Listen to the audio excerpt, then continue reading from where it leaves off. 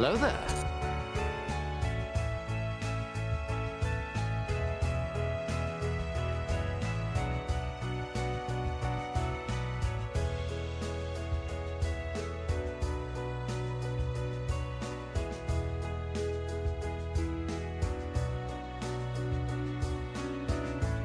Hello? Hello?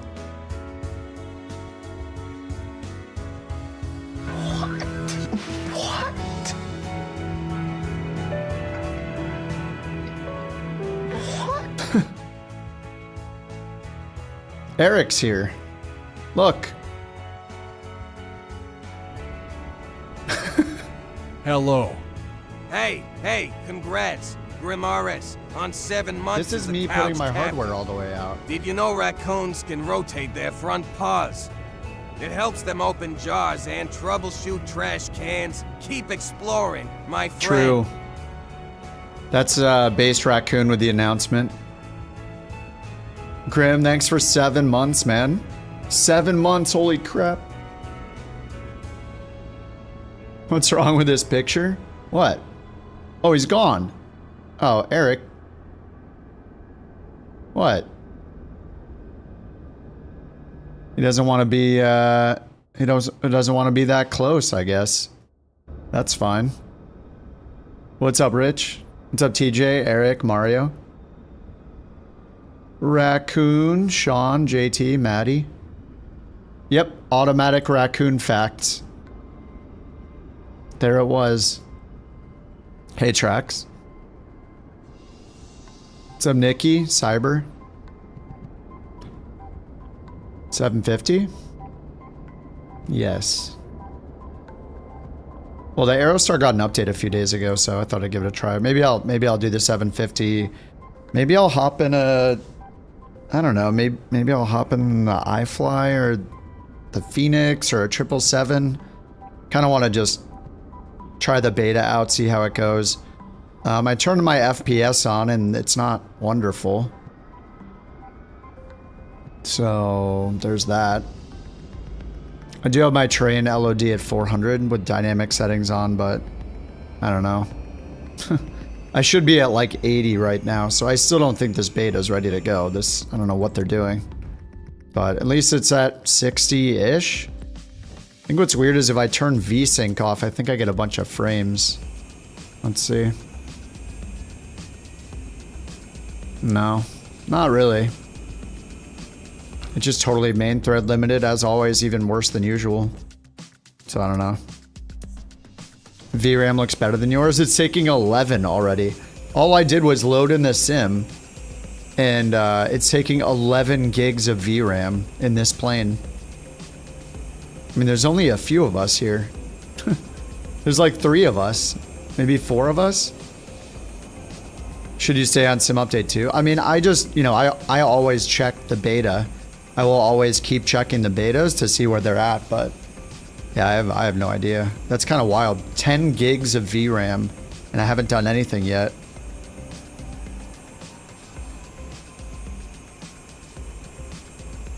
I mean, it's all main thread limited, as usual. Performance issues with custom airports? Yeah, this is definitely not custom. This looks very boring. Antarctica doesn't sound very fun. The dev stream with the main thread improvements. I saw most of the one from yesterday. Did they talk about it yesterday? If they mentioned it yesterday, I didn't see it yesterday. But, I mean, I should be getting more than 60 FPS with, like, the best hardware I could buy. So, yeah. You're sorry you bit the bullet and bought Flight Sim 24? What do you mean? What do you mean you're sorry? Sounds like it was a good thing you couldn't get back into the beta? I mean, the Sim Update 3 beta, for me, has always had worse FPS ever since day one of the Sim Update 3 beta.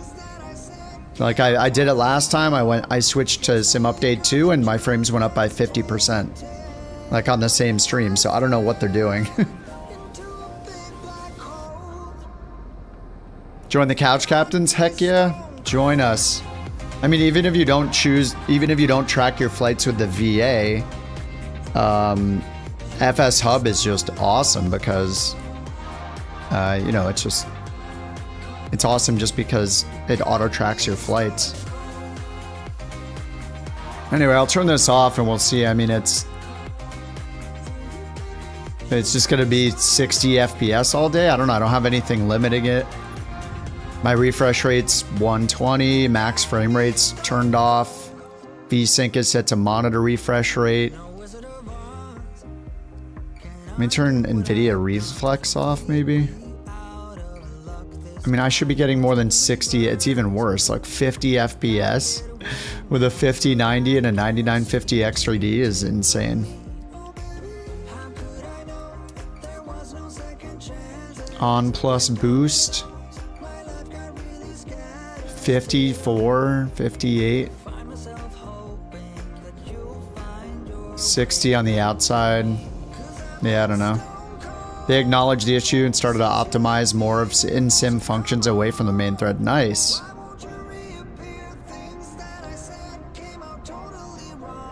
Which is hilarious because the whole like idea of 24 in general was like massive multi-thread support. We've finally done it, and yeah, they didn't do that. I'm kind of tempted. Maybe let me open process lasso. It might freeze the sim. We'll see. But I think it's gonna make. Okay, so process lasso's open. I'm gonna do the normal thing of. I'll use FPS sets or CPU sets instead. So I'm gonna hit OK right now. Okay, that shifted a bunch over to it. It's still the same FPS, actually. Still the same FPS. It looks like it's limiting it. Oh, sorry. No, it's better. It's better. I have dynamic settings on. Hold on. Let me test it again. It's because of dynamic settings, so it just brought the LOD up to actually to 400. Yeah, so if I remove the rules, it will get worse. Sorry, let me move that out of the way. So let me go to flight sim, CPU sets. Give it everything. Actually, I'll just remove the rule. Remove all rules. Okay, I removed all the rules. So this is it running with process lasso, but without, what's it called?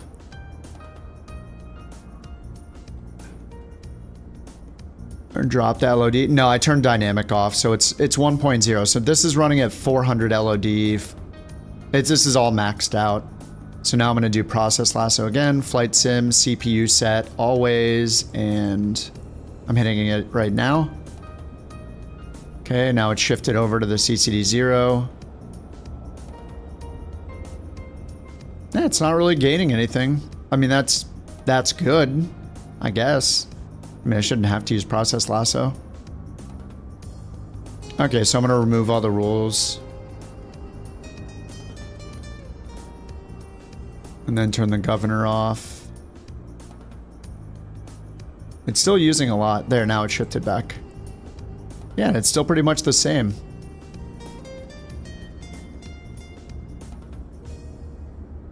Yeah, I don't know. Alright, well, I'm going to turn on dynamic settings. That's going to bring it down to half of what I have it set at, so... Target, 55, 400, and 200, so I have it maxed out.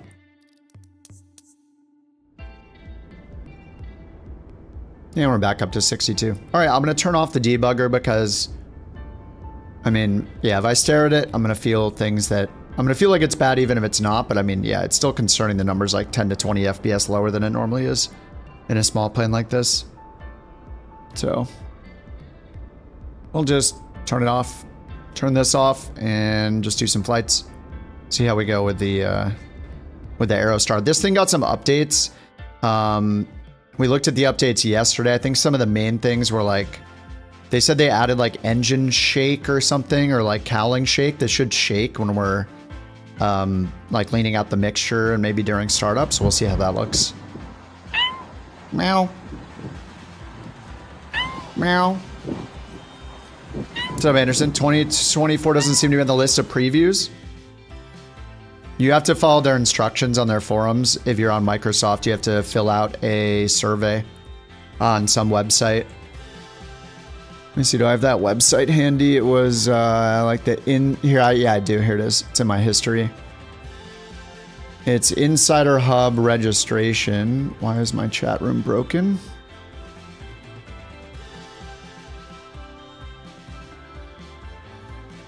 Really, StreamerBot? Alright, StreamerBot chat is just completely broken. Alright, let me restart the StreamerBot software. Developers. Come on, StreamerBot, you can do it.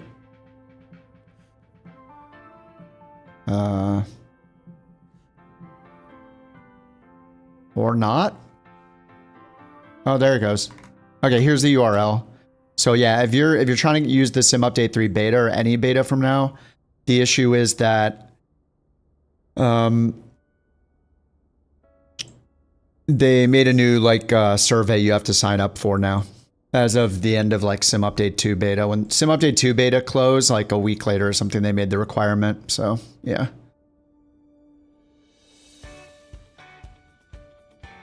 I must be in the IT industry. I am in foot modeling technology. I have to be very tech savvy for my job. I get a lot of 3D. So if I get hired, I get a lot of 3D printed prototypes to use with I do foot tracking, anything you could think about with feet, animation, photography.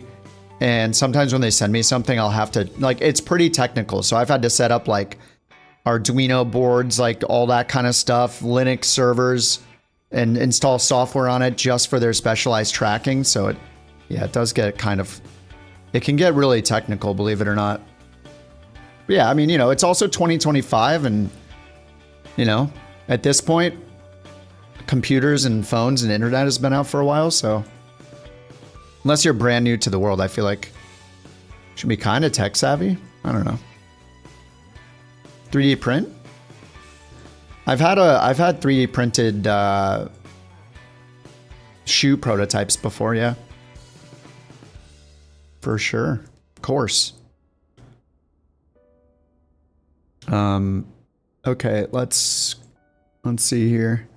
Let's go grab this sim brief. So process lasso is closed. CPU is running a little hotter than normal. I'm going to turn the fan up a little bit. There you go. 1 extra max % for you. You couldn't code anything to save your life?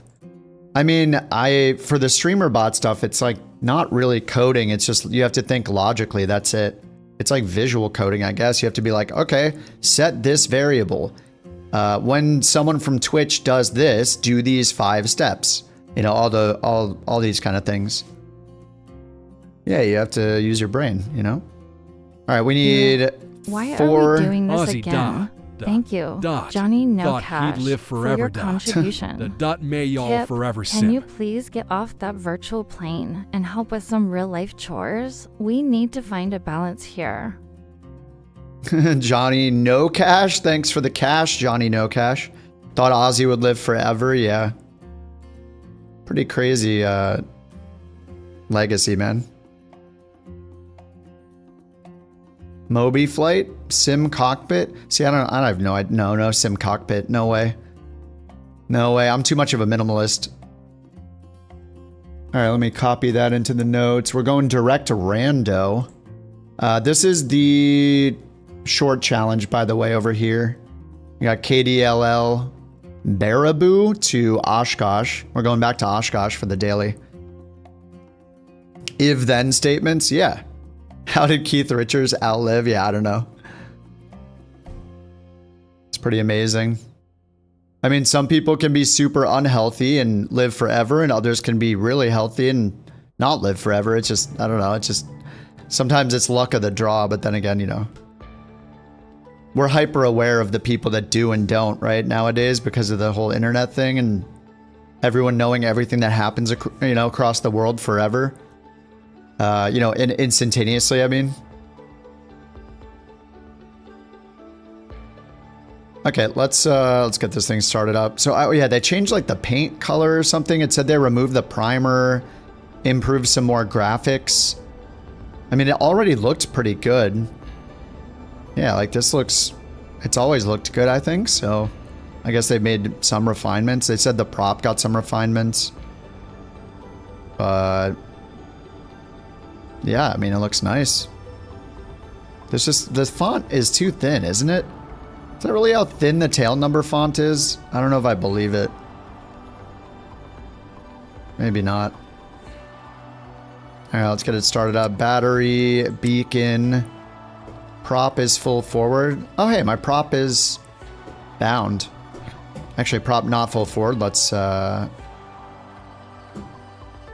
that. Let's get the music off. Let's turn the volume up. We'll go left engine. Fuel is on, right fuel. Our left and right tank fuel is on. Boost pump. I'm going to do left first. Fuel flow is rising and falling. And magnetos to both and start.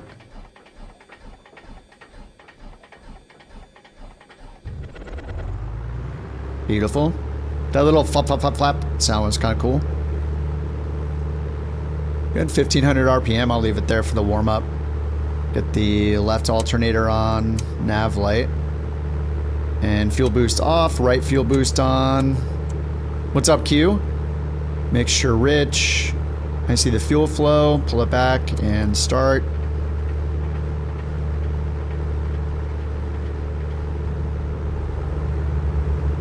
Alright, mixture rich. 1500. Warm up the engines. Right alternator. Fuel boost off, and we can check the alternators. Yep. Looking good. Green on gyro pressure. Green, green, green on the right engine. Or left engine. Yeah, we're all green on both engines. Alright, pull back to 1,000. Prop is full forward. And then let me lean the mixture a little bit. Oops.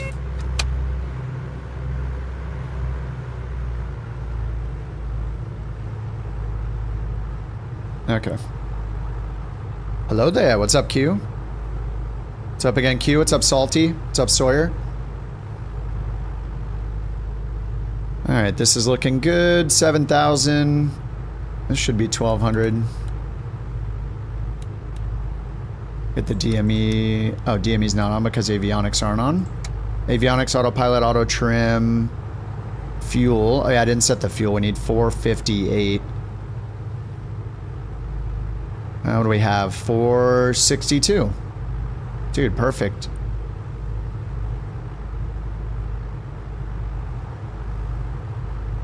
Cockpit persistence is still on. Okay. And no GPS. Alright, so we're just going over to Oshkosh. I got VORs set up here, so let's use DLL and go outbound. DLL Vortac 117.0. Okay, that's alive. And we're just gonna go outbound, so we'll just turn it, get a from flag. There it is, and center the needle. We'll double check that when we get up, but this is showing south to go away from the Vortac. But the Vortac is to our north, right? So yeah, we don't really want to do that.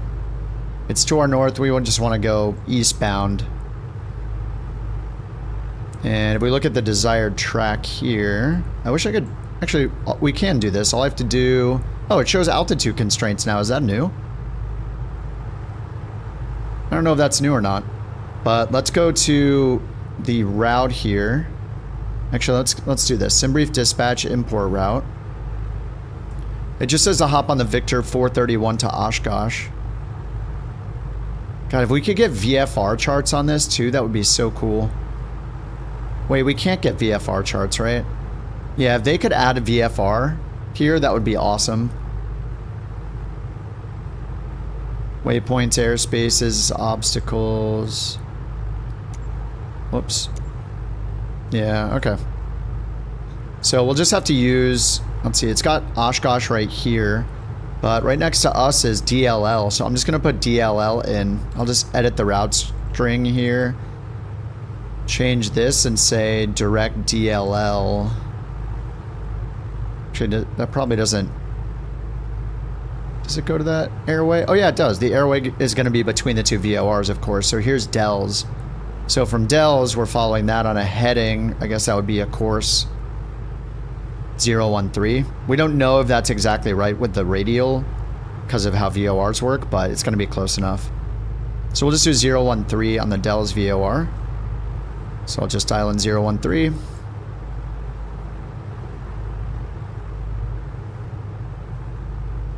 All right, 013. Actually, that's going to go to the VOR, right? We want 067 outbound. That's going to take us to the VOR. We'll do 067. Around there. It's because we want to go to the east. And then once we get onto the Oshkosh VOR, 067 inbound, but let's just get Oshkosh on our nav2 frequency. So 116.75. Okay. And we don't have that inbound yet. So I'm going to right click to turn on the identifier and turn these on. Okay, so we get the current ID. And once it's in range, we'll hear the other one. Alright, 1.9 miles away. Alright, sweet. Oh yeah, let's use this and do digital engine monitor updates. So we'll click OK. And then fuel, and then update DEM.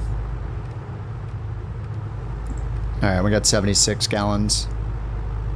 That looks right. I didn't do the, oh yeah, they added a wash the plane button, by the way. Aerostar is so good, yeah. Apologize for what assumption? Well, what assumption earlier, Tim? What are you talking about? Okay, look, they added a wash the plane button. They must have heard of Bird's mod. They're trying to, yeah, copiers. They're trying to compete with Bird. Unbelievable. I mean, isn't there some sort of copyright or something? It's not a power washer? There's got to be some sort of copyright or trademark or something. Alright, I don't need to check these, it's fine. Alright, I'll just get rid of this. We're just gonna go in direct Oshkosh. Does it work with the GTN 750? Yeah, it does. Both of them. You can do the 430, 530, 430, and 530.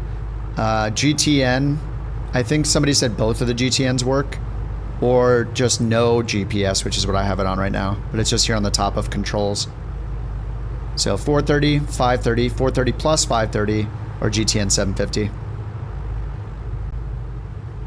Look at these stutters, you love it. Yeah, if they don't remove whatever is destroying the FPS in this, it's going to be a bad time when this sim comes out. When this sim update comes out. I'm not excited about it. What? No chocks.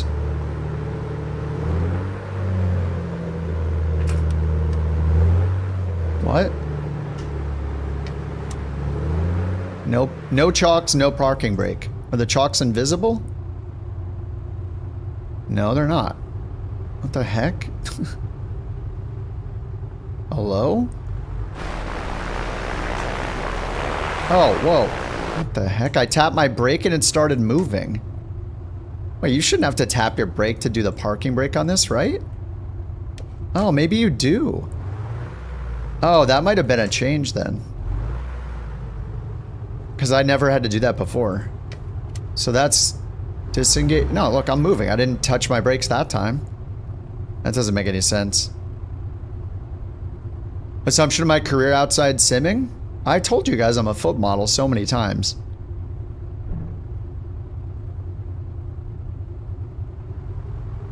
Yeah, I definitely am, I'm definitely a little technical. How dare you, Tim? Whatever gave you the idea that I'm technical, or maybe work or have worked in tech, which is vague anyway. I mean, there are, working in tech is like, you could literally work for almost any company. You have to hold the brakes down to apply the emergency brake. Yeah, I've just never had it in this plane need me to hit that before. Where's our windsock? Alright, looks like over here's a little better. The props sound a little bit different, right? Is it just me or do the props sound different? Like in a good way.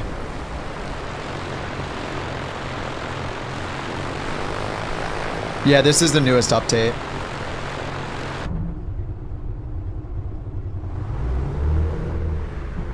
The sounds sound better. There's something with the sounds I think that sounds better. Let me double check to make sure this is the latest version, but I'm pretty sure I updated it. Aerostar 600 manifest file 095 is the version number, yeah. This is the update. The windsocks are on your footsies? Heck yeah, that's the way. That is the way. Alright, let's see how high we're supposed to go here. 9,000 feet. Alright, 9,000 feet, we'll follow the VOR outbound on like a 065 heading. Our course. What's up, Shadow? When you get in the air, can you give an autopilot tutorial for this plane specifically? Yeah, we can talk about the autopilot in this plane. I mean, the main limitation with this one is they didn't make these clickable, did they? No, they didn't.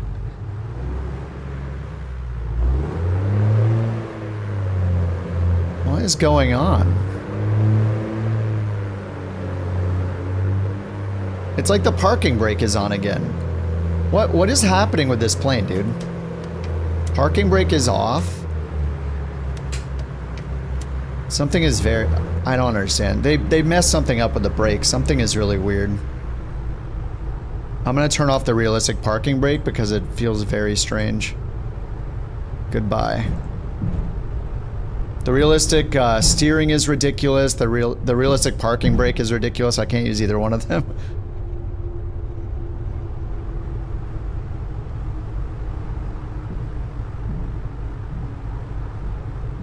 GPSS. I do not have that switch in right now, installed. You can see it's not there because I don't have the GPS installed.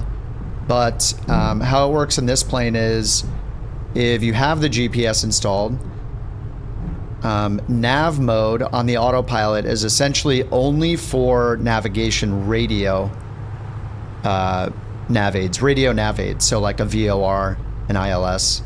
If you want to follow the magenta line with your GPS, you actually need to keep it in heading mode on the autopilot unit. And then up here with the switch that's there, heading versus GPSS, that's where you choose to either follow the heading bug with heading mode as normal, or if you want the magenta line, instead of clicking nav, you click on the switch up here that says GPSS, GPS steering, and then it will follow the magenta line. I guess it's a way how like the retrofit GPS stuff worked with that autopilot or something. Alright, let's get our lights on. Prop full forward, mixture rich. Flaps are up. Should get the fuel boost on. Alright, let's get out of here.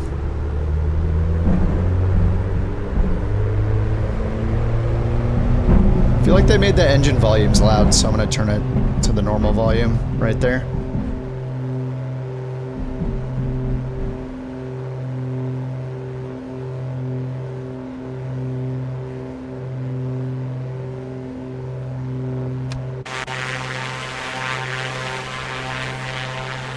Did they fix the gear? I feel like I used to see the gear animation looked a little weird before. Maybe they improved it. Not sure. I just looked at those release notes yesterday, so I'm not 100% sure on everything they changed. Okay, let's get the manifold pressure back to 24. All right, we're picking up Oshkosh VOR now. I hear it. Turn that off. And we're going to turn around to the east. All right, let's get the prop back. All right, props back to 24.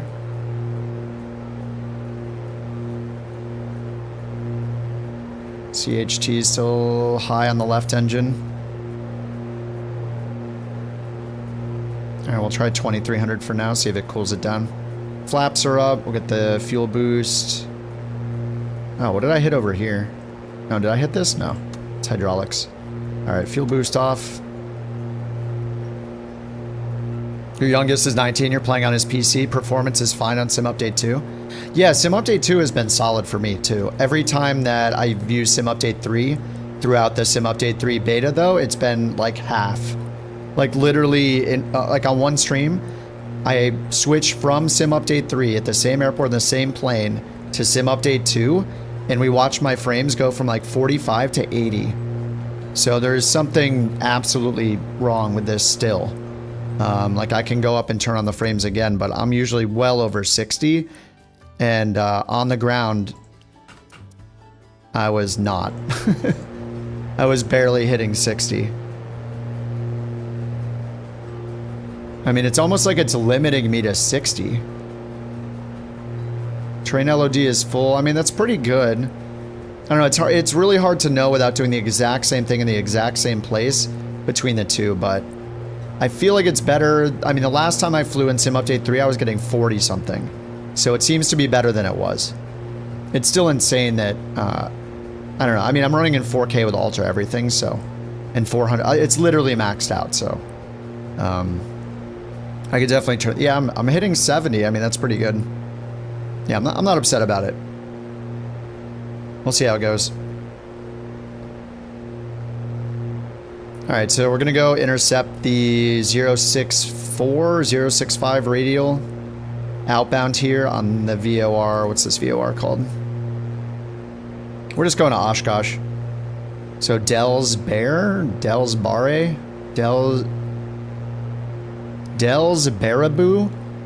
Anyway, we're going to intercept this, as you can see, and then we're gonna go outbound on that. And then about halfway, we'll grab Oshkosh. We got Oshkosh right here, though, so we can turn this. Actually, easiest thing is to take COM 2, switch to 2. Okay, it's a 061. 061 heading to get to Oshkosh, and then we turn it around there. We'll see the needle center.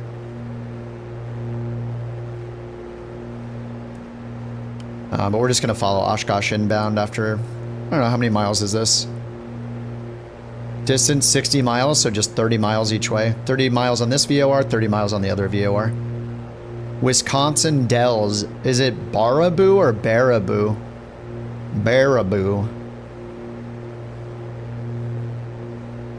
Hello? Hey Deadly, what's up? You swapped your XTX to an extra XT. You have extremely overclocked. Unofficial bios. Wish me luck. Nice. Well, good luck, sir. Oops, I overshot the VOR.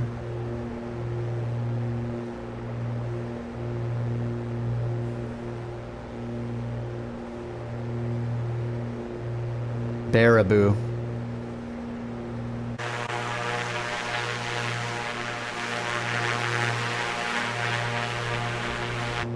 Wow. Congratulations, excessively salty, for being a couch captain for 4 months. Tremendous. I've heard great things. It's a fantastic achievement, truly. Excuse me, folks. Just tremendous, really. Keep up the great work. Thank you for 4 months, Salty.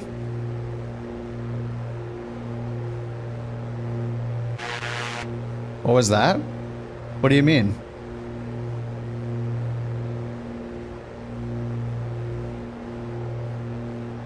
I mean, I think it's kind of obvious. Just wait till you hear the other ones. Are we sure it wasn't JT? I mean, the AI is just, you know, it's just in character today. What can I say? Just wait till you hear our friend Joe. I've been evolving the AI a little bit here and there, so, you know, I gotta make it as authentic as possible. Alright, I should lean this out. That was pretty tame.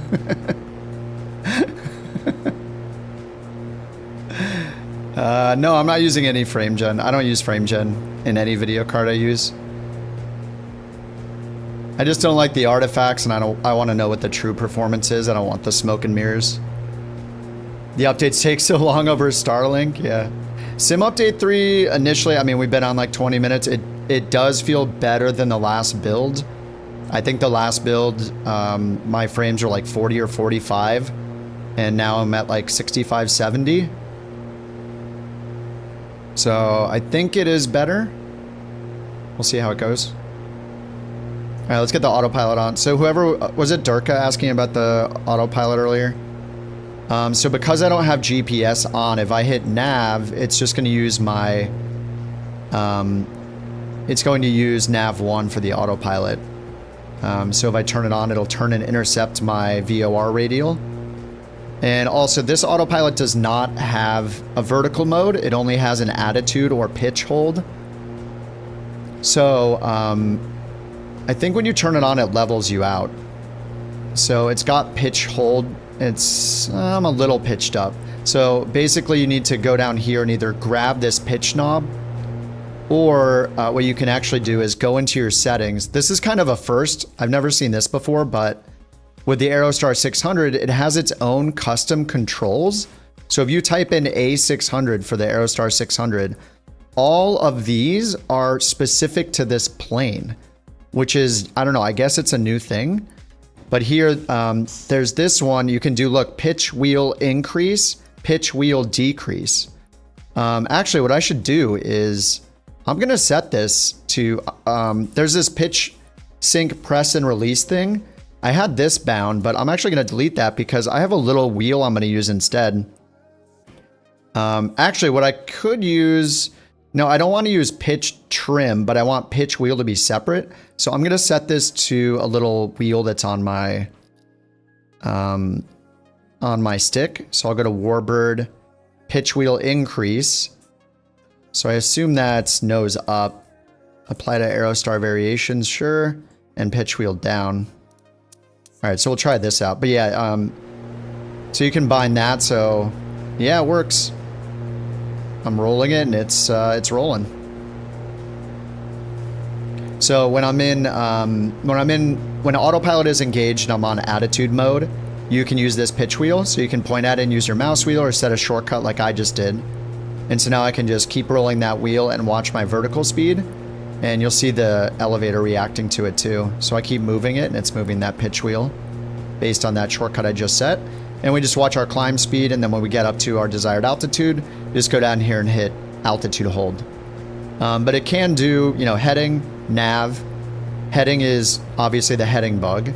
If you have a GPS installed with heading mode turned on, you want the little switch that'll be right here to say it be in the heading switch position. If you switch it down to GPSS, that's like using nav mode. It will follow the magenta line, even though you're in heading mode. So instead of nav mode to follow the magenta line, you go to heading mode and turn that switch to GPSS or GPS steering mode. Nav mode is if you want to follow VOR nav aid, a VOR or an ILS, or, you know, localizer. Set up the knob on the Bravo. Yeah, I mean, you can set any button press, I guess, to the pitch up and down, but I don't want to do it for elevator because pitch trim is different than autopilot pitch up and down.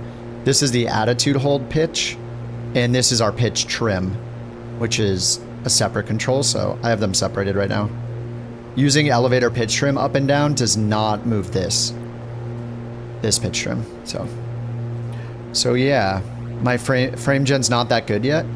I just don't like the idea of smoke and mirrors. Like, I don't want fake frames. I don't want fake resolution.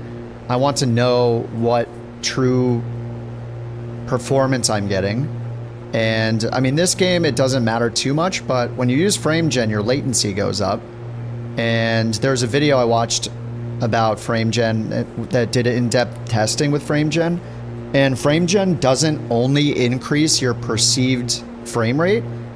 When it does that, it decreases the raw frame output.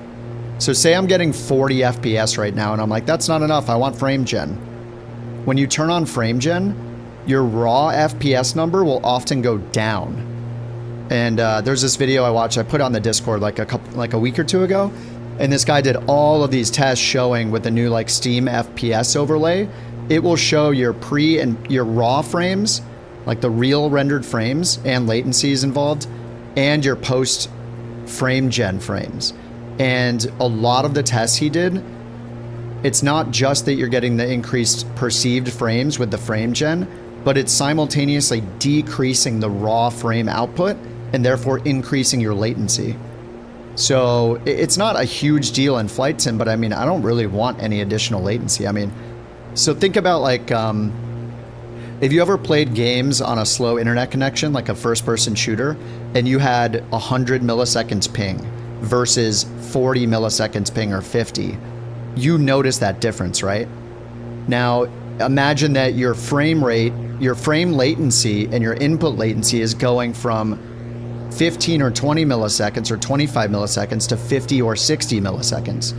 If you think of it in terms of like ping and latency for like network play, like you're doing multiplayer network, like a multiplayer game, and your ping is doubled, imagine your reaction to your ping being, oh, we're crashing. Imagine your reaction to your ping being doubled. So that's what's happening with the latency of your input and when the frames are actually being generated. It's just completely frozen. Nice. Process lasso is not turned on. Out of curiosity, let me go to process lasso and turn it on. I'm going to open process lasso. Same thing just happened to you? It just froze? JT, you just froze too? All of us froze. No way. What the hell? Dude, are they testing a kill switch or something? Everybody froze. You didn't freeze, Salty? You're on the beta? Q is good. Weaponized simming, yeah. They're coming after me for talking crap about their model matching. Yeah, we're on Sim Update 3, John. You didn't freeze? Campbell, you guys are all on Sim Update 3? All of you guys saying not frozen? You're back? Wait, you didn't change anything and it just came back?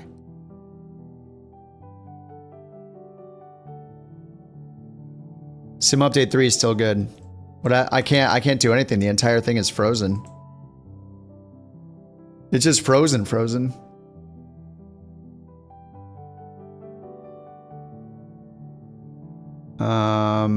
Let me try killing some programs. Let me delete, or let me close GSX. Okay, that's closed. Nothing. I'm trying to open Process Lasso and it won't open. Where is it? Where's Process Lasso? Process Lasso will not open. Let me go to Task Manager. Playing X-Plane right now? Lucky. Flight Simulator. Oh, I'm getting the same thing that happens to me when I'm using Process Lasso, but I'm not using Process Lasso right now. I can't even search for anything on the Task Manager. It's just frozen.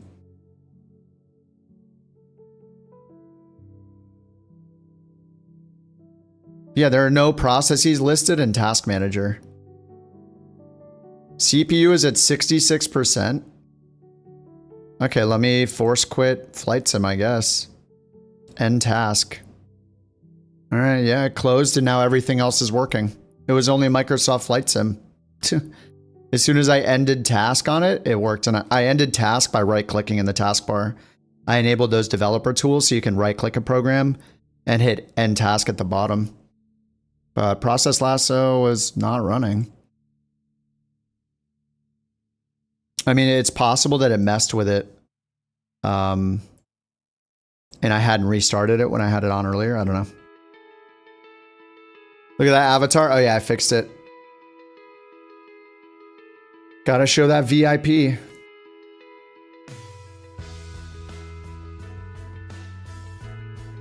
All right, well, I'll reload in and start again. Luckily, it's a short flight, so.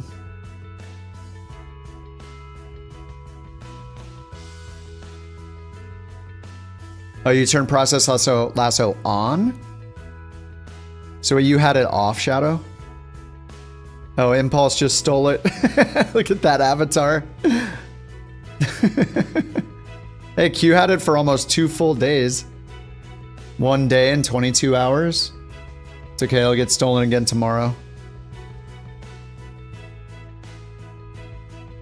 When you have the VIP, you can post URLs. You can post links when you're VIP. You were gonna steal with a stealth bomber? Alright, restarting. I messed with my audio a little bit today. Does everything sound okay? Hopefully the sim is still loud enough. Stealth bomber is too slow. I'm like sitting here. I was like sitting around browsing new audio interfaces, even though I have like a Rodecaster. I don't know why. Like I really don't need anything different. I just love audio equipment. Yeah, it brings down the whole sim. The stealth orbital cannon. Everyone play X-Plane? I mean, I'm not, like, I open it every now and then. It's just, like, what plane is so exciting in X-Plane? I don't know. I mean, I tried a few of them and they're not that exciting. When you only have, like, 15 planes to play with, like, then what? Like, I have, like, 200 planes. I don't know. Slither.io? No, we're good. We're good. You have too much tech. You got an iPad mini today, even though you already have a 13-inch one? Dude, I used my last tablet for so long. I think it was like almost 8. It was nearing 10 years old, how old my tablet was. And it was a previous gen when I bought it. On like Amazon Black Friday one year, I bought the previous gen iPad. Yeah, I think I used it like, I think it was like 7 years or something like that. And so I got a new one to replace it, and it was the same thing. I did it on like Black Friday last year and got the previous gen or whatever.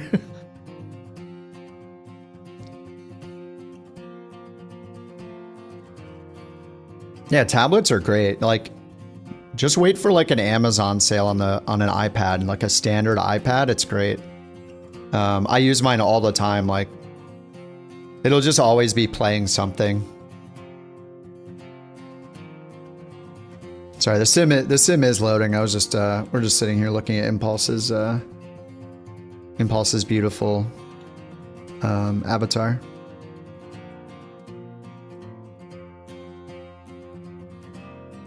You have 2 iPads, one's so old the cover rotted away. Yep.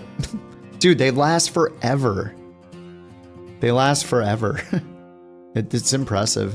So do iPhones. I mean, I have an iPhone 13 mini. What is it on 16 already? I think my phone's almost 4 years old. And I've just been waiting because I don't want a big phone. I like I can easily my phone is so easy to use, like a smaller phone. Like my thumb can reach pretty much the entire opposite end of the phone because it's so small, and it's just, I don't want one of the giant phones. Like I don't like how huge they are. Yeah, the iPhone mini is incredible. That's the only reason I'm waiting. Supposedly, like it's rumored that Apple's gonna release a small one again, but I don't know, we'll see. Pro Max. Well, if you have a tablet, like if you use your phone a lot for like videos and all that stuff, and use your phone for that, it makes sense to have a big phone. I did a Max at one point, or like it was like the iPhone Plus before it was called the Max. And it was great. I just don't use it on the go much anymore. I don't watch things on it, so when I'm out, I'm not like, I don't know, I'm just not like glued to, I mean, I am glued to my phone like anybody else, I guess, but I don't care about the screen size anymore, or at least not right now. Where are we going? KDLL. It's a KOSH. SH.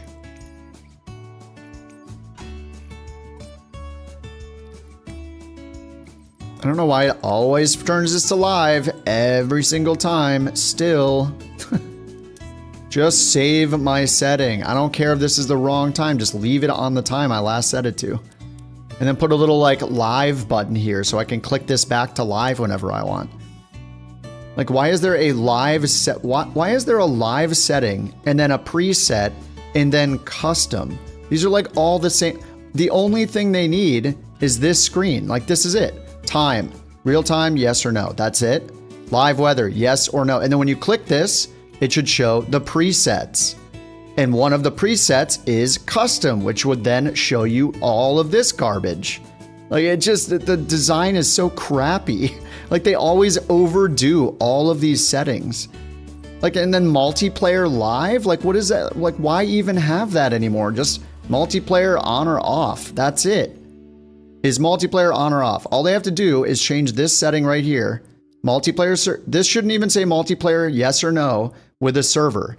This should be a little drop down menu, or it could be this. This should just say off or the server choice. That's it. You don't need two settings. One of the multiplayer options is off, then it's USA West, USA East, and so on. That's it. That's all you need to do. If I want to turn multiplayer off, I go here and I turn it to off.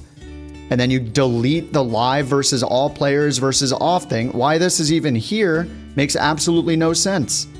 Why do we have this setting and then you go in here and then you have these settings? What that, like, why? Just make it one setting that's in here. That's it. That's literally it. And then this should be just these two sliders. This is the whole interface right here. If you turn off live weather, or they could even make it so, look, these presets, for example, you don't even need the live checkbox, right? This entire preset thing could be listed here. You choose a preset, live, a preset, or custom in one list.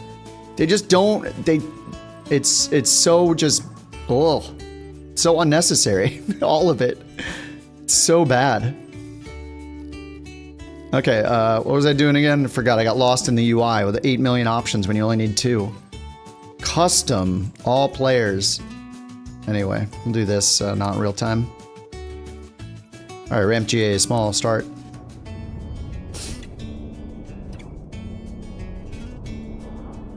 Never agree with more than you never agree more with anyone's opinion than Kip right now.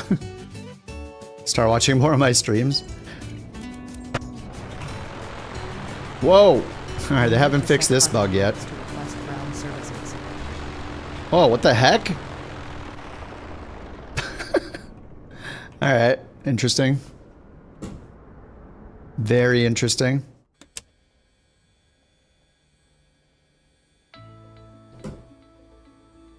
I don't think the, let me get all the switches off. Prop full forward. Alternators off. Okay, let's get this started up.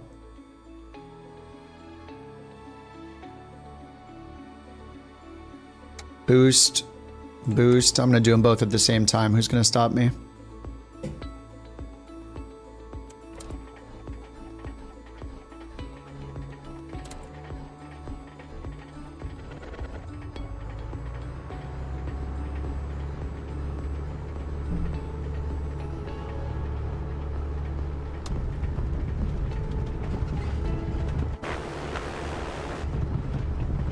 Oh my god, the parking brake. Guys, why is the parking brake not on?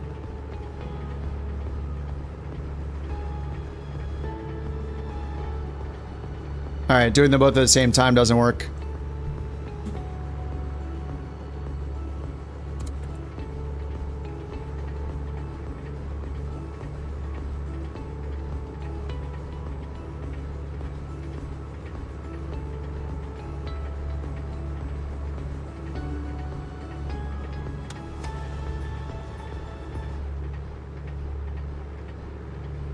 Alright, well, I killed it.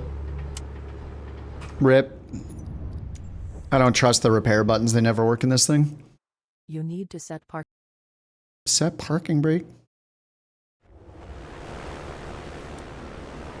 Yeah, this is the Aerostar. This is the new A2A one. Alright, well, I shouldn't have tried to start both at once. Alright, let's try it again without starting both at once. Prop full forward. Throttle's cracked. Mixture cut off. Beacon, battery, fuel boost.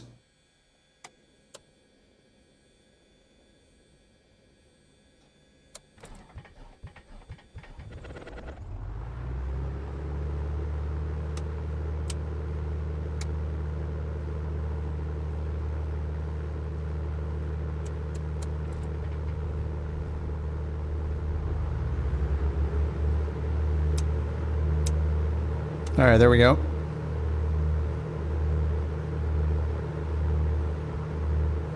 In the vast realm of online Crouch, gaming, Captain, forever. we observe a remarkable creature, ROI Deddy, who has flourished as a couch captain for 5 months. Wow. This extraordinary accomplishment showcases resilience and dedication in a digital habitat. Congratulations, ROYD. RLYD. Deadly, thank you for 5 months, man. Crouch captain forever. Yes. The crouching. The only way we can express ourselves with our avatars. Alrighty. What's up, Calvin? Alright, let's try this again.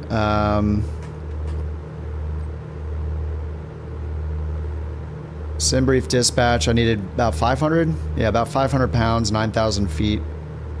And we'll do import route. So it's over here. We'll just go directly to the Oshkosh VOR. I'm lazy. 116.75. Great. And then once we take off, we know we're going to go to the east. So I'll turn this to like 070-ish. Okay, we'll hit comm to get the altimeter set. We're at about 1,000 feet. Engines, temps, everything's in the green. Gyro pressure's in the green. Okay, we'll hit OK on this and then fill it from here.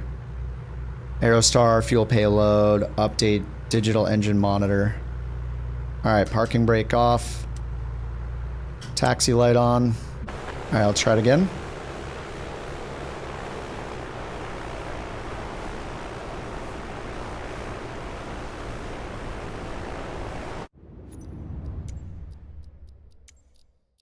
Hundred.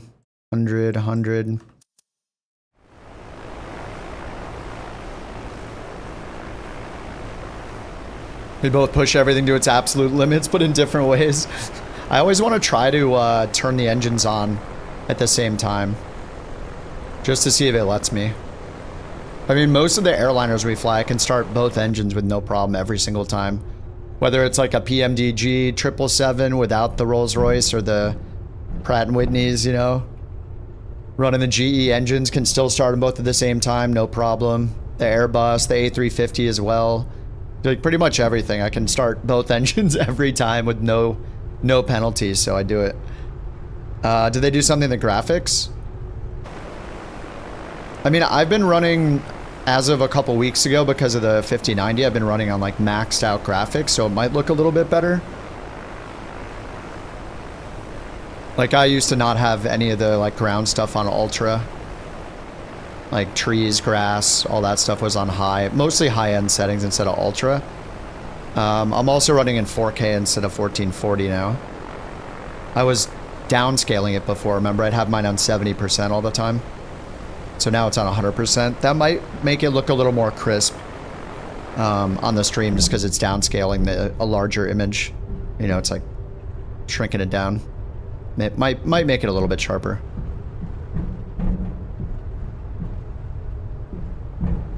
You can do it in real life too. The aircraft you flew, including tri-jets, could start multiple engines at once. You just lose the air conditioning or sensors. Oh, okay. Sweet. Well, if it's realistic, then awesome. Alright, let's get the lights on.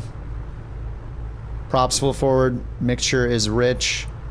Lights are on. Fuel boost is on. Let's get out of here. Let's try this again.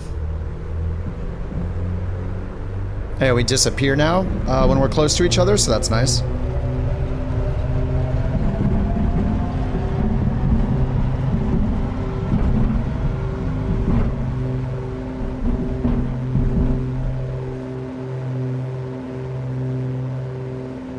Alright, positive rate. Oh, we have a little tailwind this time? Oh, it's a tiny bit of a headwind. Mostly a crosswind. We're up 250 feet, 300 feet. I think on the ground we were at 1,000. Alright, there's 400 feet. Now let's go to the east.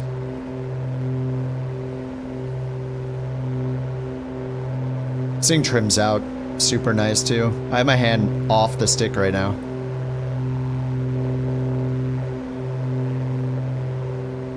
Very nice. All right, we're 60 miles away from Oshkosh VOR, so we already have it in range. So I'm just going to go direct there. I guess I'm going to use nav 2 as like a little radial finder. So if I switch it to 2, then that's our course directly to Oshkosh. All right, let's get the manifold pressure back. And the prop back to 24-ish. Looks like it's not yelling. Let's see.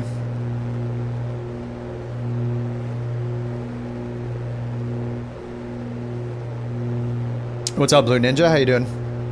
If you have both ground air and the APU running in the 787, the capability to start both engines at once is there, but you're probably going to blow your ground air card away. It'd be against the SLP. Got it. Okay. Yeah, I don't know anything about anything about that stuff. I'm just like, hey, if the sim lets me do it, I'm gonna do it to save myself some time. Simulation SOP. If you can do it, and there's no punishment, there's no negative to doing it, then I do it. I don't care. All right, I'm gonna get nav mode on. Autopilot's on already. Is it? No, it wasn't on. That was weird. It said on when it wasn't on. Okay. Some more weird things. Get the mixture back a little bit.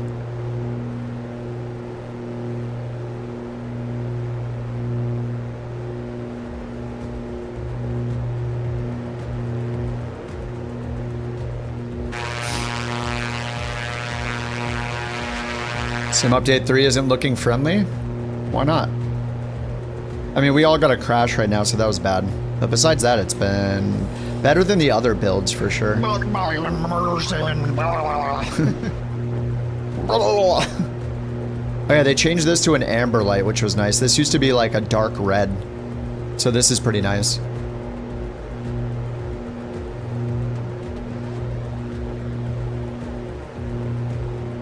The overlay is on, I just made it less intense looking. I took out the backgrounds because it was like crazy. Should I make the font a little bigger? I can make the font a little bigger if you want here, hold on. Alright, there, let's try that. Might be too big, you let me know. You turn traffic on Ultra, hopefully you don't crash. I have air traffic on Ultra as well. I mean, that's one of the big things. Like, did they say, I forget, you guys might know this. Did they say that did they say the multiplayer fixes were in Sim Update 3, or is that for later?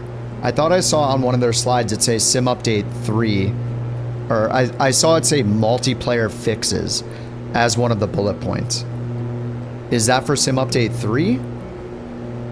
Or is that Sim Update 4? It was Sim Update 3, okay. Alrighty, good.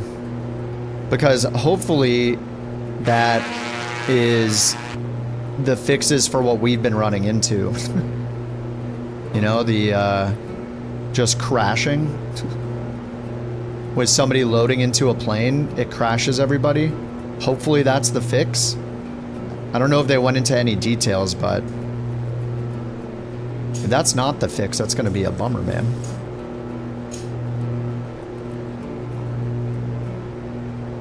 I'm going to turn this to 064. There we go. We're going direct to Oshkosh, so if you're using VORs, 116.75 and go directly to it.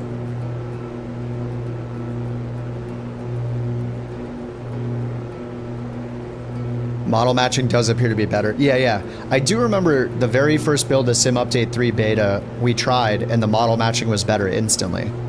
What I'm worried about is the crashing. The model matching is one thing I want to be fixed, obviously, because it's just stupid. Like, it looks so dumb. For 5 years, we've had crappy model matching. But if multiplayer is crashing us, which it seems to be often, then that's obviously the priority. You're trying to butter a landing? Do it. Do it. VATSIM negative. Maybe I'll make 10 new VATSIM accounts though. With 10 new quote-unquote library cards of mine, which prove my quote-unquote identity. Yeah. And what's funny is watching V1 using Beyond ATC, and he's like, hey, this is pretty nice. It's like, yeah. I can't imagine all the stress he's dealing with, like, with all the VATSIM garbage. He wants to use VATSIM, and they keep banning him. He's like, I'm not giving you my ID, weirdos. And they just keep doing it over and over again, stream sniping him. It's like, how absolutely childish. So now he's just like, yeah, this is fine. This is totally fine, you know, just talking to AI ATC. And he turned on multiplayer today, too. I was like, yep, come on over, dude. That is the way. Just takes all the stress out of it, you know?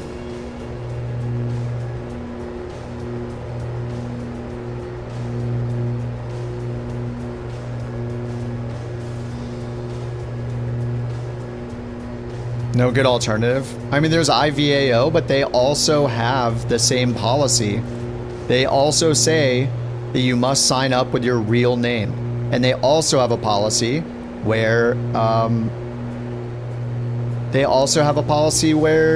they say that they'll ask you to prove your real name.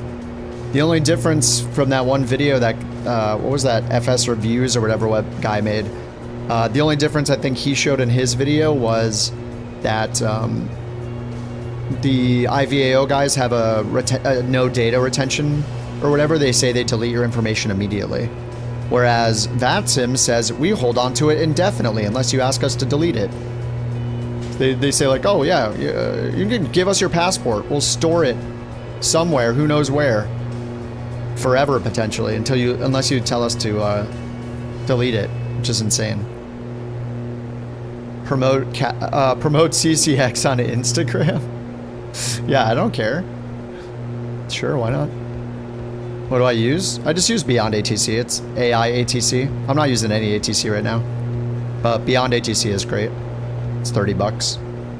One-time cost. It's just gonna get better and better when they have VFR out. It's gonna be really cool. I'm excited for VFR.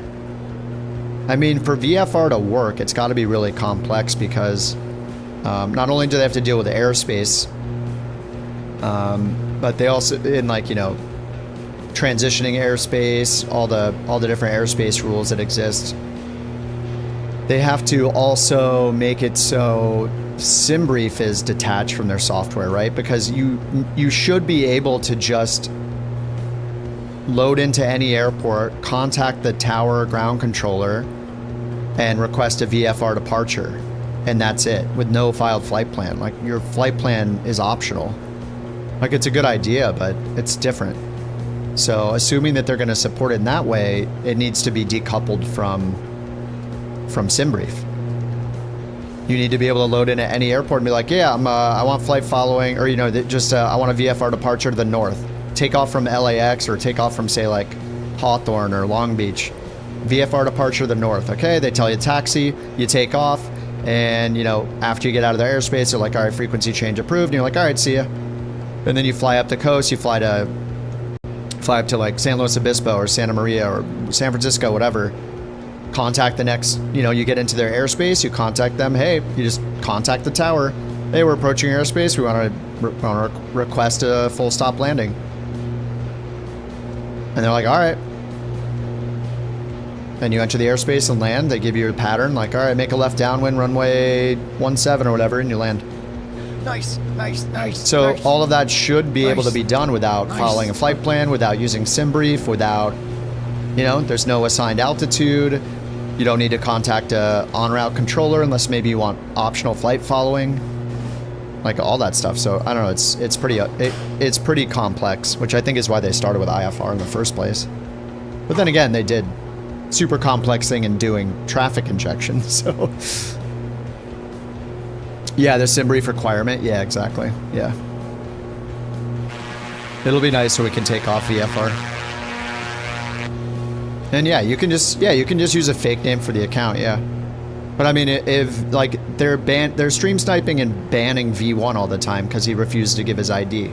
So if I use it long enough, that could be my future too. So I don't want to deal with it. Oh my god, hot dog. Beautiful. Shadow, thank you for that glorious hot dog with only ketchup on it. The way it should be. Alright, we're 28 miles away still. Still climbing very, very slowly. I'm gonna use that little pitch trim shortcut. So, mine is like a little mouse wheel. It's like this little mouse wheel that's on the VIRPIL stick, and I'm using that. So I can't hold the button down. Want a hot dog real bad? True. Shadows all over the hot dogs today. Do I look like I know what a JPEG is? I just want a picture of a goddamn hot dog. At least he didn't say, do I look like I know what a GIF is? Because I'd be like, I don't know what that is either, dude. I don't know what you're saying. Mustard and ketchup, yeah. 100%. Mustard, ketchup, relish. Onions, not bad, you know. Chili, you know. If it's a chili dog, that's fine too. GIF or GIF? Well, you just answered the question, didn't you?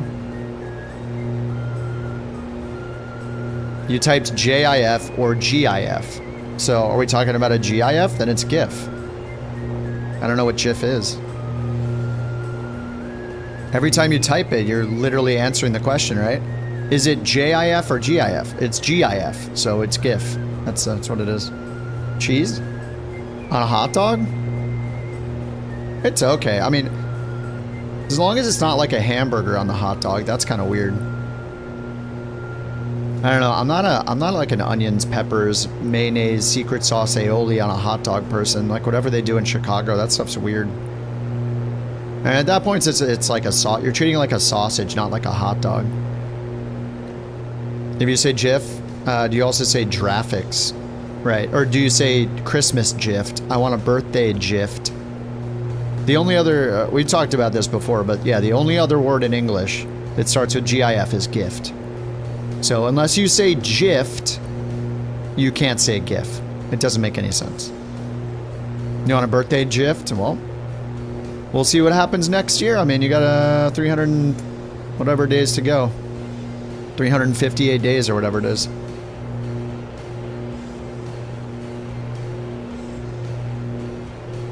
Gillian Anderson? It doesn't start with GIF though.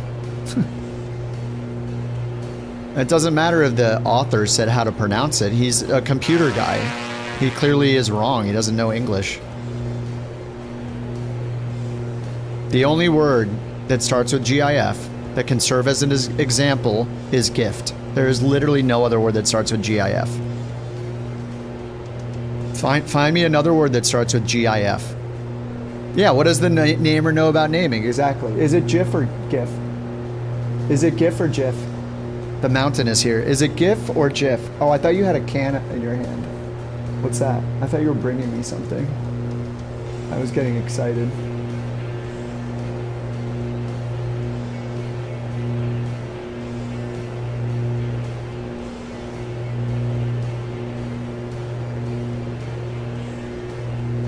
What's up, Ed? How you doing? Any idea? They said that they're aiming for next week, but they didn't seem very confident in the answer in saying that they were aiming for next week.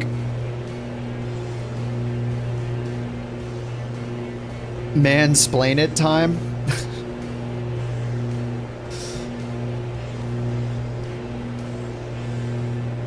Sim Update 3 Beta is released right now? Yeah, but the Sim Update 3 is not released. The Beta is released, yeah. But they said they're aiming for next week. Alright, we're 15 miles out, so I'm just going to start the descent. Let me roll that pitch wheel.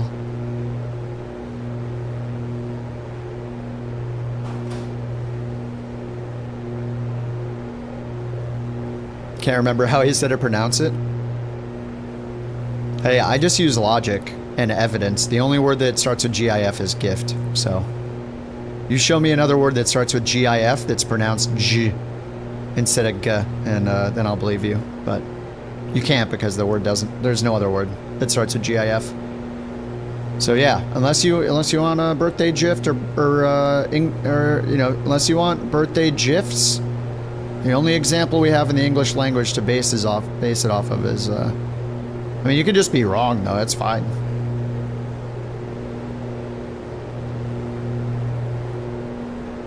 If you have like an interview and they ask you which way it's pronounced and you want to get hired, you say GIF.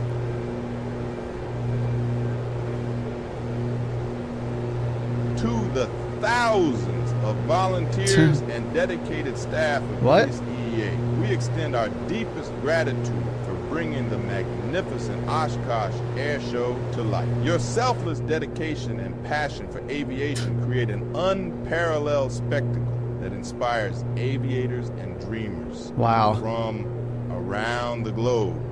This incredible event is a testament to your hard work transforming a field in Wisconsin into the how much money do I want to put greatest aviation Why are you nodding? celebration.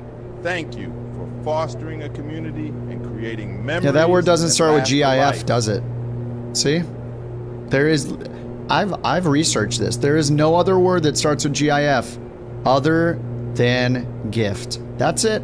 That's the only example. Alright, let's get the autopilot off. Alright, how's the wind going here? Let's see if we can see the... Well, this should be the new LOD, right? Can I see an airplane on the ground?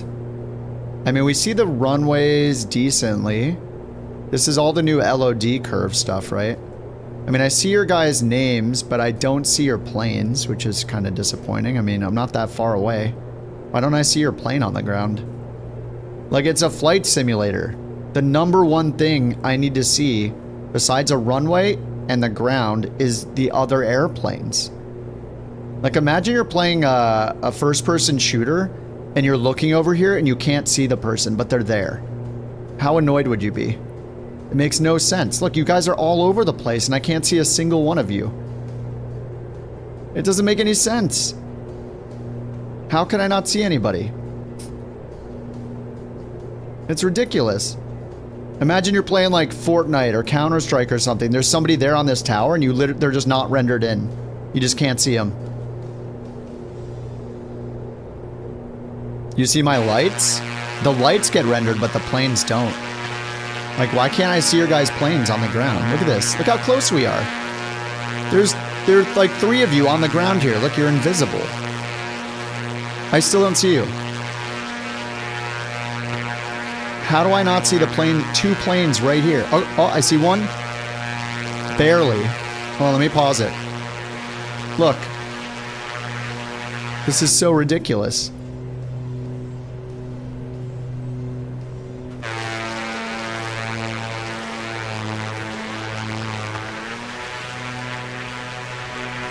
Look. This LOD curve sucks. Look how stupid this is. I am right over the airport. There are 2 airplanes parked here, and this is what they render as at full zoom? What is that? Look at it. Are they just trolling us with these shapes? What is that? Giraffe doesn't start with GIF.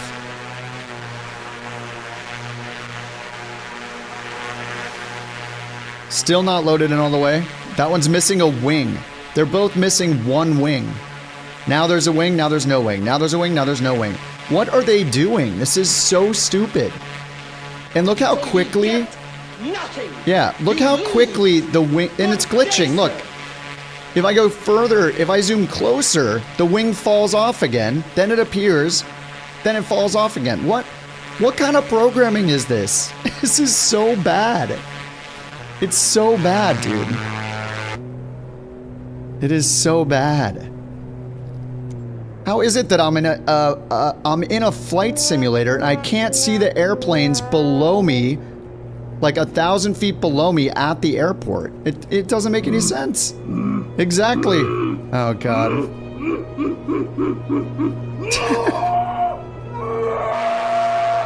Exactly. This is the LOD. Anyway, where's the windsock? Okay, calm down. Windsock's over there. Okay, this runway's good. Thanks for the biddies, raccoon. Alright, prop full forward. Mixture rich. It just doesn't make... It doesn't make any sense.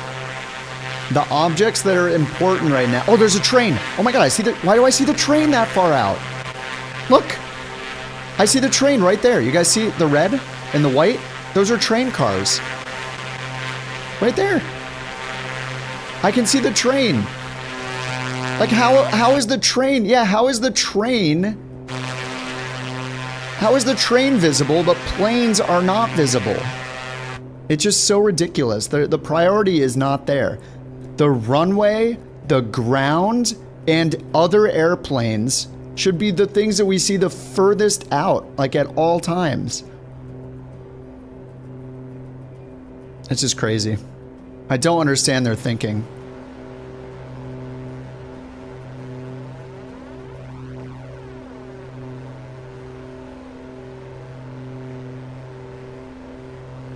Yeah, I'm gonna be on SU3 all night unless it like really messes up.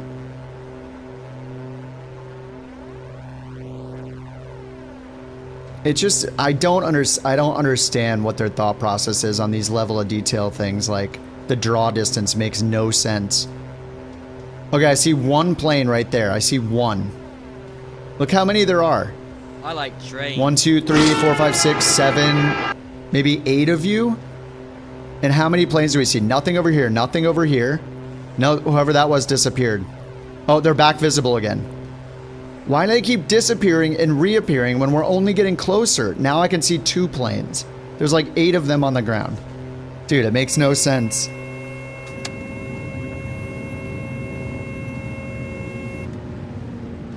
Makes no sense at all. It is like if you're playing a first-person... Oh yeah, let me do a 360. We can get landing predictions in. Imagine you're playing a first-person shooter, and there is somebody in the tree line in front of you, and you cannot see them until you get like 100 feet from them. Does that make sense? No, it doesn't make any sense. It's just so stupid.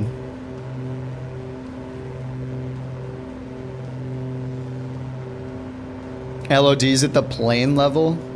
Doesn't make any sense. Why would the plane developer be in control of when the plane shows up in the sim? They should just be making the plane. That's it. See, Microsoft messed up so much, or Asobo or whoever, because they didn't make it so you needed a multiplayer model. If they had required a multiplayer model from day one, so if the plane installed didn't have a model for when you're flying it, and another model for when it's in multiplayer, when someone else is flying it, if they did that on day one, or they could just do it now, the plane doesn't render in at all. Like, that is the solution. It's a multiplayer game since 2020 came out. It makes no sense. They knew that there was going to be multiplayer, and they chose to do this crazy LOD system where wings are falling off planes. Why should I ever see a plane not fully rendered? If the plane is in my line of sight and it's close enough to be rendered, why does it not have a wing, not have its landing gear, not have its fuselage? Why do I see floating seats? What is the point of that? It makes absolutely no sense. It is the dumbest thing. It's always been the dumbest thing. It got worse in Flight Sim 2024 because we see the whole plane fall apart. It makes no sense. The train's back. Look, I see the train. Great. Why do I see the train? Because the developer like set the train LOD high. So I see the train here, but I see nobody. I don't see anybody in their planes. Oh, I see one. I think I see one plane. Makes no sense. Maybe you should power your computer with propane and propane accessories. Power baby. You can't cook a hot dog with a GIF. Use propane, you goober. With a what? What did he say? Did you hear how he pronounced it? See? Hank knows what's up. Yeah, it's just, it's so ridiculous looking. They need to hire some, like, I don't know. Hire some people that know how to deal with the LOD thing, because it's been a problem for 5 years. It's crazy. Not again. Based Hank. Hank knows what's up. Alright, flaps full. The LOD stuff is just... How do I not see everybody on the ground in their planes already? I'm literally landing. It's kind of important to see the planes that are on the ground when you're flying an airplane.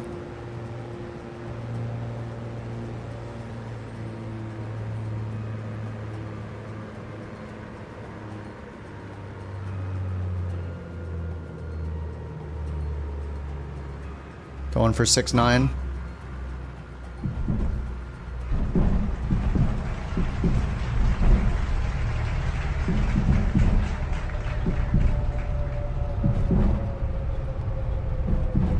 Oh, there was a tie. There was a tiebreaker.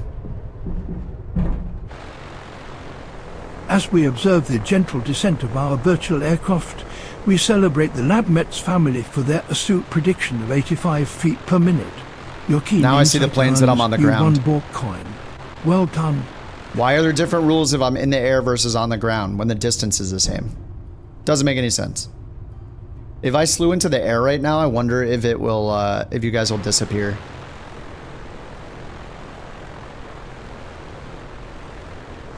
It's just so bad. The webhook is so fast. Oh, nice, John. Heck yeah. Did it work?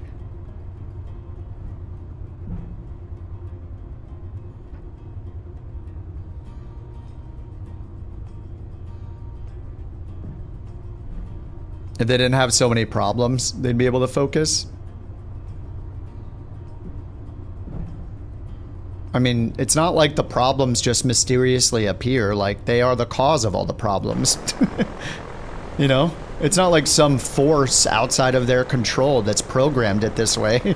They created it, you know? Like, everything works as it was programmed, right? So... what's my opinion on X-Play 12? I mean, I don't... I never think about playing X-Plane 12 other than like when the beta had its version. I was like, all right, I'll check it out. I'll check out the you know, I'll check out the new clouds. I mean, nothing looks better than Microsoft Flight Sim, and it doesn't have nearly as many good planes. I feel like I have unlimited planes to choose from in this sim, and when you load that up, I'm like, all right, well, I have like 5 planes I want to fly. Should I start buying $100 planes yet? Like, it's just, I don't think there's any competition.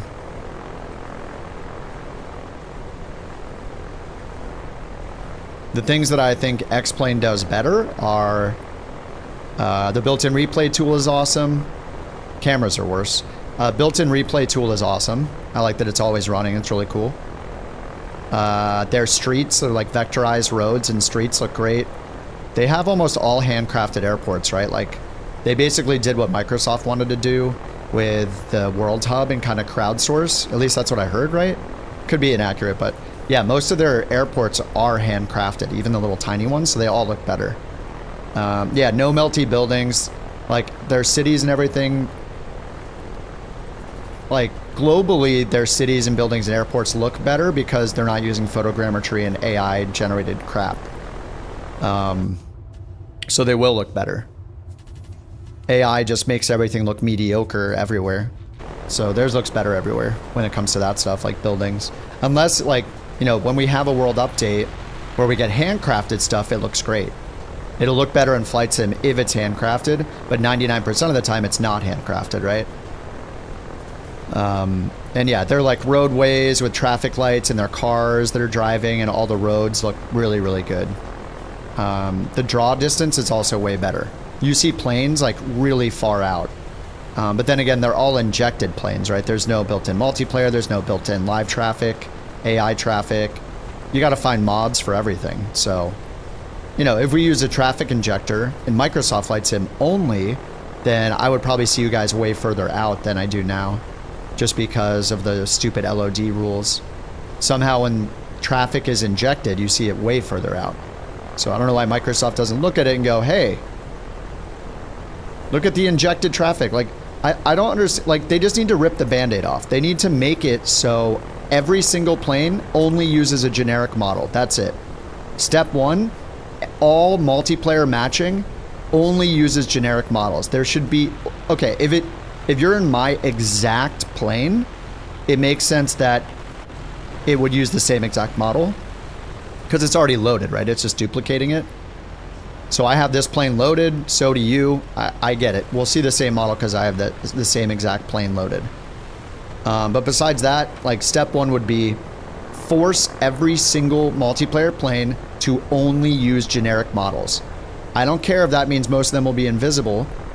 Then you have the pressure put out there on every developer for every plane to provide or define a generic model for their plane.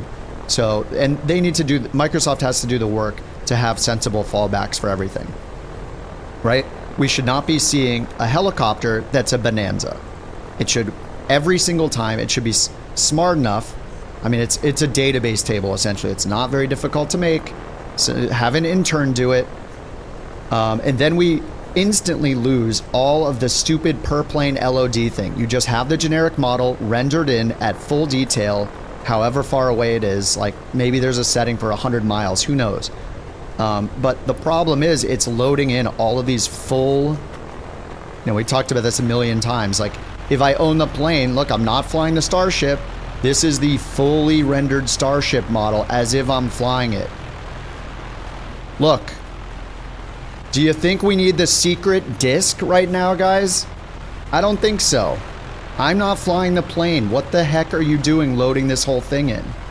And we wonder why we have VRAM and performance problems. Apparently I'm flying 14 planes right now, all loaded in at the exact full detail. It's the dumbest thing. So step one is, yeah, all they have to do is force it so it literally will refuse to load in any plane in full detail. The Starship, as much as I love the Starship, this should not be loaded in. This plane should not be loaded in. It should be a shell of a plane with massive FPS performance, without all the interior crap I don't need to see.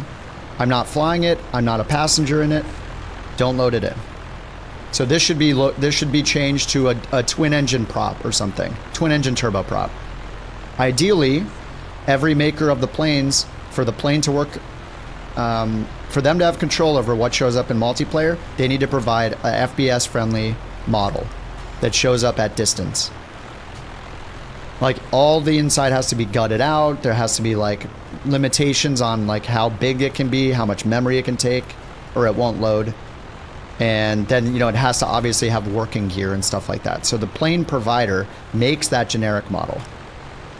Like that's it. It's just a couple of steps. They have to force them to do it. So something is wrong when I can't see you guys when I'm like 0 miles from the airport to 500 feet above. It's ridiculous. 5 years in, we still can't see each other in the sim. And when it does model matching, it still gets it wrong. It's crazy. Like, I don't know how they haven't fixed that in 5 years. It's had multiplayer since day one. It's embarrassing. Blah. Pretty crazy that Star Citizen can load all the ships. Performant? I mean, Star Citizen performance is not good either. I mean, I haven't played it for a while, but... How do you move the drone? No, I'm using my keyboard. Shift X, drone camera, WASD, IJKL, Q and E. That's it. The defaults. I actually moved IJKL. I cloned it over to my num keys. Or sorry, my up, down, left, right arrows. Yeah, I just use the keyboard. I'm asking for the same thing that's already in the sim? Am I? I mean, if it's already in the sim, then why am I seeing a fully rendered Starship that I'm not flying? So it's not, because I wouldn't be seeing this if that was true. I wouldn't be seeing all this detail inside this plane I'm not flying. I also wouldn't see the plane's wings disappear when I do this. If I'm 1,000 feet above, like these planes should not disappear. Oh, there goes some wings off that plane. This plane right here next to me, the wings fell off already. See, it's not doing what I want it to do. So, yeah, it's broken. If it's broken on every plane, it's Microsoft's fault. It's their fault for making a framework for these planes where the developers are the ones that are responsible for setting the plane up in some way. It shouldn't be the developer's responsibility, other than provide a full version of the plane for me flying it, and a multiplayer and an I don't own it version of the plane, so I can see This, even if I don't own it. So then I'm motivated to buy it from the marketplace. It's good for business too. It's how every other game with cosmetics works. Fortnite, Star Citizen, Call of Duty skins, you name it, you see it without owning it, and therefore you want to buy it. But they didn't set it up that way because they didn't think about it. It's clearly not working as it should, because we see wings fall off of planes and we don't see planes 0.5 miles from us coming into the runway. It's Microsoft's fault, or Asobo's fault, or both, whatever. It's not the developer's fault. This has been a problem for 5 years. It's on Microsoft. We can't just blame every individual plane developer. It's not the developer's fault. If everyone has been doing it wrong for 5 years, Microsoft should have changed something. It's their fault. It's been 84 years. A developer should be able to focus on making the plane. They should make the version I'm flying, and then should make one that's for people that don't own the plane when they see it in multiplayer. That's it. It's just like, it would be great for their business too. Because if I see you in that plane, I should be able to use my mouse cursor and like click your plane and go to the market, like click save wish list. I should be able to like drool over the plane that I don't have. This Starship, I should be able to see it and be like, I want that. You hit some button, like right click the plane or something, and it lets you click it and wish list it.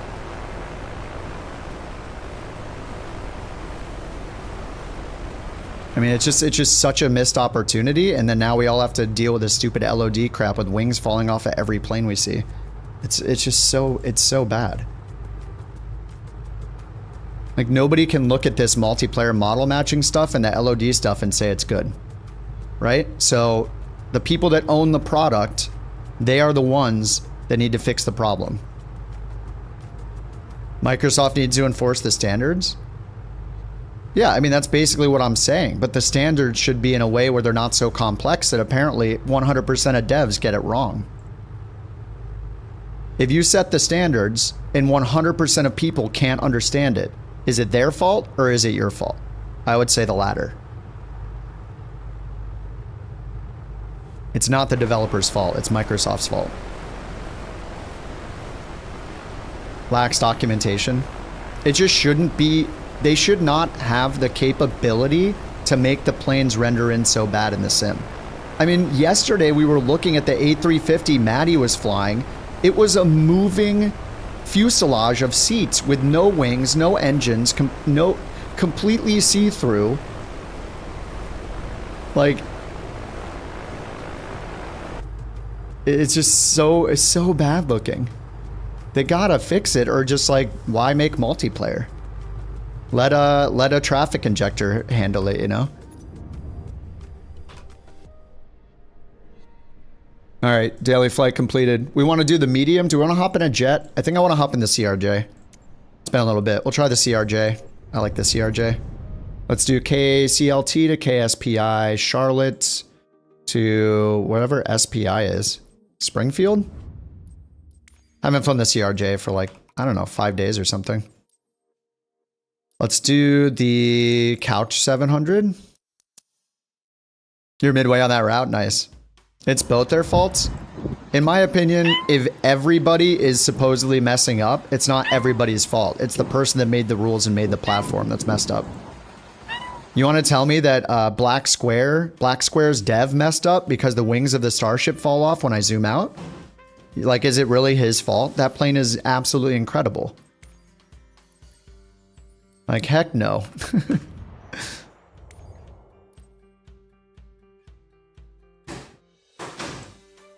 It's Asobo's platform. It's their game. If there's something bad that is possible in the game, like wings falling off, it's their fault at the end of the day.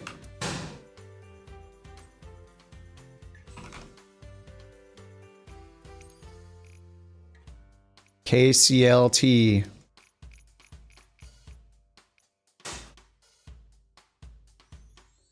Look, they can't even code a drop-down menu. What just happened? What was that? Okay, I'm not going to do the gate. This is probably WASM stuff, isn't it? I have no idea. Ramp GA. I'll take the last GA ramp. Parking. East parking 28. Do we want to do a real-time flight? Maybe the last one I'll do a real-time flight. I don't feel like looking at nighttime right now. They fixed the camera accordion? Maybe, yeah. They fixed a UI element that has existed for I don't know how many decades. It's finally working. Maybe, we'll see. If you go into the menu on the 777-300, the engine cowlings turn vertical in Sim Update 3. No, I'm not going to go back to Sim Update 2 because this is running fine. I mean, there's not anything... Oh my god. Okay. Alright, well, this is a custom livery. What did they change with the liveries? Dude. There's nobody else on me, right? Oh my god.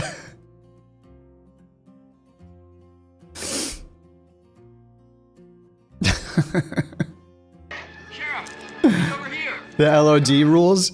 Well, explain to me why a wing should fall off a plane in a flight simulator. This is fine. How does that make sense when it comes to LOD? You know what makes sense? The little disc in the little hidden disc and the chocks in the back of the starship. That makes sense to disappear. The wings of the plane? No, doesn't make sense that that disappears at all. Like if you're 100 miles out, then I agree. Oh, God. Oh, God. All right, let me try another livery. What did they change with the livery system? It means the LOD Model X is mixing the wings? What?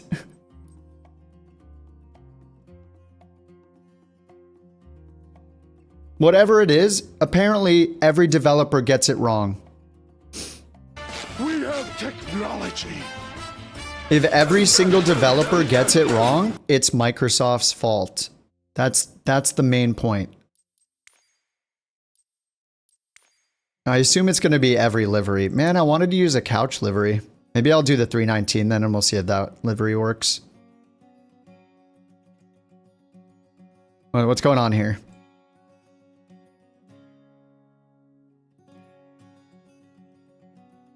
Hello? Is this gonna load?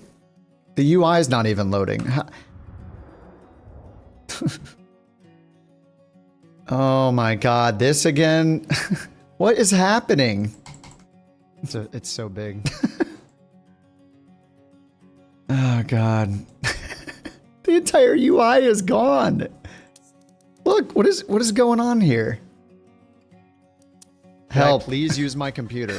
I'm clicking the help button. I did clear all my caches, by the way, including my NVIDIA, my Direct 3D, whatever, DirectX, like all of that crap. I have cleaned all those caches, rolling cache, sim objects, streamed objects. It's all cleared before doing this. Nice. Okay. Do it raw today. They're logging into my game, yeah. They're trying to get me to play X-Plane real bad. All right, Alt F4, I guess. Let's restart it again. Oh, yeah. Oh. Something went wrong. Okay, I'm waiting. It's so bad, dude. How does just the UI completely disappear? So weird, man. If it's still like this on release, might have to reinstall 2020, yeah. X-Plane. I really don't feel like paying like $80 for 50 planes in X-Plane to get up to the collection I have in Microsoft Flight Sim. You know how much money that would cost? What's the best GA? Okay, what's the A2A Comanche equivalent in X-Plane? Or an Aerostar? What's the Aerostar equivalent? And does it have as good systems? Is it as good looking? Does it have the awesome CRTs? Can I get an Aerostar? Can I get a Starship? I'm at the Starship. Can I get the Aerostar? Can I get a SR-22 with a G5000 or a G3000 in it? Or sorry, a Vision Jet with a G3000 or only the G1000?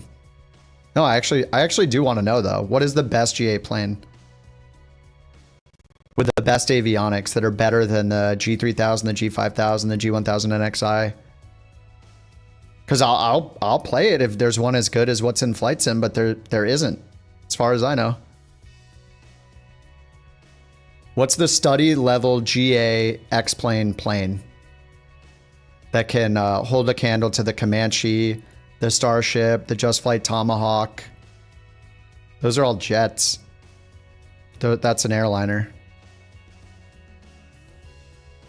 What's the Comanche equivalent? The Dash? So only like airliner types? Yeah, what could even hold a candle to the default? Like I tried the freaking out, man. I tried that Zebo mod 737 and it was crap compared to the default Flight Sim Max. So and that was supposed to be like the best. Everybody's like, you gotta try it, it's so good. It didn't even capture a VNAV descent at TOD, so this is supposedly the study level GA plane. The challenge. Well, I mean, it's a jet. Oh God, I mean, okay. SU3 is the best right now if you use it. So to get started with the best GA plane, so we got. I would tell people to get like the $40 Just Flight Tomahawk or this $50-$60 Comanche. This is the alternative for X-plane. Is the $124.95 Challenger. So I just need to pay $125 to try a good GA plane. Nice. That sounds accessible. This one too, the Aerobask, another jet. I mean, what about a prop? What's the prop? The Phenom 300. How much is it? It's still loading. Okay, it's on sale for $44 on xplane.org. It was $50. It was $49.95. It's on sale not for $49.95, but for $44. X-Plane 12 ready. That's a nice livery.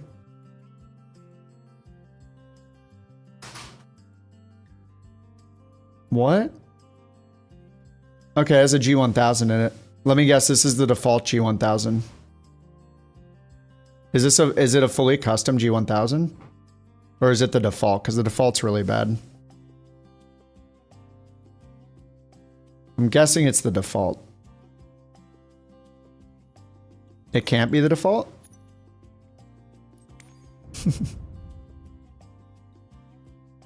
Okay, we're back in. It's frozen. Okay, now I can move.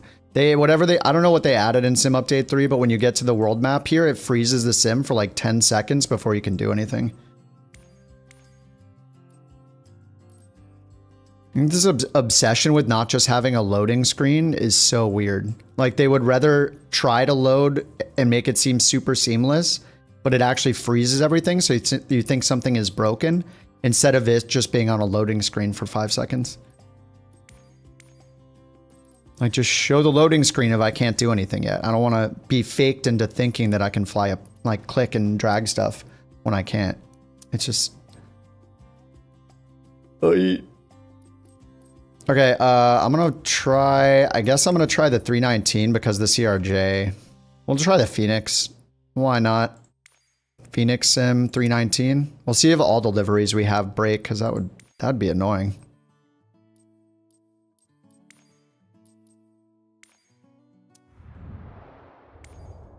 Flight Simulator 2024. It was meant to be the ultimate flight simulator. Real-time weather, global detail, unmatched realism.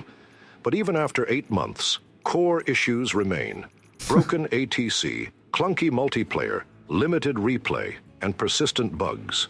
Now, Microsoft pushes Flight Simulator 2020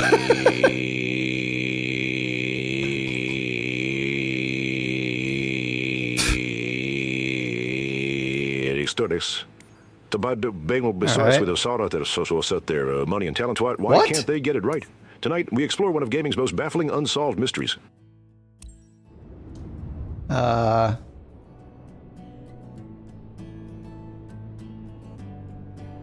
heck did they run the AI voice through the level of detail code for Flight Sim? What just happened? Glitching like crazy? I don't know what to do. Brrr, do I show a wing? Brrr, do I show a wing or an engine, or which engine do I show? Brrr, the left or the right engine? Which one do I show the person in multiplayer? Brrr, I don't know which engine I should pick. Should I show him the left engine or the right engine? All the while with no logic to show both engines. You know, just... All right, we got the Phoenix. It feels snappy. Pretty snappy. All right, we're at Charlotte. Let me get the sim brief going over here.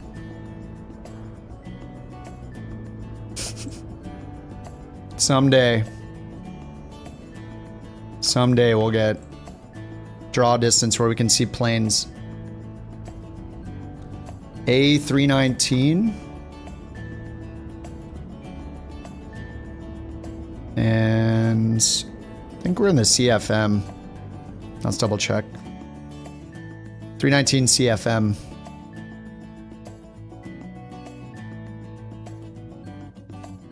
All right, generating the flight plan. Should you take off from the taxi? Yeah, you can do whatever you want. You can do whatever you want. Who is going to stop you? Not me.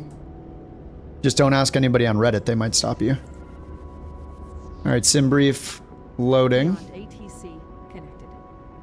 Or sorry, beyond ATC loading.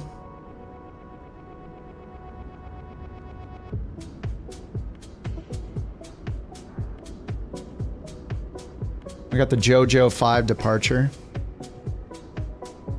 Oh, behold the stunning beauty of the Twitch ecosystem. 61 new viewers have joined us thanks to the generous raid from FlyConti. Such acts of camaraderie enrich the community, fostering shared experiences amid the virtual skies. What's up, Conti? Thanks for the raid again, man. 2 days in a row. What are you, crazy? I'm gonna have to get a beverage here to cheers you in a moment. Good timing though, actually, because I would have scared everybody away because I was just ranting about Microsoft Flight Sim's horrible level of detail and wings falling off stuff for about 20 minutes. We're trying Sim Update 3 Beta right now, which got updated yesterday? Really, Salty? GIF or GIF? You already answered the question. GIF. If it was GIF or GIF, why would you write GIF or GIF? Why would you even write the question GIF or GIF? Yeah, GIF is correct. Exactly. All right, let's load it in. Import. Delayed. Oh, it's because I changed the in-game time. All right, let's see how GSX works in the beta. Sim brief load. There we go.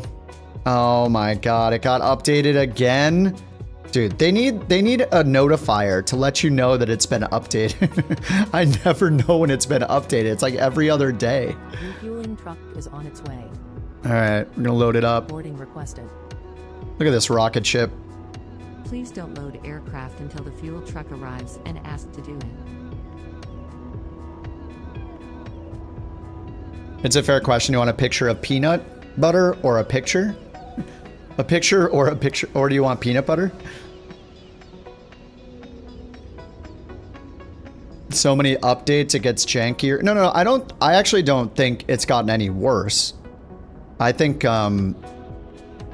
like, this is running fine. Like, this seems, so far, I mean, we've only done one flight. Besides that crash we all got, I don't know why. It's been as solid as Sim Update 2 so far. Like, the performance is actually good. Before, when I tried it a few builds back, I was literally getting half the performance. So it does seem better performance-wise right now. Seems fine.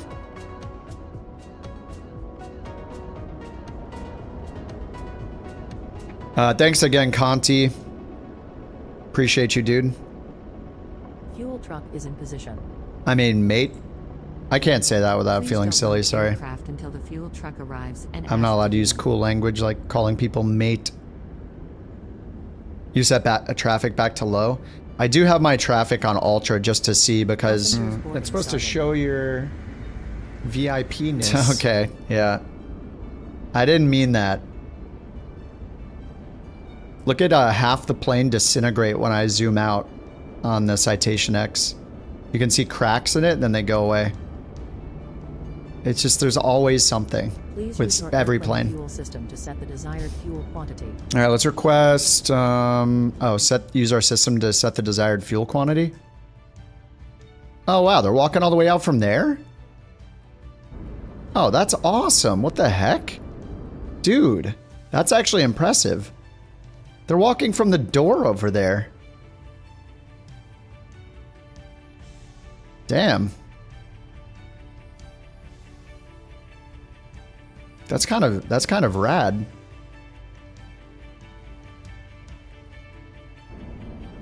I did not expect that to happen. Actually looks really cool. Oh, is this an FSDT airport? Is that why? That's really cool. Yeah, I don't know if I've seen that before. That's how little of an airliner guy I am.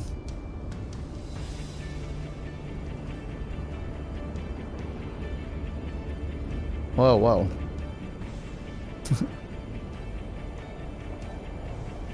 Sir, behind the rope, please. Alright, while they're loading up, we'll get the external power on. Nav, nav, nav. Extinguish all the white lights. Emergency lighting on.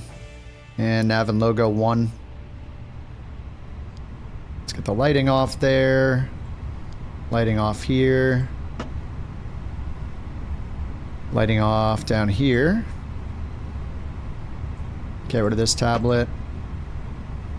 Wasting my FPS. Alright, self-test. We got this loaded. GSX is going. Yeah, it's getting a little... I think all the avatars are probably making it a little laggy right now, but it's fine. Alright, we got 13 boarded, expecting 105.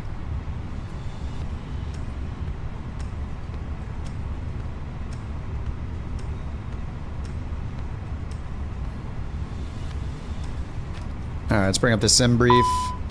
Let's request our IFR clearance. Couch 323, ready for IFR clearance to Abraham Lincoln Capital.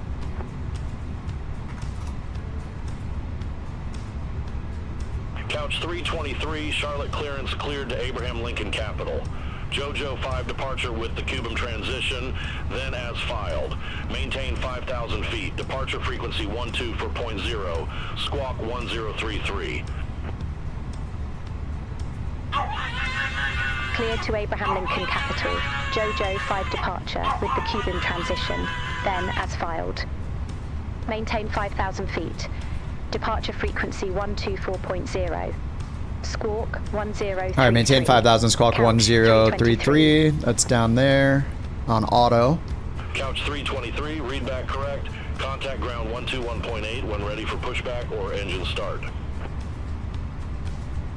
We'll contact ground. Zoe, I'm not on live time. When ready for pushback or engine I turn the sun on. Couch 323. Most of the time. Thanks. You're welcome. Have a great flight. Oh wow, so nice. What a nice guy. Alright, so IFR clearance, the JoJo 5 departure, the Cuban transition. Let's do this. Database is good until August. Nice. Alright, init, request. While that's going, we'll go wind request. Oh, we can't. Now we'll do wind request and then go back. Okay, flight number is always couch 323. Cost index 5. Cruise 380. Alright, wind data uplink. Good. Init page B. We'll do it manually for now. We're gonna wait for the passengers to board anyway. ATC comm. AOC messages. Prelim load sheet. Well, I don't know why this keeps happening. No prelim load sheet. Alright, we'll just wait till it's loaded and then we'll load that in, I guess. Let's go to flight plan. Charlotte. We got the JoJo 5 departure. So departure. And expecting 3-6 center. JoJo 5. good with the cubum transition insert. Destination, is that Springfield? Expecting runway 22. ILS 22. Let's see. If IIU is a VIA, we'll pick that. It's not. Okay, no VIA. We'll just hit insert for now. Discontinuity and manual. So we got... we just stay off on a 330 or a 329 track until they vector us. And 5,000's the altitude clearance. Alright. We're set over there. Alignment's still happening. Let's grab our... It says prelim here, but it didn't give it to us in the tablet. Or in the MICDO. Departure performance. I guess we'll just sync the prelim. It's kind of a waste because this is going to change. Anyway, prelim's 134, flaps 1. Are they already boarded, actually? Waiting for your action, open aft cargo. Crap. Doors. It is open. But it's actually not open. Okay. Weird. Damn. We could have been loading that whole time. Alright, did they refuel us?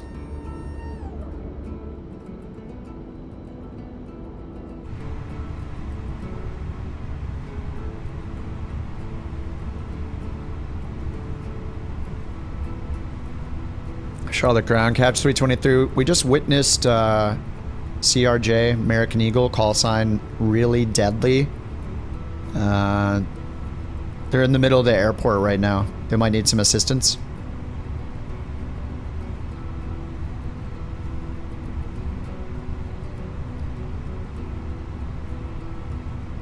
Couch 323, Charlotte ground, copy your report. We'll send a ground crew out to assist. Stand by.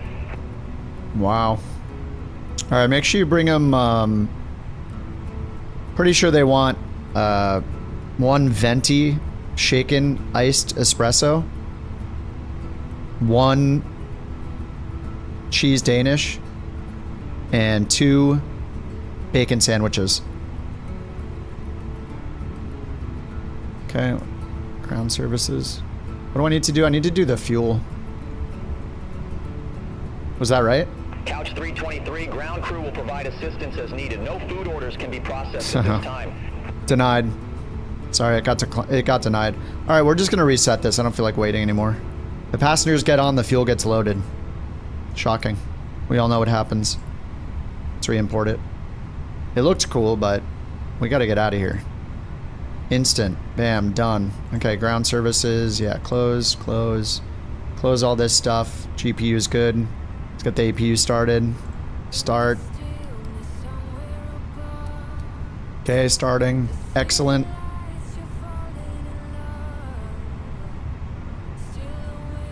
$105. Yep. Planned 14,000 pounds. 14,000 pounds. IR alignment in 2 minutes.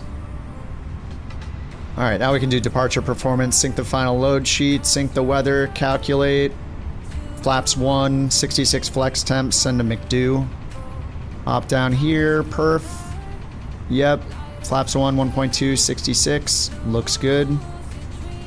And then we got the load sheets. We'll clear the messages. Good, we accept. Flight plan. We'll get this one onto map, zoomed all the way out. This one, constraints, nav. Probably 40 miles because we're getting vectored. Turn off lock controls. Why? People can see exactly what I'm clicking. Is it that ugly? Alright, 3015 and IR alignment 1 minute.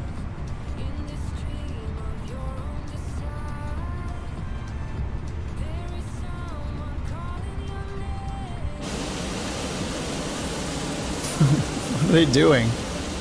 They're still going. Alright, let's relieve them.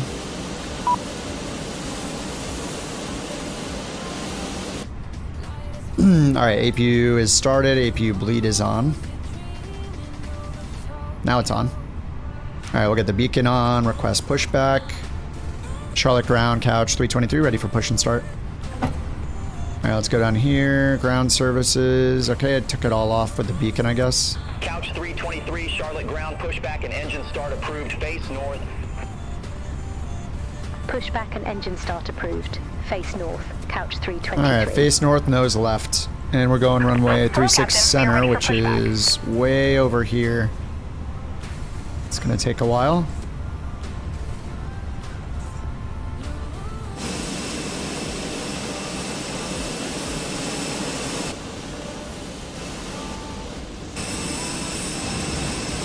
There we go. That's the view we wanted. Departure checks completed. Bypass pin inserted. Legacy? You don't have to. Some things don't work with legacy, like these you can't. I don't think you can pop them in and out. Yeah, you can't push these on and off without legacy. But besides that, you can do the other stuff. You just have to like middle click. So it's either right click to push or middle click to pull.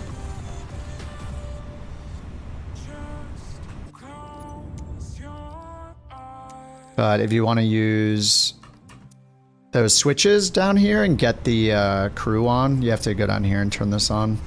Cabin and PA, I think. If you want to hear the announcements. And I'm not sure if I have them turned on, actually. Settings, sim settings, announcements enabled. Oh, auto catering. Guess we don't need that, huh? No cabin.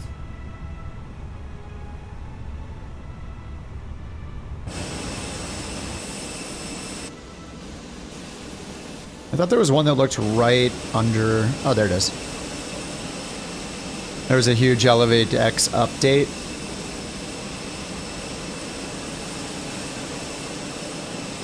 Elevate X Premium. Yeah, that is a huge update. Hello community, blah blah blah. Excited to dive in more in depth on the forums. Announcing Elevate X Premium. Premium's about adding enhanced options. Premium pricing is blah. Some features coming to Premium include cloud autosaves. Interesting. 1 second flight path rendering 4K screenshots. No traffic injector. Meh. Okay, not meh. It's cool that they're doing a big update. Cloud autosave sounds pretty neat. I mean, you reset your entire sim, reinstall. But it's kind of, yeah. I mean, hopefully they do more, but come on, guys. Do a traffic injector. Do a traffic injector for a premium feature. Complete redesign.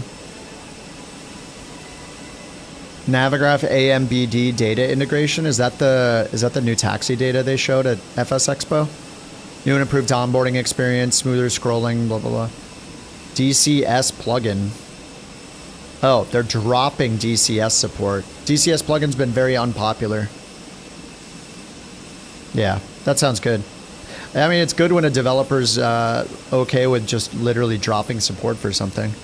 Kind of like how I was ranting, saying that like New Sky should just drop support for GA planes.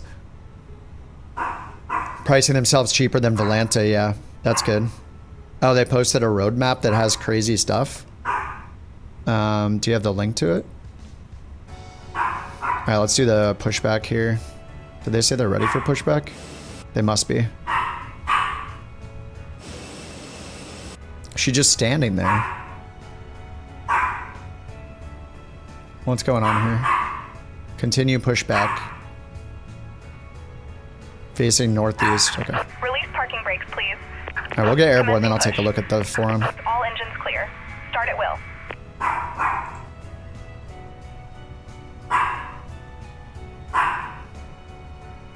Q4 virtual airlines, VATSIM events, Q1 parties. So like a group. YouTube bot. That's nice. Built-in EFB 2026. Enhanced stats. iOS and Android app. Yeah, I don't know. I mean, I think I would be more excited if I wasn't so much enjoying FS Hub. Yeah, I don't know what parties do. It just says parties. Probably should get the engine started.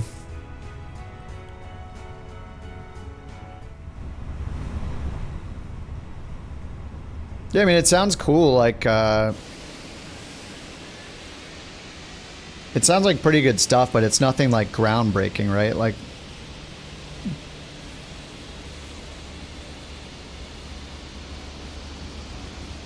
I just selfishly want a traffic injector because Microsoft clearly is, not on the road to fixing the model matching and LOD problems, so... Just let somebody else do it then, you know? Let traffic injector makers do the nameplates, which I think they talked about in the dev update, and then you can just delete multiplayer, and then we'll just use, you know, if you're not going to make model matching work, you're not going to let us see people in the planes they own that we don't own yet. If you're not going to have generic models to save our FPS, then just don't do it. No, just drop multiplayer support. Let somebody else do it the right way. Oxygen masks, life jackets, and the brace position. I mean, I do see you guys in the right planes, I think, so far. And we haven't crashed, so that is an improvement. Yeah, we haven't crashed yet. It's been one flight. But we'll see. Oops, thrust was not idle. Emergency lighting will guide you to Engine 2's starting. and released as shown. It must be fastened whenever the seatbelt signs are on, and we recommend that you keep it fastened at all times. The air supply fails. Clunk, clunk. Masks will drop from above you. Pull a mask towards you to start the oxygen. Put the mask over your nose and mouth and breathe normally. It's been a while since I've flown the Phoenix, actually. To adjust. Put on your own mask. Alright, let's get APU bleed off, a master switch off. Why are the landing lights on? Oh, is it actually using my switches? Oh, it is. Oh, hey, I didn't know the switches worked. Taxi switch works. Landing light turns on taxi and landing lights. Strobe light works. Whoops, I was blinding the ground crew. Bypass pin removed. Sorry, guys. By pulling the toggle. Left is clear, right is clear. Or needs topping up, blow into this tube.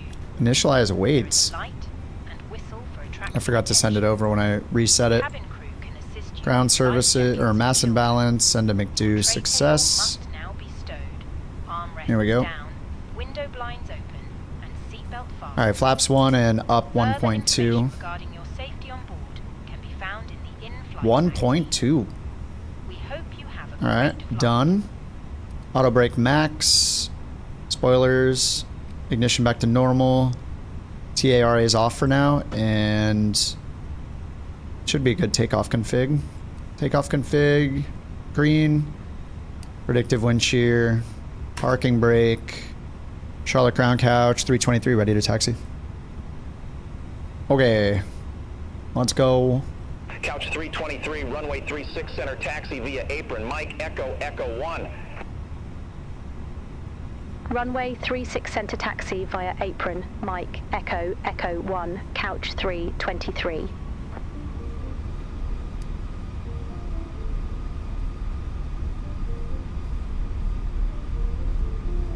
Oh, yeah, I watched V1 on the Starship too, yeah.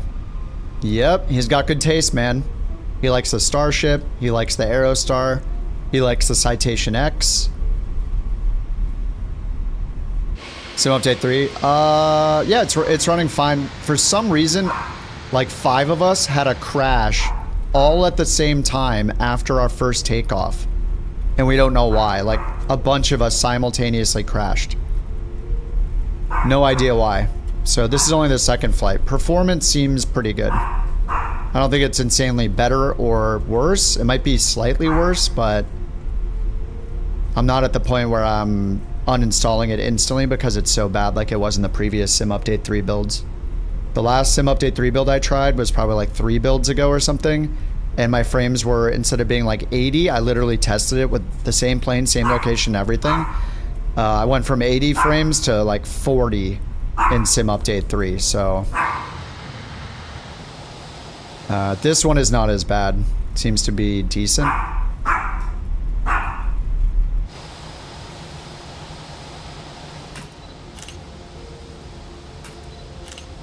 They may have tweaked the exposure with the camera as well. I mean, it's pretty overcast here, but I turned the exposure compensation setting thing back to 0, which is the default. And it looks good. I don't feel like I need to turn it down right now, but it is pretty overcast. Or like broken, I guess.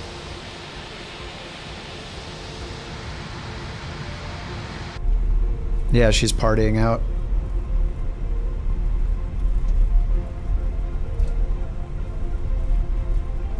Wow, this music sounds very inspiring. Cabin crew, seats for takeoff. Seats for takeoff. Hi, Captain. The cabin is now secure for takeoff.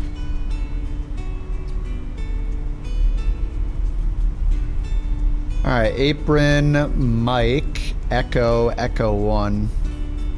Yeah, this is mic. We take this all the way down to echo, which is the second left, and then down to 3-6 center.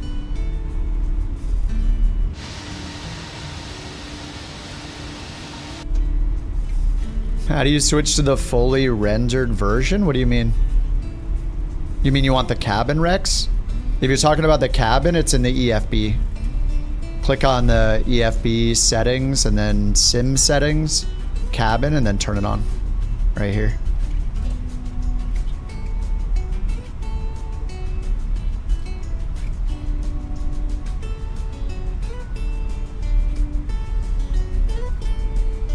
Smash it, Ryanair 550. As long as it counts the flight in FS Hub, we're good. Wow, this music's offsetting my ranting. It's so calm and peaceful.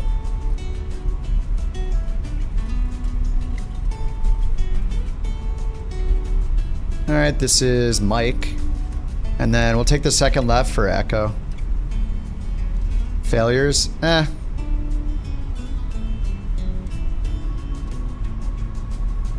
I haven't been in the mood for a while for failures. I'm just having a good time. Need some metal? This is offsetting the ranting. Oh, the green weenie's taking off. Well, I see the couch livery. He's in the 320, I think. I see the couch 320 livery, but I mean, usually the Phoenixes work fine because it's third party, like external app. The model and livery matching, at least back when we tried the first Sim Update 3, was great. It's just the LOD that remains the problem. Dude, there's totally different rules for when you're in the air or on the ground, right? Like, look how far out I see you guys right now. When it was this equivalent distance when I was flying, I couldn't see you at all. Or like I could see half of an airplane. So that makes me think it's a Microsoft problem. I mean, it's obviously their problem regardless. I wouldn't put the blame on any of the airplane devs. It's too complicated if none of them can get it right. But I can see you guys on the ground here just fine. Like I can see McCrab like totally over there. So they must have a different rule set for when I'm in the air for some reason. Like, why? If that's the case, it wouldn't surprise me if they had different logic for when I'm in the air. And it just makes me shake my head. Humans are just so terrible at simplifying things. Why would there be a different rule set when I'm flying over the airport, whether I see these guys on the ground or not? Why don't they just give us a control? Like, or turn the air traffic control into the control for, like, I have mine on Ultra as well. Like, this is supposed to be the best of the best setting you can possibly use for rendering other planes. So if the best setting is seeing nobody when I'm flying over the airport at 1,000 feet, then the setting's not right. Handful of pink planes at Springfield. They just like messing the liveries up again, I guess.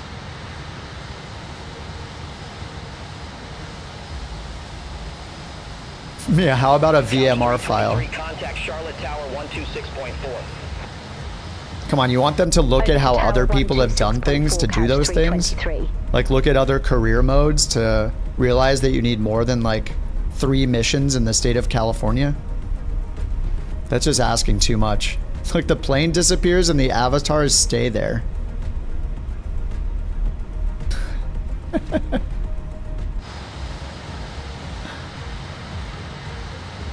Why does the plane instantly... Oh, that was weird. Some of the planes instantly disappeared. Luke's faded out. Like a magic spell.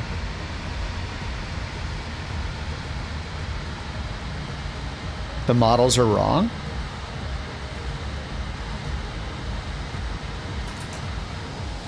Are they? What do you mean? I see... No, they're not. I see a Citation X for... Citation X. A320. Citation X. You're in an Airbus? Wait, Speeve is in an Airbus? Oh, it shows you in a Citation X. Did you change your plane? You don't own the Citation X? I mean, this is the thing. Look at it. It thinks he's in 2 different planes. How does this ever happen? I mean, this is the same bug we see in Sim Update 2. 319, C750.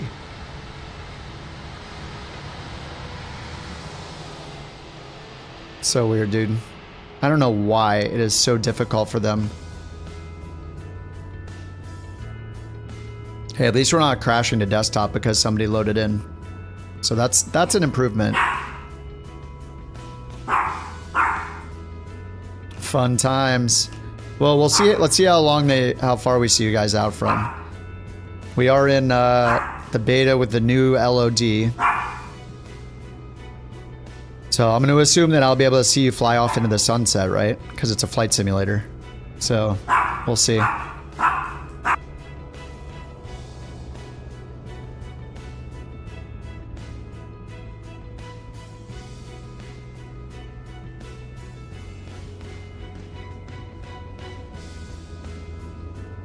Anybody gonna take off?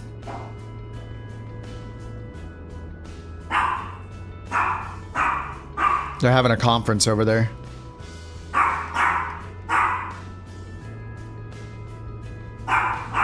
Alright, should I just take off? Let's go, dudes. Small dog, yeah.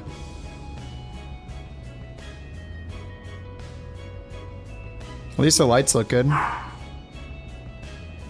Alright, here comes Rex, then Speeve, then Q.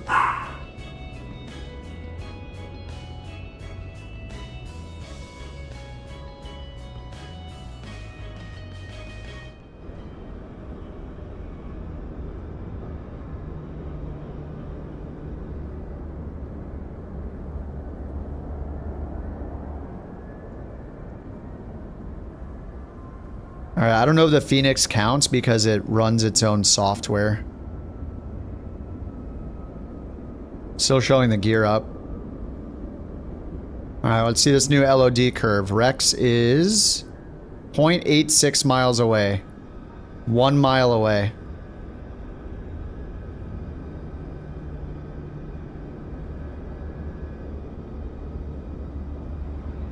One and a half miles. Speeve is 1.7 miles. I should watch Speeve because he's, there he goes. What? Did you pause? Okay, there goes Q. Oh no, Speeve's moving again. Okay, we see both of them. We still see Rex. We see Crisp up here. They're all in the, well, they're not all in the C750. Apparently Speeve's in a 319. Wait, I thought you said you were in a 320. So, are you in a 320? Look, it's already disappearing. The wings are gone, right? Yeah, I don't see the tail or the wings. There goes half the plane just disappeared. Okay, it's a floating fuselage 2 miles out. It fully disappears when I zoom the camera out a little bit. Microsoft. It is a flight simulator. I want to look at the airplanes. Why does it disappear at 3 miles? It makes no sense. Okay, I can see Rex at 5 miles, but this is the Phoenix, so they're running their own software. Like, I can't see any of those planes anymore. They're all gone. I don't think it's because of the clouds either. If I move the... It might move the drone camera closer. Zoom in. It could be, it might be the clouds, but I swear that I saw the plane falling apart before the clouds. Let's see. I mean, it doesn't seem very much improved. I saw the wings fall off both of the planes before it even got to the clouds, like 2 miles out. It's not because it's streaming. I mean, when it streams something, it just downloads it into the streamed packages folder instead of it already being in the official 2020 or the official 2024 folder. So it's not a streaming thing. Anyway, I mean, the plane fell apart like 2.5 miles out. The wings fell off. So I don't understand the prioritization. Why do I need to see like a building? Like, if you need the resources to show the airplane, why do I see a building out there like 5 miles away and I don't see the airplane in a flight simulator, you know? Am I crazy? Like, is that are my expectations just insane, or do I think that you should primarily see planes before other things in a flight simulator?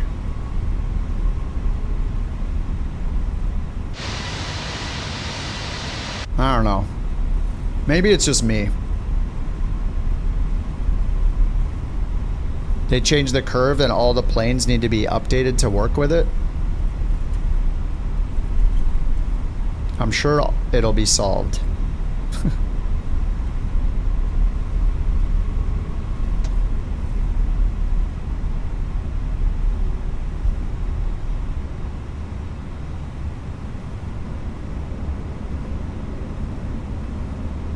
Should have been figured out before the sim was delivered. It should have been figured out before Flight Sim 2020 was delivered.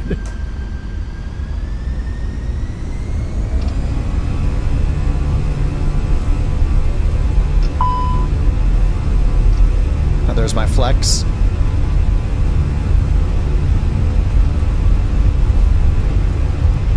Luke is hovering without a plane. Classic. Sorry, that was really loud. 100 knots. At least they're trying, but it will be ugly. V1 simulations. Rotate.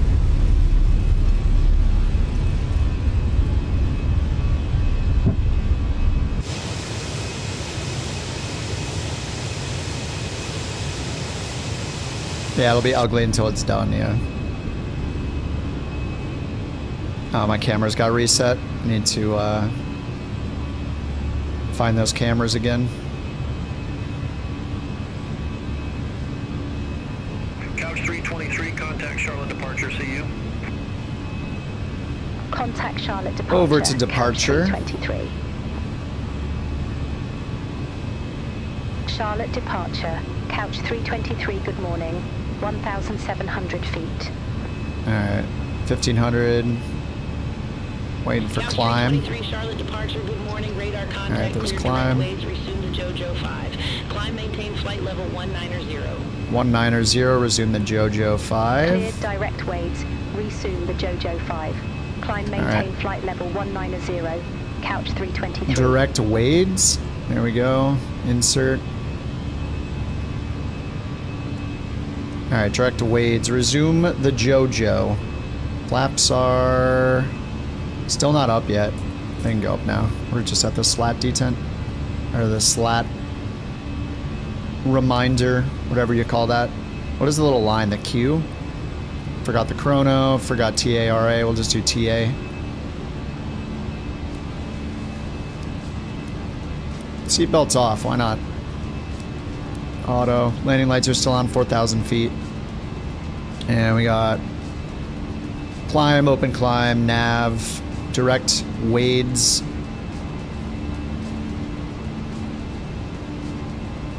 The JoJo 5. Whoa.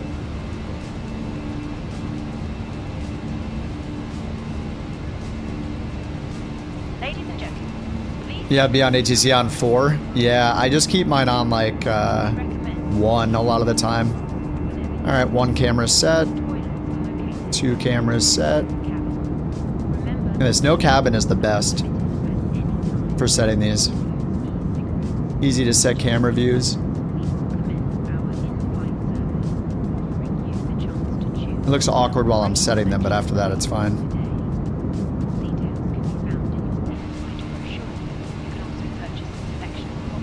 Now what's our total air temp? Total air temp plus 25. No need for anti-ice.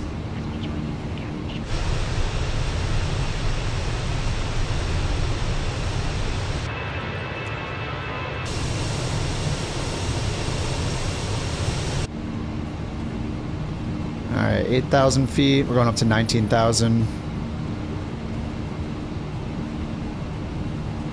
You're supposed to get vectors on your SID this morning. Beyond ATC never gave them to you. Yeah, if you'd use I think a lot of the time when there's a SID that leaves you on vectors or something, or a manual sequence or whatever, they're a manual segment sequence, it doesn't always give you vectors or tell you direct to whatever. You just have to do it yourself when it happens. Was delivery updated for Sim Update 3? No, I don't think so. So I'm not sure why the CRJ livery had a problem.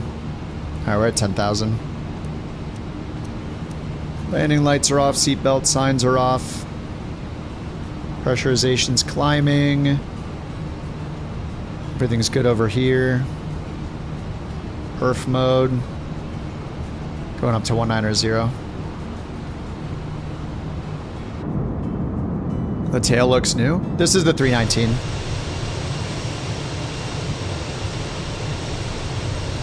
I mean, Maddie made these, I don't know, 3 months ago, something like that. He did the 320, 321, and 319s. He's made a bunch of them. Look at it? What's up, Mock? What do you mean, look at it? You look at it. Look at it now. It looks good. Shadow Gallery just recruited 2 new couch captains. Thank you for stepping up. You know, sometimes it's the little things, like my tan suit, that create conversation. Here's to new journeys in gaming. Thanks for the 2 gifted sub, Shadow. 34 you've gifted? You're insane, dude. Thank you so much for 2 more gifted sub, Shadow. What a guy. It's glorious. How you doing, Mock?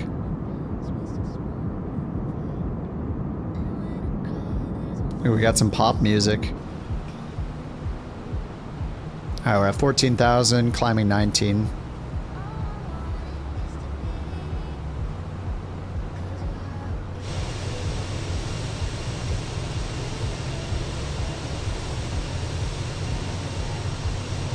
I mean, so far so good. Let's check, might as well check performance in this.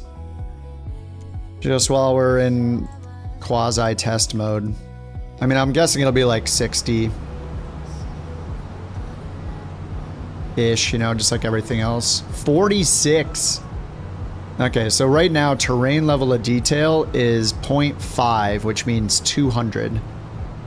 If it was 1, it would be 400. Limited by main thread. Center on 125.15, couch 323. I don't know, I'm tempted to try process lasso again. Alright, here we go, process lasso. What could go wrong? Yeah, it's already going up. Did it just go up by like 10? So it is making good use of CCD0 already. Like it's using more cores than it usually does. I don't think I have any rules set either. Oh no, I do have the rules set. Okay, yeah, the rules are set. Flight Sim 24 is only using the Vcache stuff.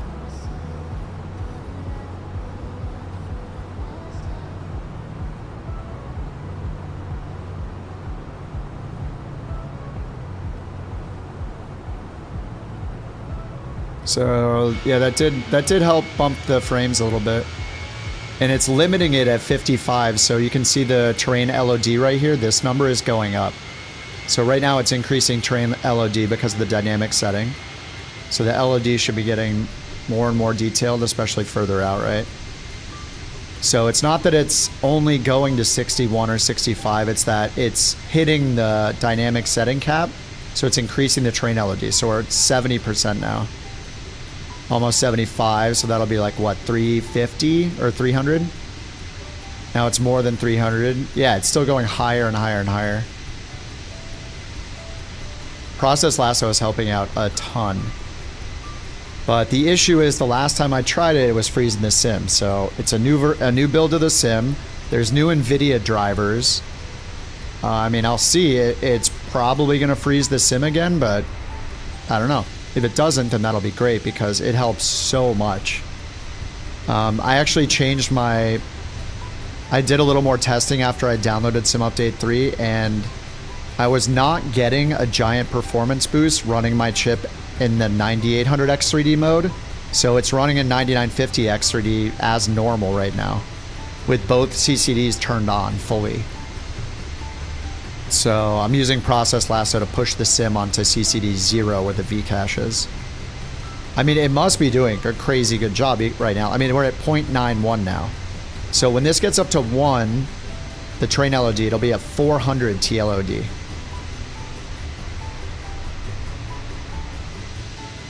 So I just have it set at a 55 target, and it keeps pushing it up. Moving the camera around is messing it up, though. Look, TLOD just went down to 65. So I think that's kind of the problems with the dynamic thing. Like, I like it in theory, but at the same time, I also don't want it constantly changing the setting. So here it is at 400.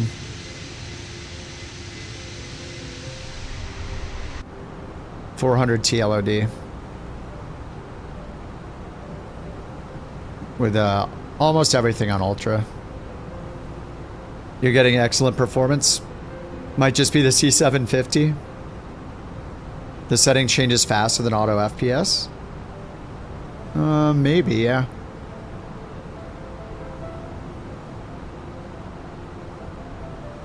Could be. They said to go to 380. I should probably do that.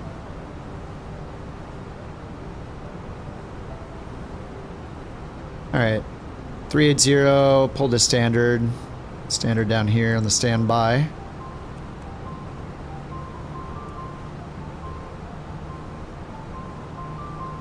IIU, looks like we have a discontinuity.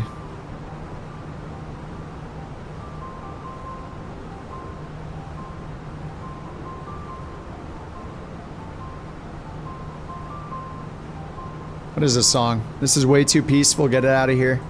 Next. 84 miles left in the climb.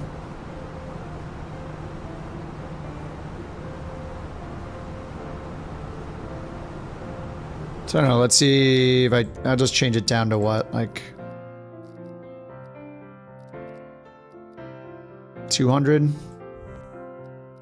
200, 100, see how that goes.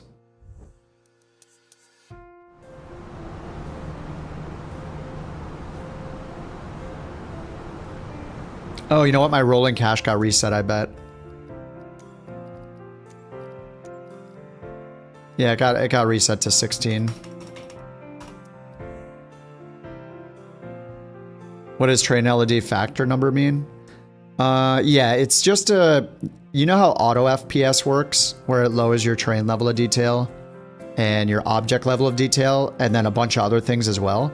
The Microsoft Flight Sim built-in dynamic setting is basically like a light version of auto FPS. So you set your frame rate target. Whenever it is above this frame rate target, it will lower your terrain level of detail and your object level of detail, but it will only lower it by 50%. at a maximum reduction.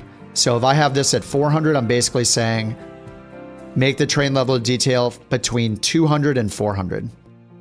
So you're setting the maximum and it will bring it down to half of that. So if I set it down to 200, it will vary between 100 and 200. And the frame rate target dictates that. So if I'm like, all right, 60 FPS, 200, 100 with dynamic turned on.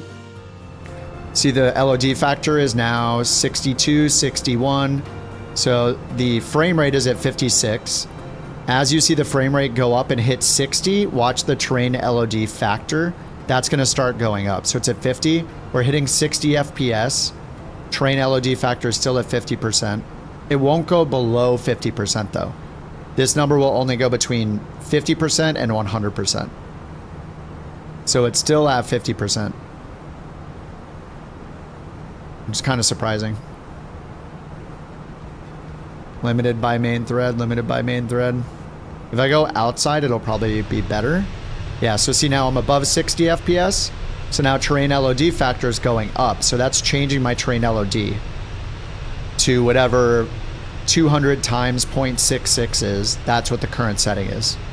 Because I set the max at 200 in the settings. So now it's at 200 times 0.7, 200 times 0.71.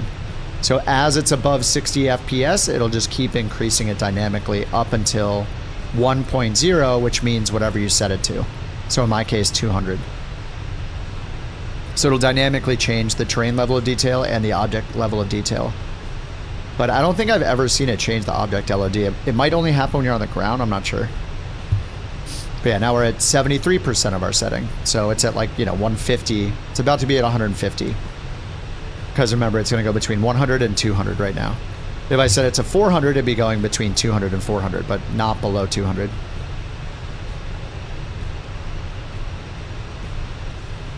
So it's like a auto FPS light.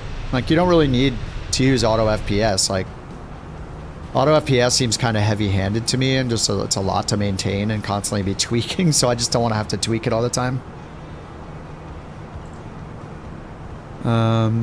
But yeah, as soon as I get inside, because the screens and rendering the interior takes more, like hop outside, I'm getting way more FPS. Hop inside, whatever it does with the LOD and rendering the screens or not when I'm outside the plane, now it's loaded to train LOD of 0.5 again.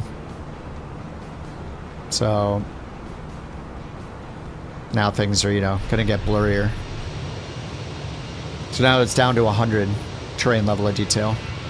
So I usually have been setting it to like on and then just making it maxed out at 400 and 200 like this. And so then 200 is my minimum terrain level of detail. I think things like, I don't know, going above 200 is nice. Like things render a bit further out, but I'm pretty happy with 200. Yeah, it depends on the plane. I guess the nice thing about the dynamics thing is, you set it and forget it. Set it to the maximum you want it to make the terrain level of detail and turn on the render and set your target FPS, So it's like a auto FPS light. It's built into the sim. So I don't always want to use auto FPS. It's just something else to maintain. I'm always staring at it and changing the settings, so. Center on 127.85, couch 323. 200 for airliner, 300 for GA. So what you could do, Tim, is just turn it to 300 and turn on the dynamic setting. And then it'll vary between 150 and 300, depending on what you set your FPS target to in the dynamic settings spot right there. So then you don't have to touch it ever. You can, when you're in an airliner, it will bring it down to 150 at the minimum and all the way up to 300 if it can to meet that target frame rate. So all you have to do is, just go in, expand dynamic settings and expand global render quality, set your target frame rate, which you never want to go below, and then set your maximum terrain level of detail. So in your case, 300, or say you're okay with going to, 45 FPS. Ladies and gentlemen, set that. I am the greatest P. Wessonen. Wait, what is happening? It was. Well, that was a freaky experience. If me did it. Really, dude? Yeah, no. What the hell? Alright, that's a little much. Yeah, that's a little much, I think. I'm gonna mute that.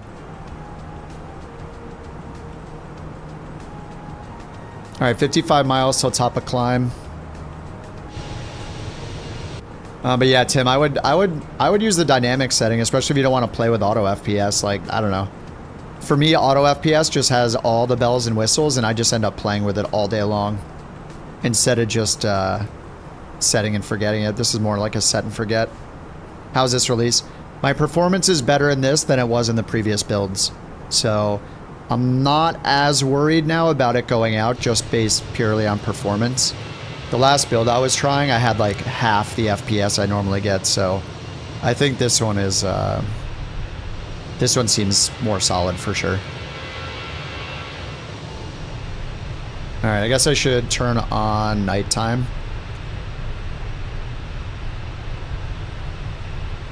Or not. Oh my god, Microsoft still broke this? Okay, well apparently they haven't touched this checkbox still. You have to go to live and then live? Brilliant. Alright, so this is live time of day now, so we can see the improved night lighting again. I mean, that's the main thing in Sim Update 3 is the improved night lighting. The LOD on, not on the planes themselves, but actually I don't even see your guys' lights. I don't know, maybe you're way too far out. 50 miles, yeah, 60 miles. I see Crab's light right there. He's at 80 miles. Wait, so is that his light or is that a planet or something? I can't tell. At my age, I'm amazed by the wonders of the world and the miseries of Alright, these lights are insane. Although I do wonder, what is this UWU you speak of? Is that the sound of a red-crested warbler? A what? A red-crested warbler?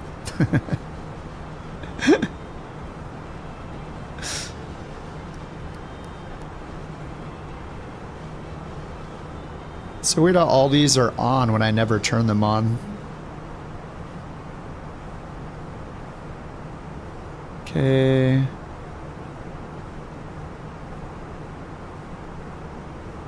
Oops, that's the tilt.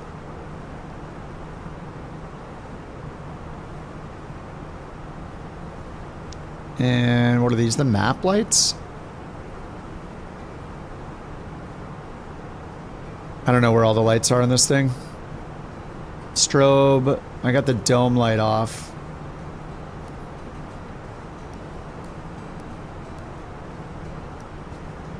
Test, right, dim.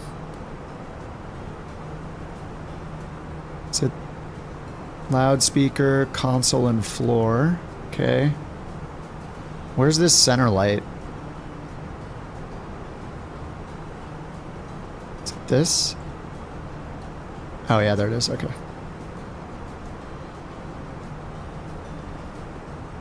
Ah, that's so much better.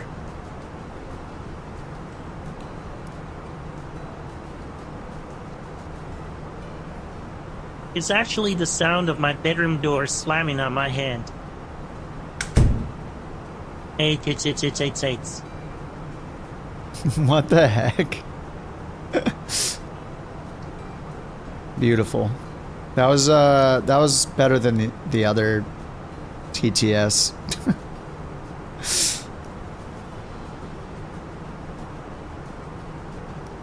You know how some games, like, I don't know if you guys ever played Destiny, but they said, like, the end game in Destiny is, like, style, it's fashion, is the end game.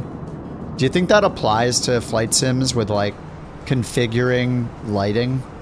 The end game is how you configure the lights inside an airliner at nighttime, and then people judge you.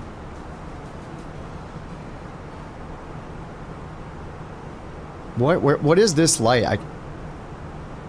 What is this? I don't know where this other light, where these other lights are.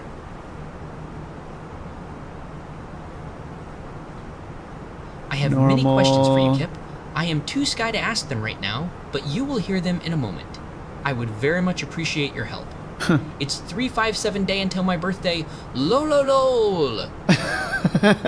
357 day until my birthday. I got the floodlight on. Is that up here? Wing, strobe, beacon. Dome light is off. Integral lighting is on.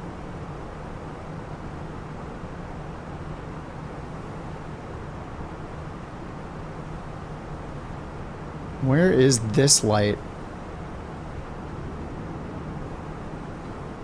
Reading light? No, that's not that one. Oh, I think it was. Yeah, it was those. Okay. It's confusing too because it shows the light in the off position. Okay, where is this light? Here?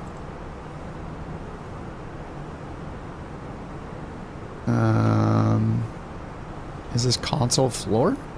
Oh. I turn those on. Alright, now it's super dark. That's way too bright.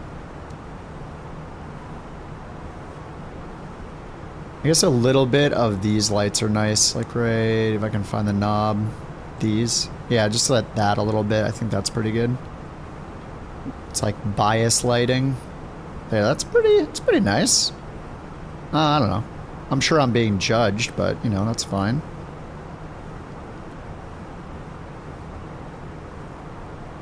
Oh, that's weird. Okay. Actually, straight up powered it down. Alright, 6 miles till top of climb, 380, and then next phase, 255 till TOD, the 319. You're gonna spend like over $100 US to get the 319 if you don't have any Phoenix planes. Because it's an expansion, so you have to own the 320 first. And then you can get the 319, 321 expansion. So you have to buy the 320 base package and then the expansion. You can't just buy the 319.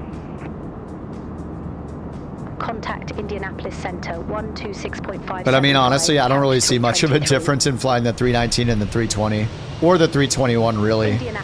I mean, I don't know. When I fly them, I kind of feel like the same in all of them. Flight level 378. So I'm sure there are differences, but I'm not smart enough to know what they are or something. I don't notice them.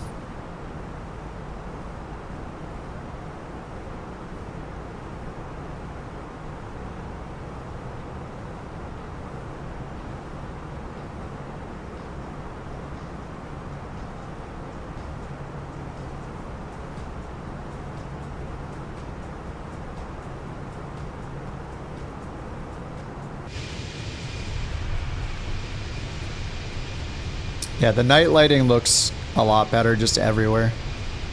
All the artificial lights look like smaller, kind of, and just less. Yeah, they look like more detailed almost.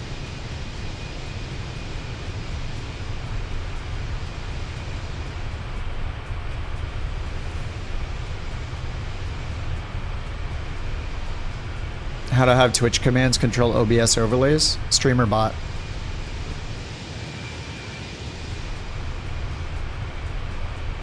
I pretty much everything now that I have on the stream is StreamerBot, with the exception of like commands that just give a URL. That's just through Streamlabs. But all the notifications, TTS, it's StreamerBot and SpeakerBot. Yeah, just get StreamerBot. If you want me to, I can like give you help over Discord. Just, you know, when I'm not on stream, of course. I use OBS. Streamlabs, there's no point to using it because it's just OBS with extra stuff on top of it. So when OBS has updates, you're not getting them right away. You have to wait for Streamlabs to update their version of OBS, which is like it's like a fork of OBS. So I would just use regular OBS. There's no reason to use Streamlabs. You can do everything without the advertisements, basically. Because they want you to like enable features to pay for their multi-streaming. You don't have to do that. You can just download a multi-streaming plugin for OBS. So yeah, just use vanilla OBS. Okay, so I think I'm supposed to be flying right now, but like every time I try to go up, I kind of just fall. Not sure what happened there. Wait, was I supposed to press something? Oh, okay, I got it. Wait, no, I think I pressed the wrong button. Yeah, this is fine. I'm totally flying, I swear. Well, more like slowly crashing, but it's a strategic crash. Yeah, that's it. I'm just really good at testing the ground's texture. I'm, really good at that. Oh. Dude, that is like spot on. That is kind of insane. They're like version 3 of the TTS for JT's voice. Yeah, it's kind of nuts. That's really good. Conti's actually, when I put Conti's voice in it, the Conti's, they have like three voice versions for English you can use. So version 1 is like the worst. Version 2 and 3 are both good, but like my voice sounds really bad on version 3. It sounds weird. And so does Conti's. So I have me and Conti on version 2, I think. But JT sounds good on version 3. It was a JT recording, yeah. What's up, Otter? Welcome back, dude. Mouse Cop in the house. ChatGPT's coming in clutch, giving a paragraph for JT. It's, what's it called? It's Monster TTS. Or TTSMonster is the service for that one.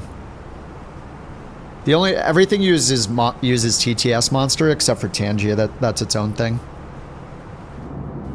The TTSMonster Trump one is really good, and the Tangia one got really bad. So, yeah, they're just separate services. Yeah, this is looking pretty good. Oh, I need to grab a beverage. It's that time. I'm thirsty. I'll be right back.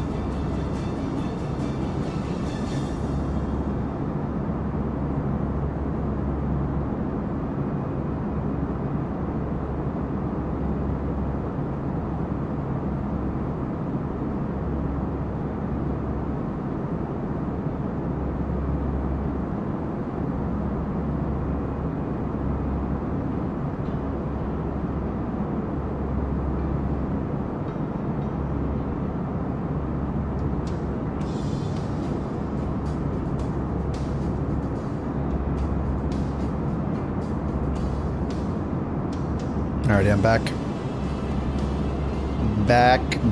Back. Kinda wanna do another one after this, but I don't know how long it's gonna take. 2:06. And our arrival time is 5:31 UTC. 5:31 and what the heck? 74? Oh, it's 04. Oh my god, it was perfectly cut off so it looked like a 7. Dude, it looks exactly like a 7. 74. Alright, 4:37. 5:31. A little less than an hour. So I'm flying, I think? Wait, no, I'm falling. Definitely falling. Why is flying so hard? I just wanted to go up, but now I'm spiraling like a confused bird. Is this how birds feel? Let me ask, stupid bird, how does it feel? I should have read the manual, but who reads those? Okay. I do. Focus. Wait. What was I doing? Right. Flying. Oh no, I hit a tree. That's fine. Trees are nature's way of saying, hey, you tried. I'm just here to, entertain the ground, apparently.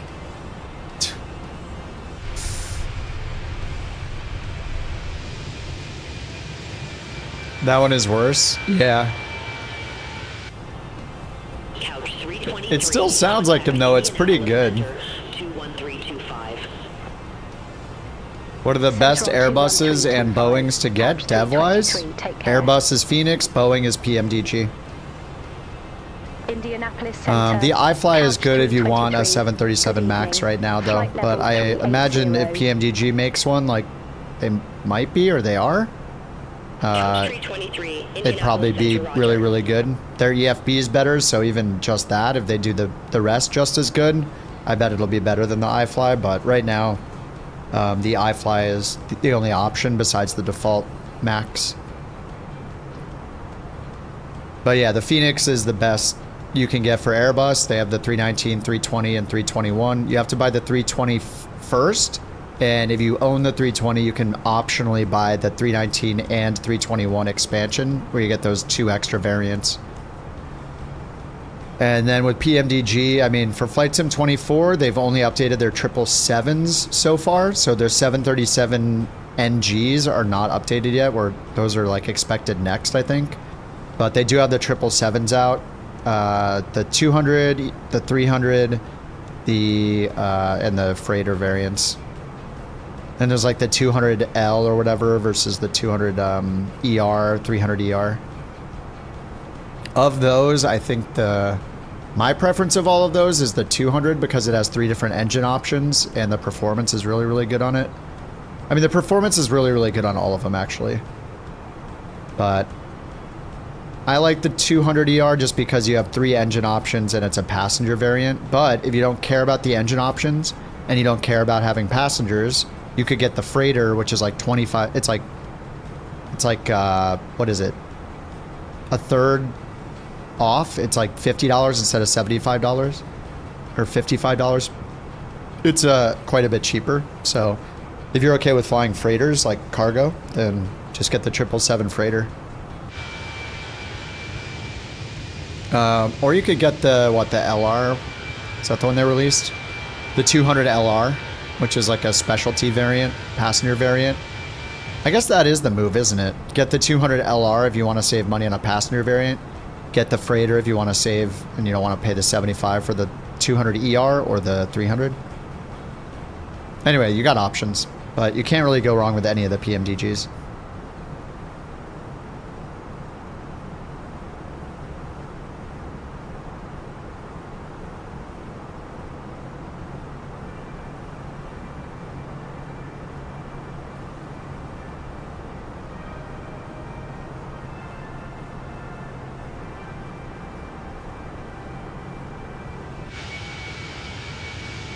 The VA achievement for the LRF is insane.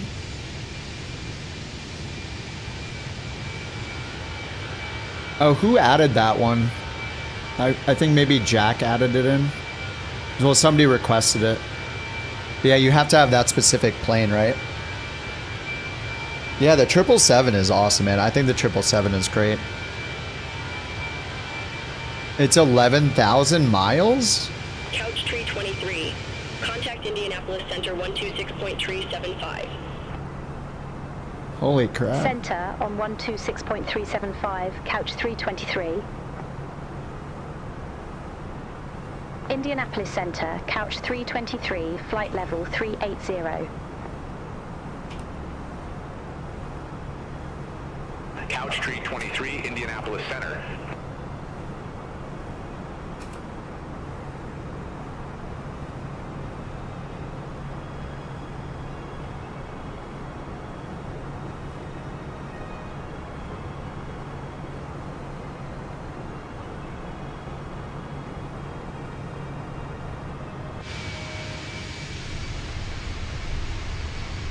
So it can do the 11,000 mile flight. You just have to put it in like ultra long range mode, like LRC cruise, go to bed, sleep 2 days and then wake up and you're there. Yeah, Steve, I spent like an hour adding that last night. After the stream, it took forever. Adding the Amelia Earhart route in. Took forever, but yeah, it's in there now.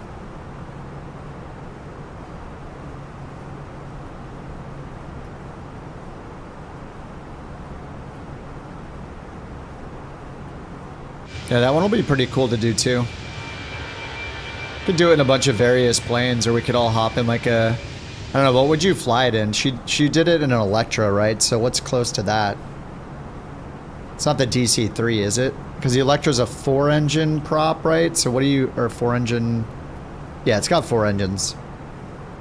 So what do you do that one in? And she like filled the thing like to crap tons of fuel, right? So, I mean, some of the legs are like almost 2,000 miles. Yeah, like the DC-3, DC... Is it DC-6? I don't have the PMDG one. Didn't you guys say that one sucks?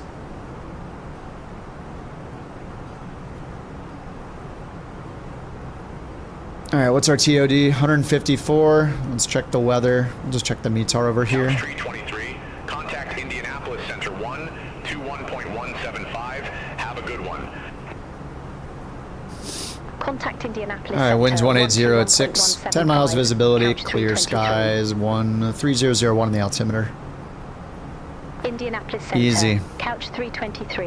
DC-6 would be close. Flight level 380.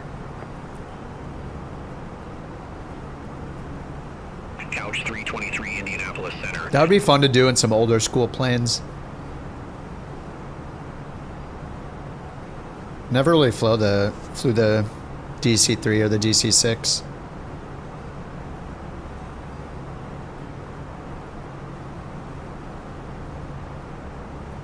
Yeah, the Electra, yeah. I just remember the Electra from like Buffalo Airways or whatever. What was that show called? Ice? No, I forget what it was called.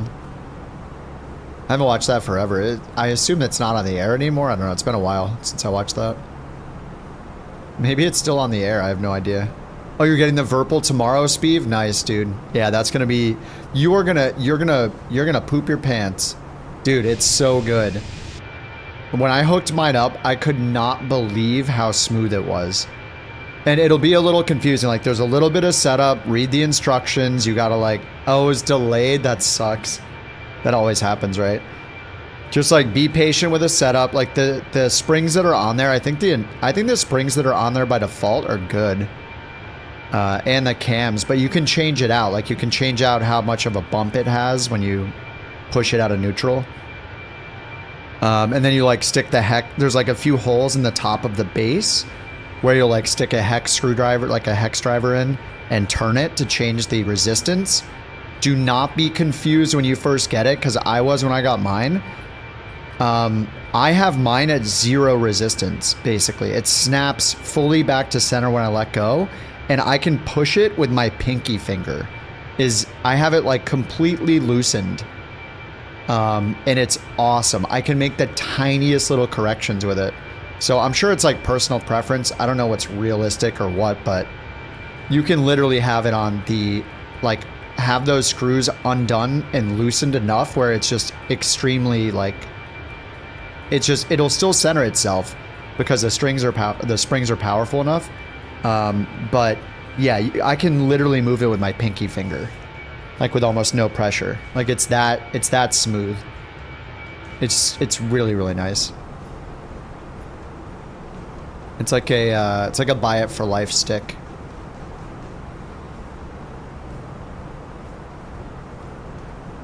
And then you got the same one as me, right? The Alpha Prime left-handed, the metal one left hand. With it's got all the RGB crap. Like I turn all the RGB off everything I own. So the VIRPIL stuff, yeah, it uses springs. Yeah, sounds satisfying to use. It's so nice. I love the VIRPIL stuff so much. But yeah, I turn all the RGB off, so you can you have to download their software to like update the firmware and all that. And do they wear out? Eventually, probably, but I mean, you can just replace the spring. Yeah, left hand, Warbird D. Yep, that's the same thing I got. And then I just got the desk mount, so it's mounted to my left with the mini desk mount. So you're gonna use it on the desktop first. You could get the mount later. I think that would be a good add-on.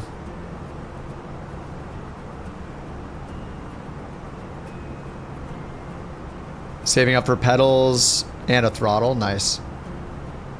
Yeah, I don't know that the mini throttle is for everybody. The one they have, like, for me, I love it because it's so, it's like compact and just solid. 7-week delivery. Yeah, well, they had, at the end of last year, there was a cargo plane crash, and they had a ton of stuff on it. And it delayed everything for like 4 months or something. A few of us had orders placed when that happened, and our stuff was delayed.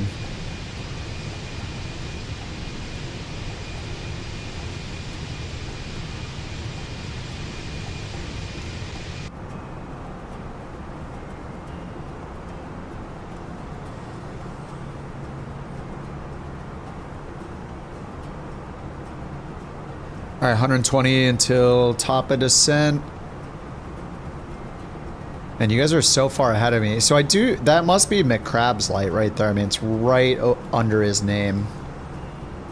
I mean, he's pretty far out there. He's 93 miles out, and I can see the longitude light. I mean, unless it's just a coincidence and there's a star or a planet out right there. But it's hard to tell from here. It's super far out. Leg 1 after the flight. No, I'll probably do the UK thing first. And Sawyer's, we have 2 more on Sawyer's. I want to finish Sawyer's, bring Sawyer to the space shuttles because we did 2 of the 4. There's only 4 legs on that one. One of them is pretty long, so we'll probably time accelerate the JFK to LAX one.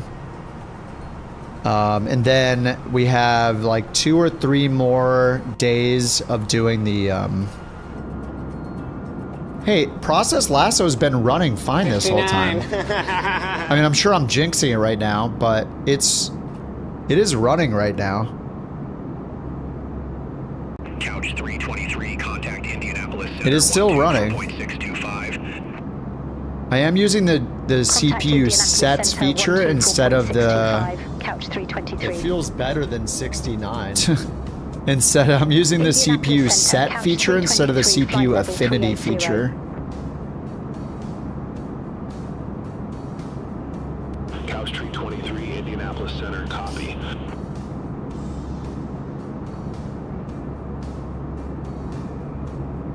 I'm kind of surprised that it hasn't glitched out yet.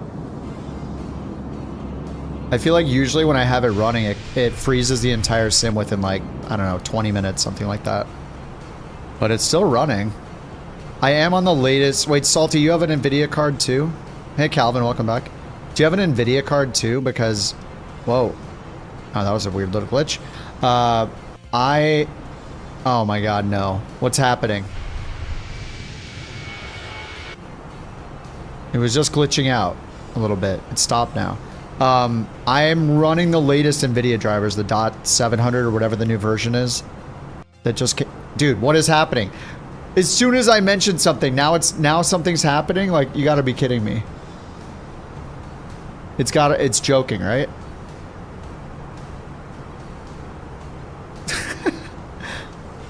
$5,770. Dude, nothing was happening the whole time, and now all of a sudden it's starting to glitch with the audio. Oh my god. You hear the audio?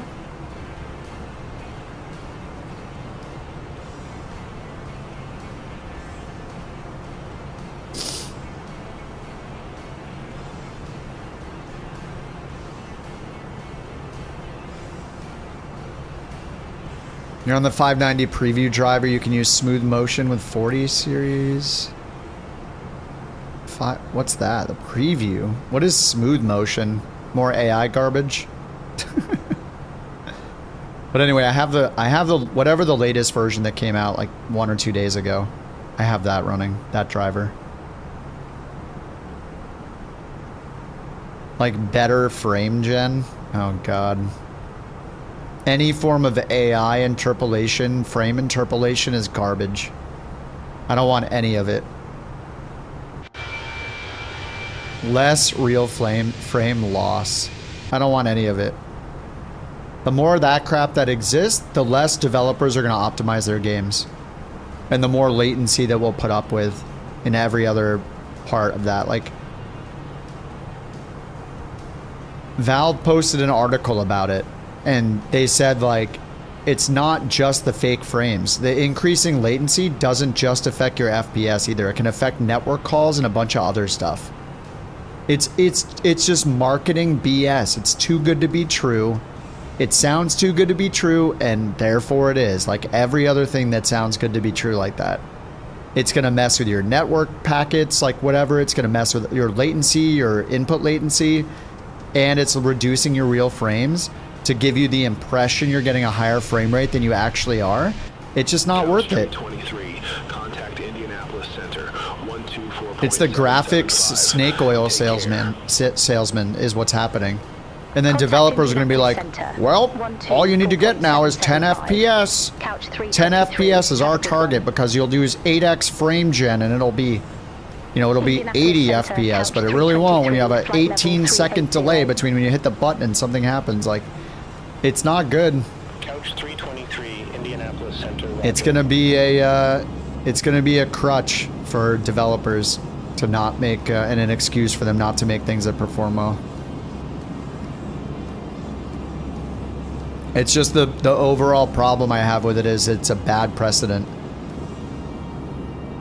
It's a bad precedent for it's going to make developers more lazy. And it's just all smoke and mirrors. It's not good.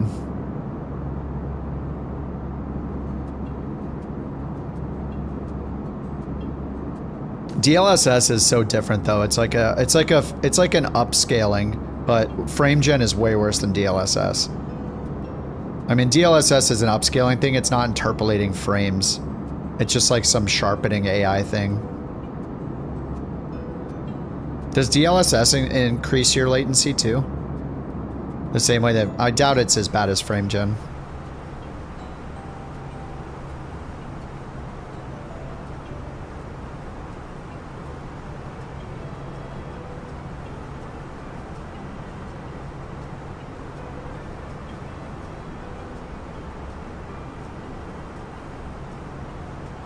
Ooh, light rain now. Light rain, few clouds at 2,600 feet, scattered 34. There we got light rain, temperature 26. I guess I'll listen to the ATIS and we'll type it in before our TOD. And we'll do the arrival as well. Alright, let's do the ATIS first. Navigraph, KSPI.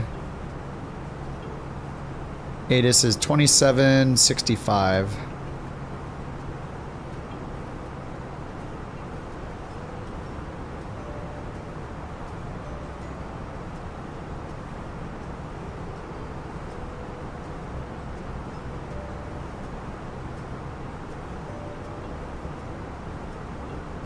Landing and departing runway 1318. Numerous cranes in operation around Abraham Lincoln Capital. Advise on initial contact. You have information, Sierra. I think she said Sierra. Abraham Lincoln Capital Airport information, Sierra. 043, 0 Zulu. Wind 180 at 6. Visibility 10. Sky condition clear. Temperature 27. Dew point 24. Altimeter 3001. VFAR conditions.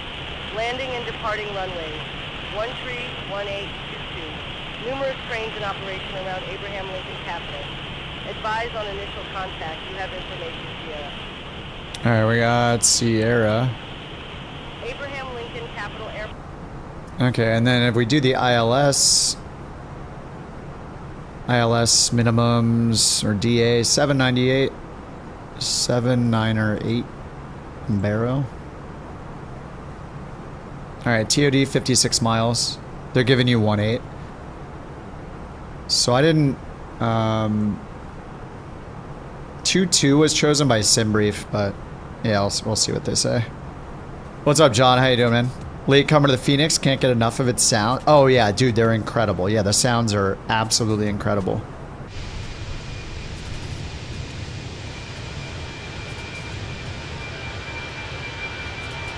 $17 or $19? It said landing 131822.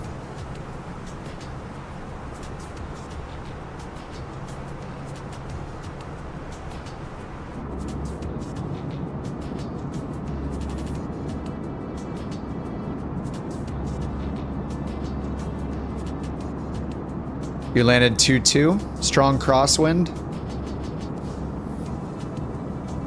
Beyond ATC tells you there's a runway 18. There is no... Oh yeah, it said... The ATA said landing runway 18. There's not a 18. Oh yeah, there is no 18. The heck? 131822. Alright, so maybe we'll get ILS 22.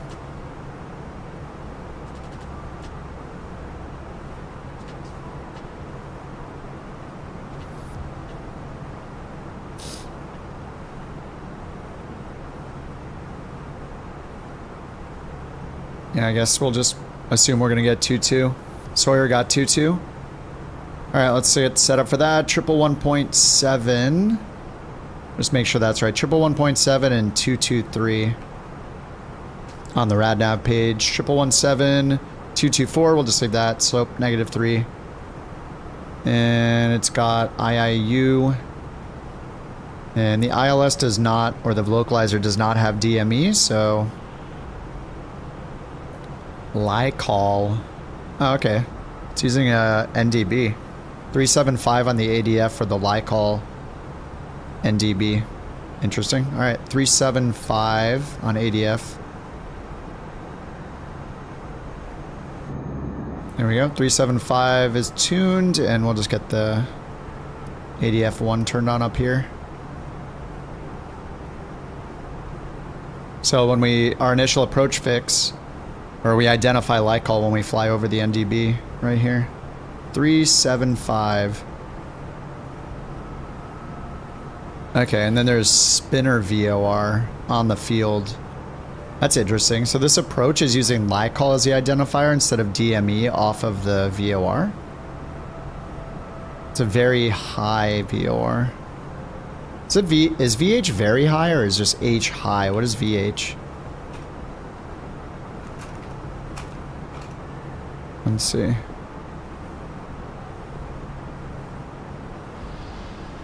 Yeah, H indicates high. What is VH? Yeah, it is VO. Okay, VOR high. Updated classification with improved service volumes. So that one can go up to, looks like up to like 130 miles at 18,000 feet or 100 miles out at 45,000 feet. Whereas a regular high VOR, 100 miles, 40, okay. It has different layers, I guess. So a VOR high VH has some lower layers, I guess, that the high VOR does too. Extensive coverage for higher altitude flights is a high, but then there's VOR high. It's just a new classification, but I guess they both mean high. All right. That's cool. Indianapolis Center, couch 323. Good evening. Flight level 380. 380. All right, 28 miles till TOD. Indianapolis Center.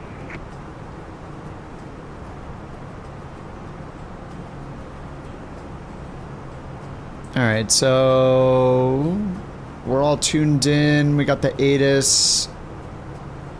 Missed approach 2700 outbound on the SPI VOR radial 235. Okay, so we need 112.7 on VOR 2. 112.7. And of course, the 041. Couch 323, Indianapolis Center. Expect radar vectors, runway 22. Outbound radial 235 to the intersection and then hold. Yeah, just out here, 235, okay. 235. Expect radar vectors, runway 22, couch 323. All right, radar vectors 22.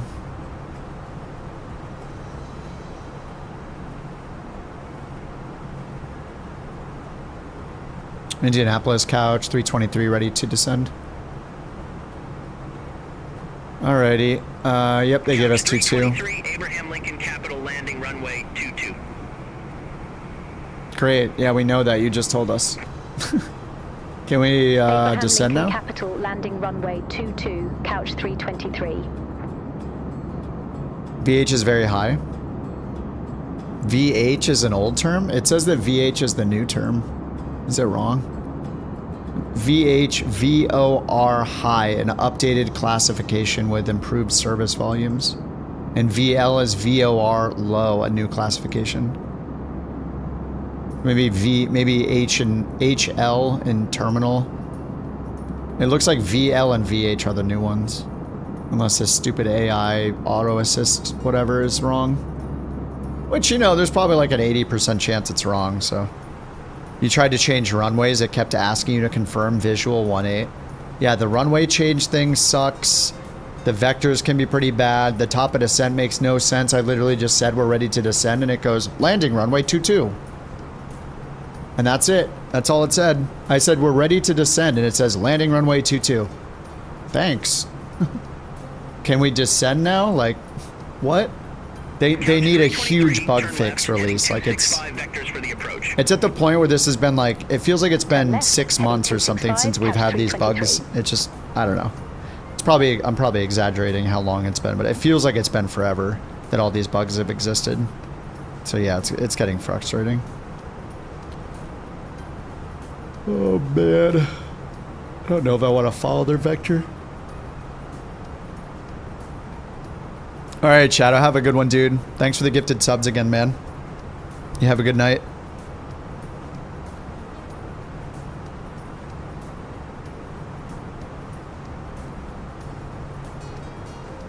You followed the vector? Yeah. It gave me turn left 265. That is a pretty big left turn. We're going this way? This is where we need to go. We need to go over here and then land this direction. They're having me go this way.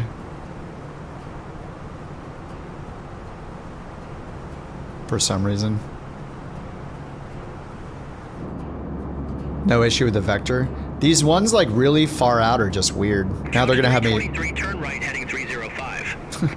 Why does it always do this? Turn right heading 305, couch 323. Like, what is that vector? It wanted me to go like 200 feet a little bit more to the west? Like, I don't understand. Those need to be fixed too. Like, yeah, it's just weird. Oh yeah, they didn't tell me to descend, but I'm gonna start the descent. Like, I asked for a descent. They don't respond to my descent. They just tell me the landing runway, and then I'm just sitting here like, can I descend, please? I'm sure it'll be great once they fix the bugs. It's just been so long that we've had these bugs. Compensating for wind. I mean, I'm at 38,000 feet still.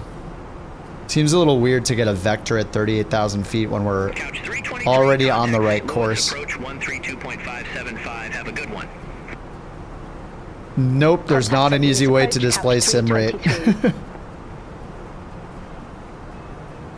St. Louis, couch 323. The easiest thing to do is, so say you set a plus and a minus for sim rate. When you want to get back to real time, spam the minus, the decreased sim rate, like 20 times, whatever. That'll put you in 1/16th speed. Once you're in that speed, extremely slow, hit plus 4 times, and then you'll be back to real time. Visual approach runway 22, couch 323. Yeah, I mean, you can get an app if you want, but I mean, hitting 5 keys is way faster. Like, I don't know. All I have to do is turn it to the minimum and hit it up 4 times, and I know I'm guaranteed in 1x. You could look at clocks, or you could open the stopwatch if you want to double check, like here. Actually, this stopwatch is now on the home screen, isn't it? Of the planner. Yeah, they put it in the top right corner. You can just turn on the stopwatch and see how fast the seconds pass. Sim rate display. Okay, wait, is that relatively new? I haven't used it yet. Let me take a look. Does it only show up when you're using sim rate? Because that would be nice. The one that I used last was like sim rate selector.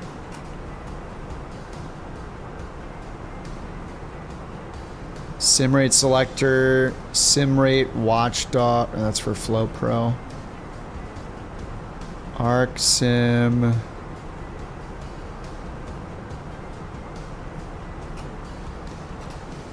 Yeah, SimRate Selector is the one that I used.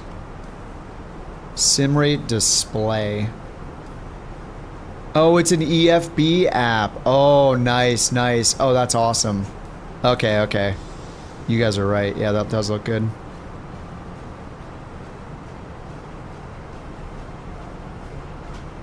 Here's the link to it. This is SimRate. This is SimRate Display. It's just a giant app. The current sim rate is 1. 4. Use configured key bindings. That's it. That's the whole app. Enjoy. That's great. This is, it just shows the sim rate.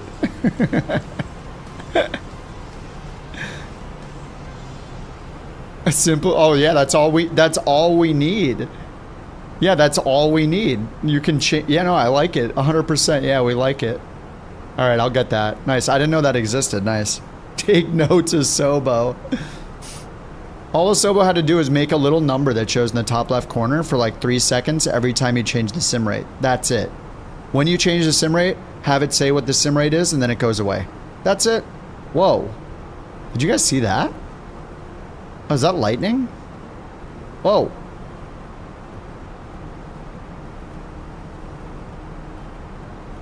Support for landscape and portrait. Our cup runneth over.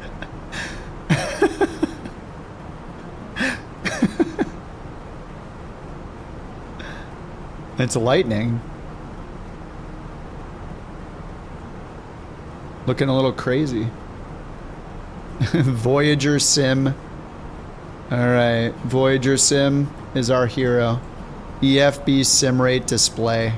Going straight in the community folder. Amazing.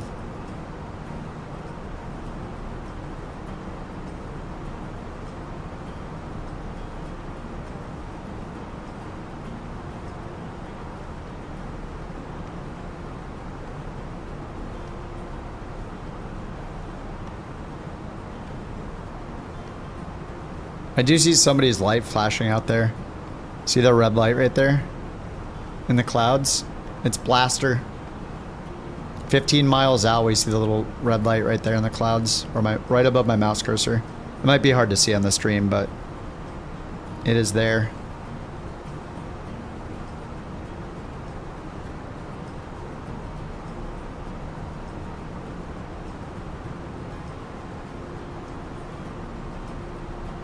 Lightning looks pretty rad.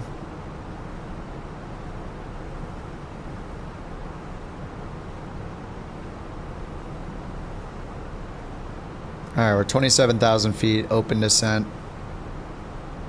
I'm just gonna do manage descent. And let me make sure I have it set for ILS 22.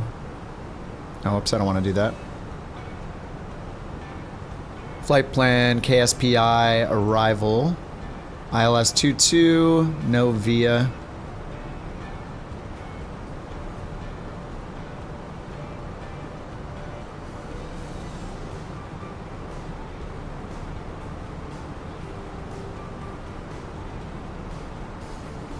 I mean, this all looks pretty good down here. The lightning looks a little crazy. You're working on version 2 of the auto start mod? Nice, dude. Did you get a few downloads from flightsim.to?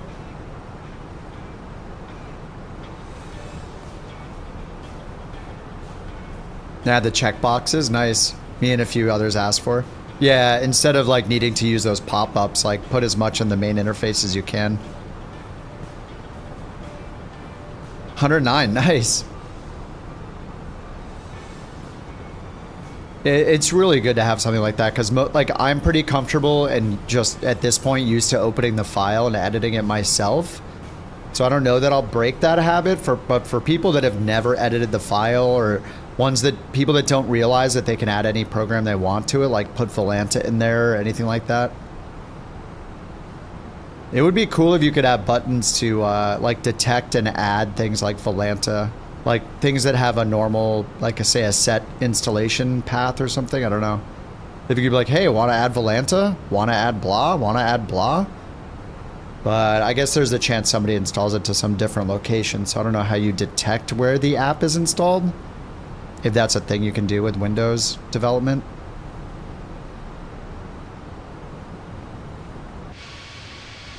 Okay, why don't you add Volanta to the auto start so you don't have to remember to open it every time. Or, you know, Elevate X or whatever it is.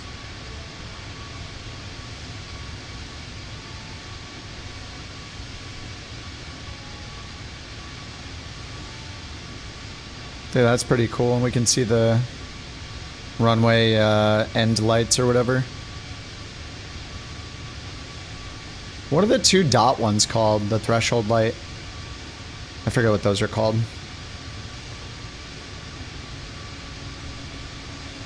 Oh, there's the REIL, the runway end identifier lights. Or edge identifier lights? I forget which one it is. There's so many different lights. Yeah, is it the REIL? Is it runway edge or runway end? It must be edge, right? Runway edge identifier lights, maybe? Those count as seeing the runway environment, I'm pretty sure. REILs, the numbers, the PAPIs, I think also count as seeing the runway and continuing an approach. Oh, it is end? Runway end? It's kind of weird though, because I'm seeing them at the start of the runway, you know? Like, to me, the runway end means like the departure end of the runway. These are at the threshold. Yeah, why is it runway end? It's runway start. They're meant for the approach, right? You don't see those when you're... Or do you see those when you're departing as well?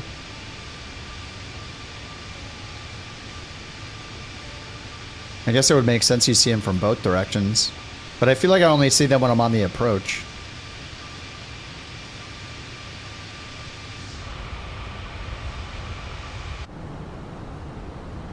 Oh, more lightning.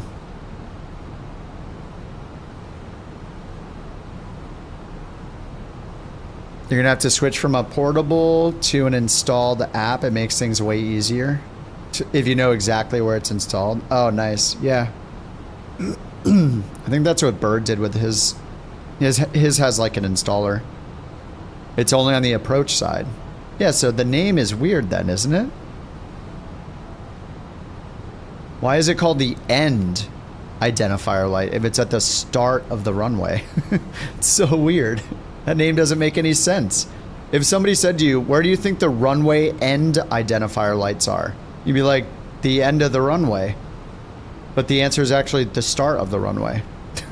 How could anyone be confused?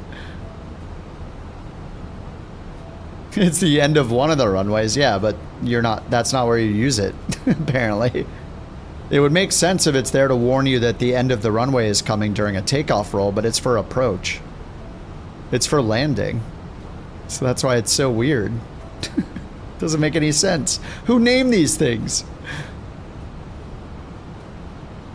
Hey, where are the end identifier lights? At the start of the runway, of course. Oh. How could I have thought otherwise? Doesn't make any sense.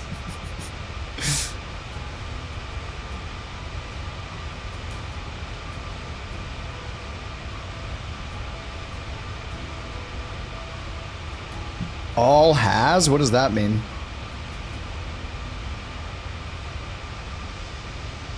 Is that a sentence? It's the end of one of the runways, yeah. RSILS doesn't roll off the tongue.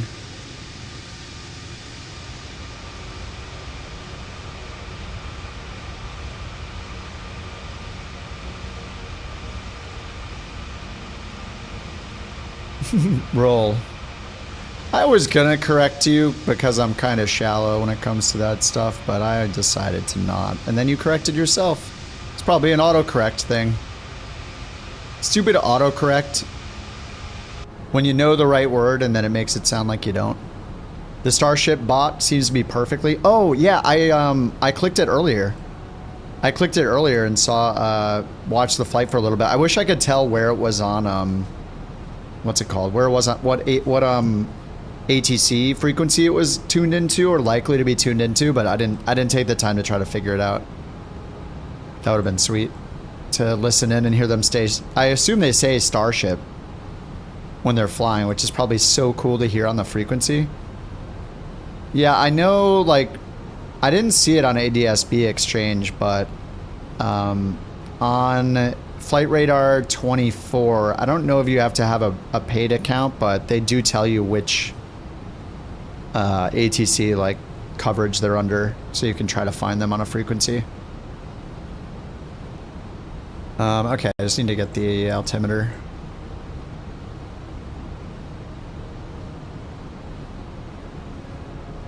Alright, still light rain, lightning in the distance north, and 3002.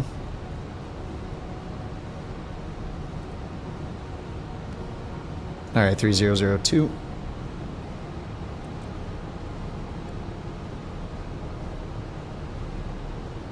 Alright, LS 111.7.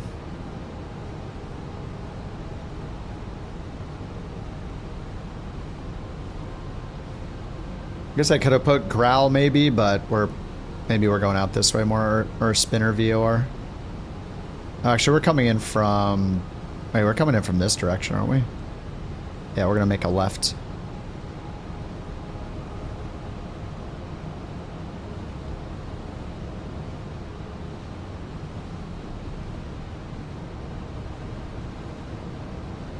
Yeah, it's a paid account, yeah. IRL Starship? Yeah, Maddie... Wait, Maddie, you made that bot, right? Maddie made a, Wait, did Maddie make that or John? I forget. Was it Maddie? I already forget who made it. I think it was Maddie. Yeah. Maddie made a bot, a Discord bot called Starship that's on my Discord. I'm sure it'll be on other Discords. It's awesome. Every time it detects the Starship is in a flight, it alerts the channel, so you can see where the Starship's at. It's in our aviation IRL channel. But yeah, it pinged it earlier today, and I like clicked in and watched it for a little bit. Dude, the lighting is looking kind of really good right now. As we get closer, the details coming in. Whoa, oh my god. Holy crap, that was a big one. Dude, cloud to cloud. That was awesome. Whoa, did you see it go up? The lightning animation is insane. That looks so good. Can you get struck? I don't think so, but that would be rad. Dude, it looks so good.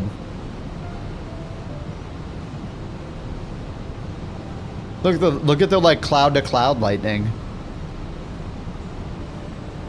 Yeah, that's kind of terrifying. The bot only notifies every 8 hours per plane. If it has a short flight, it's possible it would miss it. Okay. It's in flight right now? The Starship? Is it on a return flight? I think it was just heading to the east. I don't know exactly where it was. Looks like it was like in the middle of the country somewhere, if I remember correctly.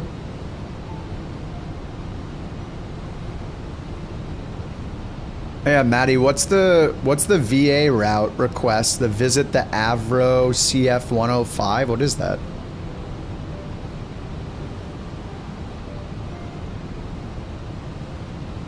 Oh, it's glitched. It's been there for a long time. Oh, okay.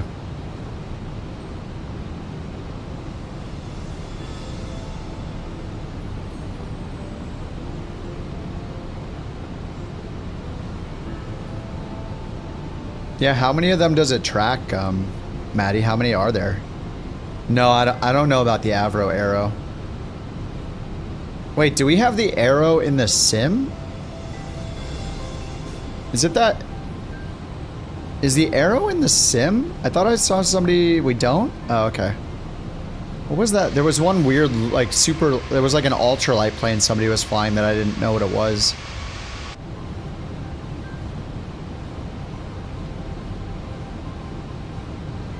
Oops, that's our altitude constraint. 2200, 2139. Alright, let's do 2200. They're oddly just like not talking to me anymore, so...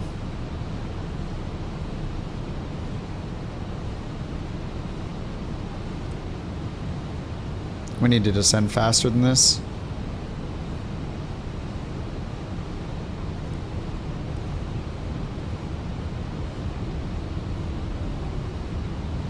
Alright, spoilers out.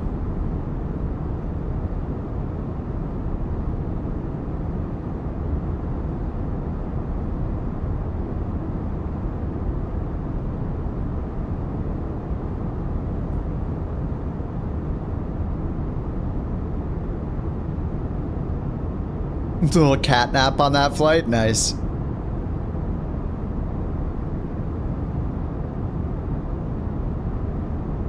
That's what hardcore simming's all about.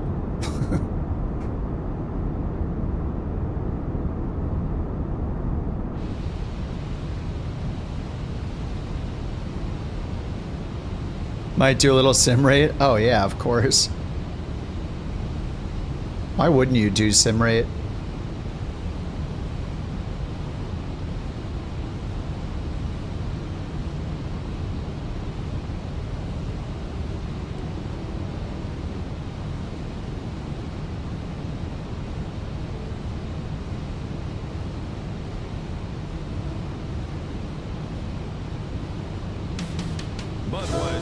Oh God. Real men of genius. Today we salute you, sim rate time acceleration guy. Mr. Sim Rate time acceleration guy. You should be in 1x speed like a real simmer. AFK, watching the Real Housewives of Orange County with your partner. It's actually not that bad. Eating popcorn. Scratching your balls. Anything but using sim rate. Loser.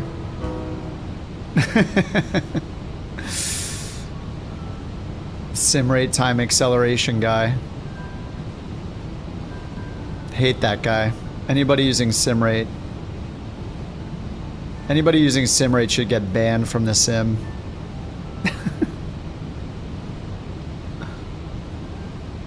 One of the other Starship Easter eggs, if you set your tail number to one of the planes, the serial number changes to match the plane?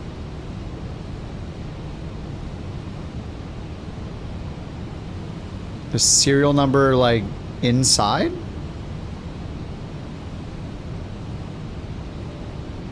The serial number on, like, the inside certificate or something?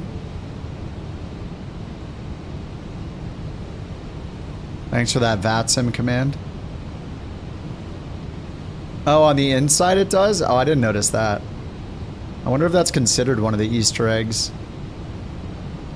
I just overflew the local... Actually, the localizer is not even in range yet somehow.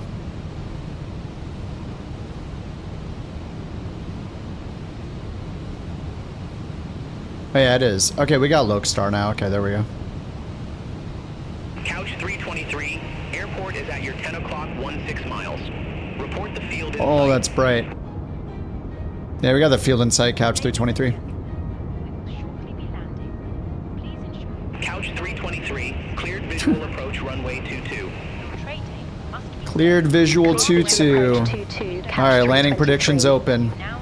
You knew two daughters of one of the Real Housewives of OC. Contact Springfield Tower 121.3. Have a good one.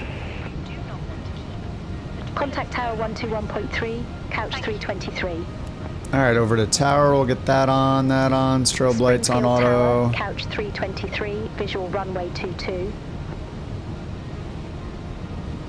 Couch 323, Springfield Tower, wind 310 at 8, runway 22 cleared to land. Alright, clear to land. Runway 22. I'm all the way down to like the final altitude already. We're just giving people a view of the amazing scenery around here.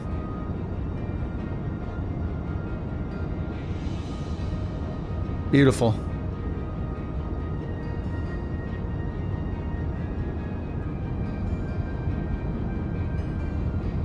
Avro was a Cold War plane made in Canada that was really cool. Ordered by the Prime Minister to stop the construction and destroy all records of it. And a few people didn't listen and kept documents. The 5 planes that were built were destroyed, but there's a museum. They made a replica of it, using as many real parts as they could find. Oh, whoa. That's cool. Huh. So it was never built. Or the 5 planes that were built were destroyed, so there's no remaining plane. Okay, let's get this good. We'll just do medium auto braking. Flaps full, signs and gear. Passenger signs, whoops. Passenger signs on.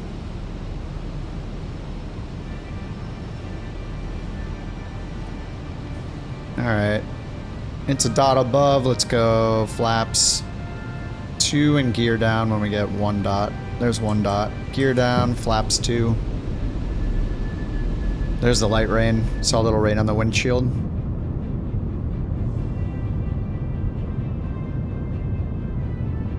If the dev used the Starship launch times, they could add it.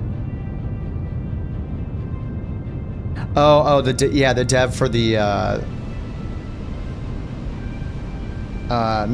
for the Starship. have it take off. Wait, are you talking about the Starship, or you're talking about the rocket launches we were using yesterday? Oh yeah, 69's reserved. Everybody wins if you get 69 or 420. If I get it, everybody wins. It hasn't happened yet. Someday.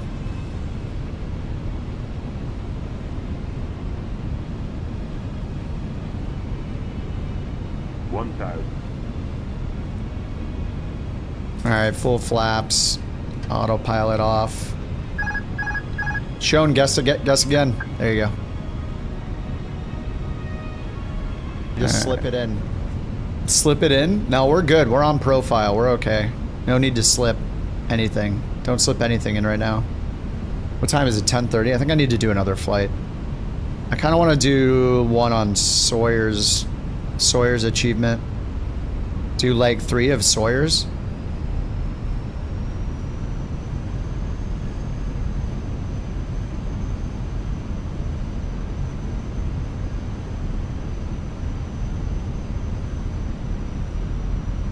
You're gonna go to bed?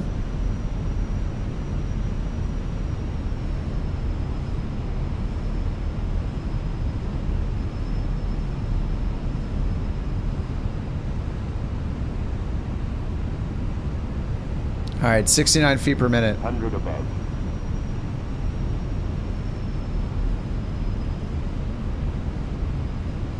Minimum. Minimums. 100. Flight slow. 40, 30, 20, retard. 69. 5. Yeah, it's not gonna be 69 or 420.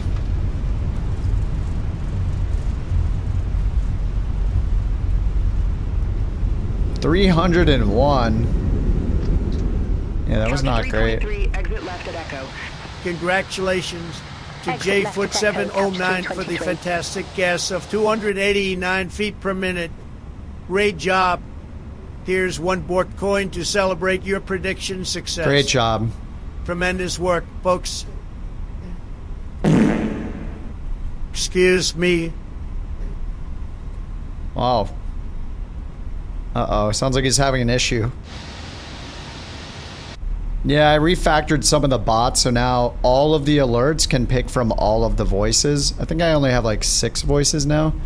So it's like the presidents, you know, we got Trump farting, we got Sleepy Joe. We haven't heard Sleepy Joe. We got Barack. We got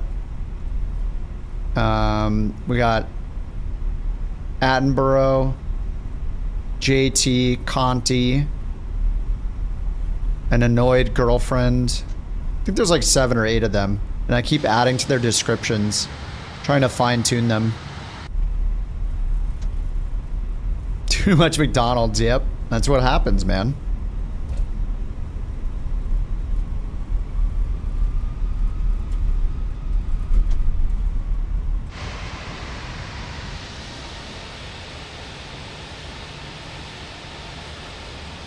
Another voice? No, I don't think so. Not right now. I think adding JT made sense because we've heard him so many times that it kind of goes with the theme of the TTS, him being a voice. All you have to do is be super annoying for a really long time. Who's JT? Exactly. I think I only have one more slot to use too. I'd have to pay to add more slots because I have myself, JT, and Conti. I can't believe Conti was okay with it. Dude, I can see your guys' lights. Oh, whoops. I'm just gonna stop here on the runway. I wanna see the landing.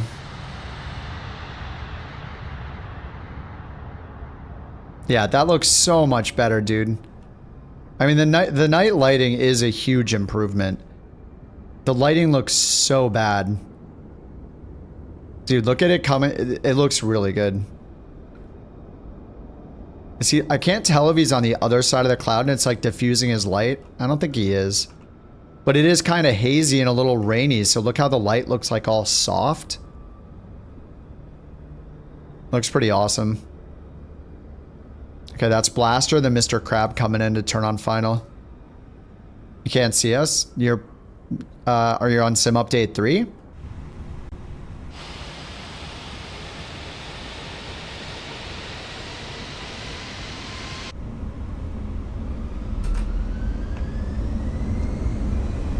Ladies and gentlemen.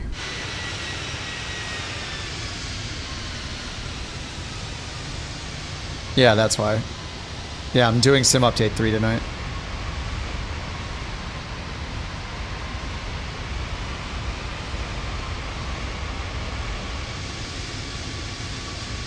Yeah, the lights in the distance look great. If only we could see the planes in the distance, then it would feel like we're in a flight simulator that has multiplayer. Instead of it only feeling that way at nighttime. Couch 323. Like, imagine if during the daytime I could see the little dots of the planes lined up out here. Maybe a question, a new question for the dev stream will be, you guys know you're working on a flight simulator, right? Like, the planes need to be the priority.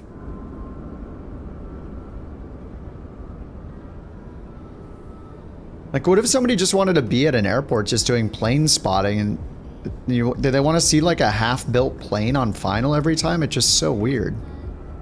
It's not like unheard of that you'd want to see the planes in a flight simulator, I don't think. I mean, I don't know. They have all the research and the data, but to me, it seems like maybe the planes should be visible as far out as humanly possible because it's a flight simulator. And maybe things should be optimized so you can see the planes as far out as possible. People go to Oshkosh for the food, yeah. Couch Captains 4? I'm not sure. What is Couch Captains 4? Is it just a livery? It's probably just the name of one of the liveries. Like, I'm guessing it's one of Dan's. Like, he makes them in packs with like 5 colors. So it's probably like one of them in 5 different colors, and maybe he just named them 1, 2, 3, 4.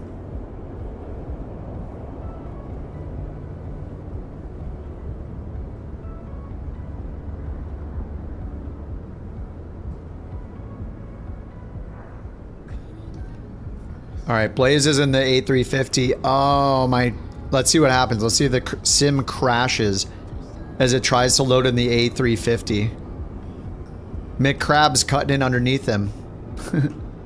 McCrab's in the longitude and Blaze is in the 350, the ULR.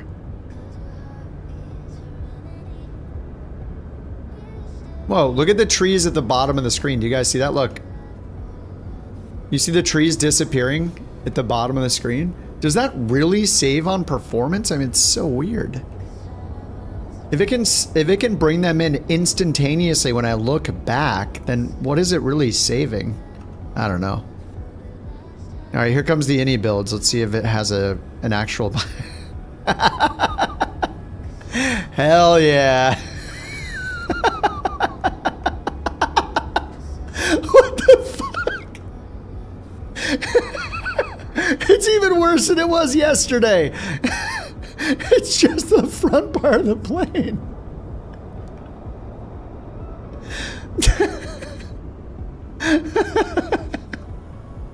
This is worse than yesterday, dude.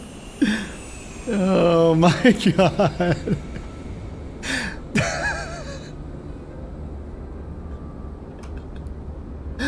Oh, what is happening? It's probably because I haven't loaded the plane recently. Like, I don't know, I didn't delete the WASM folder or anything. You really like the citation? You thought you were gonna hate it? Oh, the citation X, Tim? Oh my god, I can't. I was a little worried that we might see what we saw yesterday, but it's literally worse than it looked yesterday. Where is he? Well, he's gone. Wait, where did he go?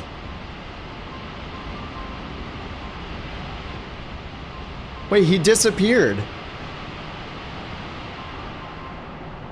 Oh, there he is. He's right here.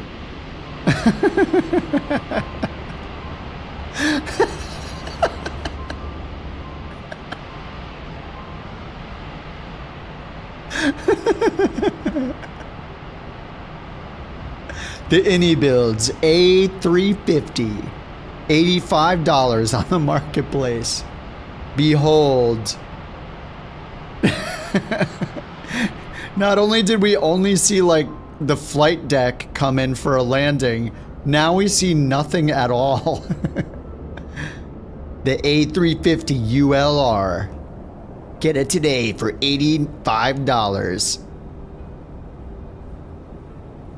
Now his avatar disappeared too.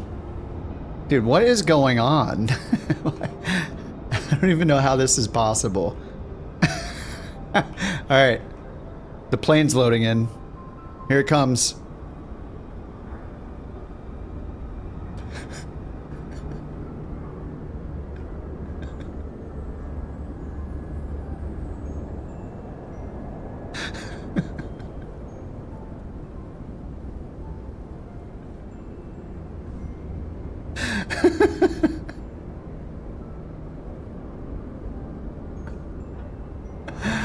Oh my god, I love it. I kind of don't want it to be fixed. Oh, is there a bunch of dirt on the window? Is that... what the heck? Couch 323. Alright, let's see if the GSX integration works. It almost never works unless I open it like this. Couch 323. There we go. Gate 1 taxi via Echo. Hold short runway 18. Gate 1 via Echo. Hold short runway 18. Couch 323.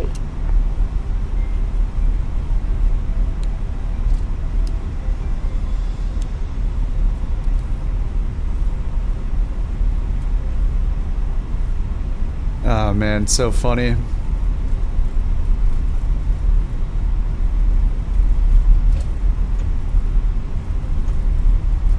GSX open the joystick.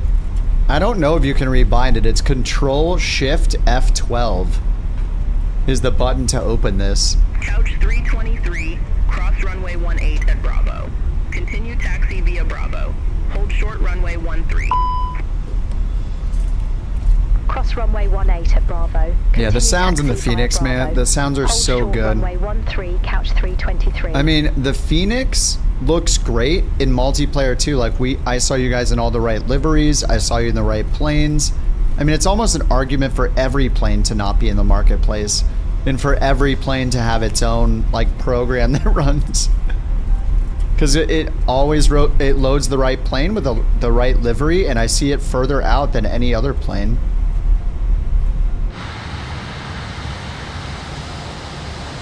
I mean, if I have to pick between a plane being potentially compatible with career mode or me being able to actually see the plane when somebody's flying it, I'm picking the latter. Cross runway 13 at Bravo. Continue taxi via Bravo Hotel. The lighting looks a lot better. Runway 13 at Bravo. Continue taxi via Bravo Hotel Couch 323. Much, much better on the lighting. The performance is pretty good. I mean, the LOD, it's just going to be one of those things that is just a joke of the sim for as long as the sim will be out. I just have no confidence they're ever going to fix it. Model matching never worked right in 2020. It's even worse in 24. And then they introduced all the LOD insanity. They can't even get the landing gear to show on a plane that's landing in multiplayer. After 5 years, like, I just have no confidence they're just ever gonna fix it. So, you know, I guess we'll take the wins that we have right now, which is, you know, some more EFB improvements, the nighttime lighting improvements. The confidence doesn't seem, or sorry, confidence. I was reading your message at the same time, Salty. The performance doesn't seem horrible like it did in the other builds of Sim Update 3. So it seems like they're sorting out the performance or whatever was going on with the other builds. Yeah, a third party is going to implement it. Yeah, exactly. Oh, we have 2 marshalers again. Whoops. All right, that's good enough. Yeah, that's why I keep hoping for, like, Volanta to take advantage of 5 years of garbage model matching and injector stuff and make their own injector. They have all of the customers. Make it a premium feature to use the injector across simulators with proper model matching, with FSLTL and all sorts of stuff. Even work with those people and make it a one-click model matching thing through Volanta where it installs all the models for GA planes. And then they could go like, they could even like promote or offer like even more liveries and stuff, right? VATSIM does model matching, yeah. So does New Sky. Thinks I'm in Takeoff? Oh, probably because of anyway, whatever. It's fine. We're good.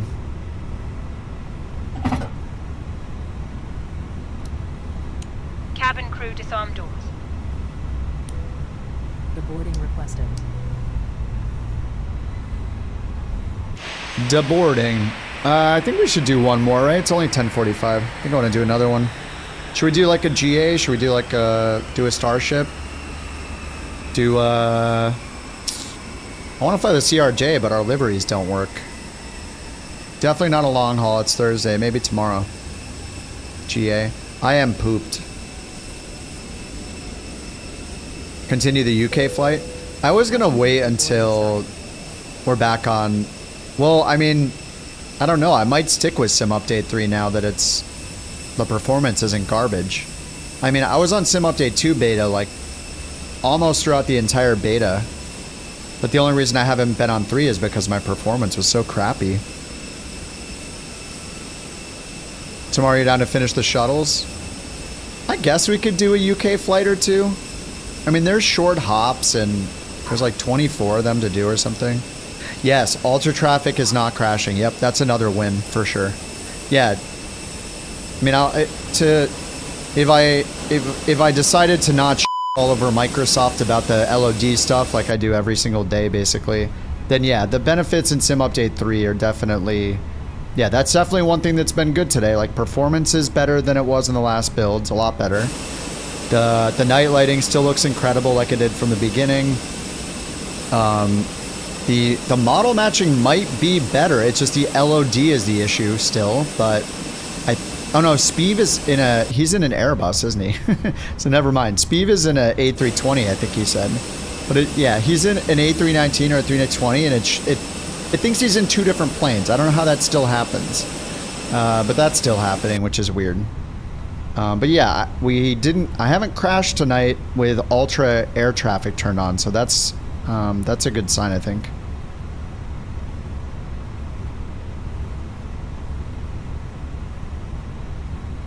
$319, it thinks you're in a plane that you don't even own.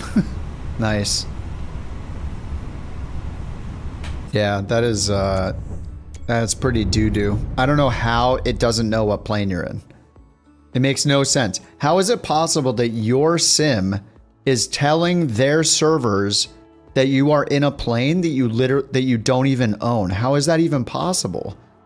It makes no sense. And how does it think you're in two different planes simultaneously? It's so weird. How are these bugs?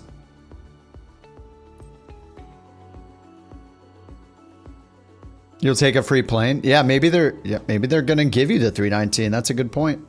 That could be it. All right, well, we did 2 of the dailies. Oh yeah, let me check, let's check the group flight leaderboard here. Oh my god, I was the worst. Oh my god, I was the worst. I wasn't even in the top 5. Rip. 301. Jewel with 107 feet per minute in the Citation X.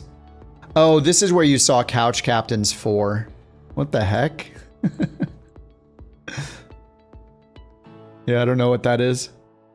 And then the flight before that into Oshkosh, I was still not in the top 5. Well, I was number 5, I guess.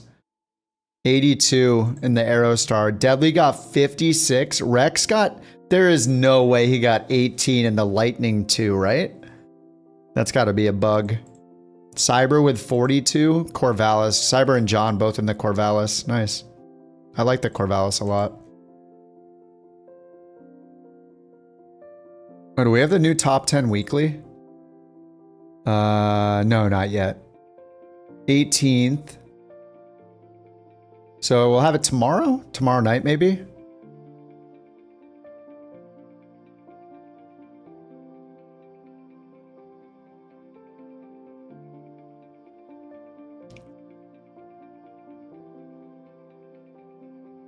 Link to the webhook? No, the webhook, you give me a URL, and the webhook sends the info to your web server. Like a push notification. FS Hub will say, hey, web server, there's a new flight, here's the data. You have to have like a web server running. Or do you just mean you want that web page? Do you just mean you just want the URL for John's site? You just want this? Oh, the webhook is like the transfer data thing. Okay, yeah, here it is. He put it in Discord. It's pinned in Discord, I think. So I think it just looks at wherever I land and then looks at whoever did the same flight and then shows our landing rates. Okay, where's the one we were working on? Maybe we'll just do one leg. Where is it? UK and Ireland tour. There we go. Okay, we're on the EGTG. EGTG. I think I want to fly the Corvallis. Bristol. And we're going to EGLF. It's only a 70-mile leg. Farnborough. I'll fly the Corvallis. I haven't flown that thing in a while.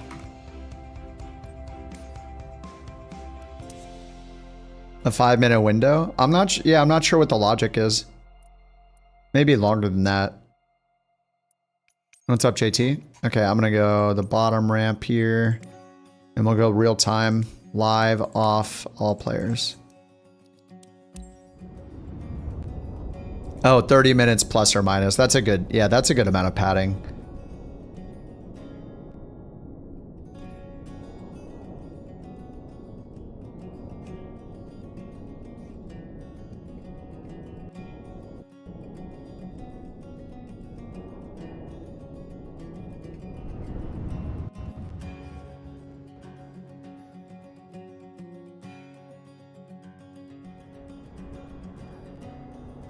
Okay, Corvallis.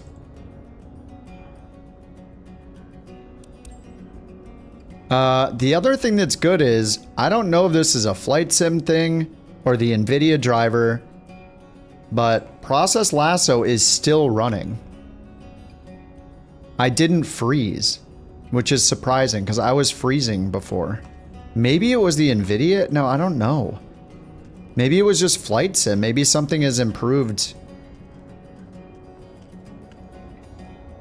I'm not sure which one it would be. Like, it's weird that it would be NVIDIA, but I was on the same... That was the only change I made was with my video card. So I have it running still. So what I'm doing, though, is I paid for the Pro version before, and I'm using... Instead of using CPU affinities... I don't know if it was Tara or somebody else recommended it, but I'm using CPU sets instead. Or was it you, Salty? CPU sets is like a less strict CPU affinity rule. Yeah, and Jack hasn't been having that. It was Tara.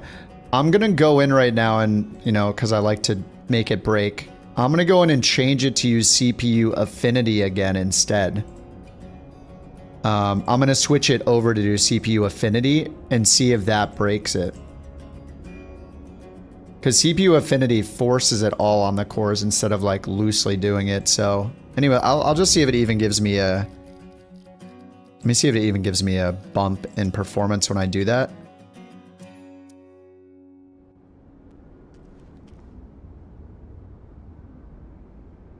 $42? How am I only at 42 FPS? Holy crap. Dude, that is not good at all. How am I at 42 FPS?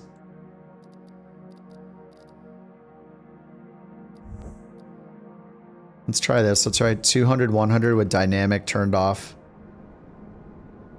Oh, God. How? Yeah, it just got worse. How am I at 40 FPS?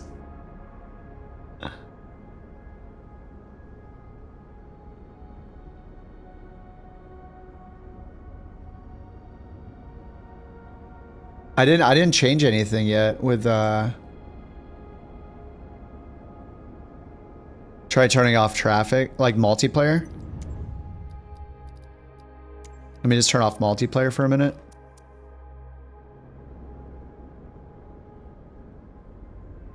No, it's still horrible. I mean, this is basically, yeah, upgrade the 5090 and upgrade the 9950 X3D.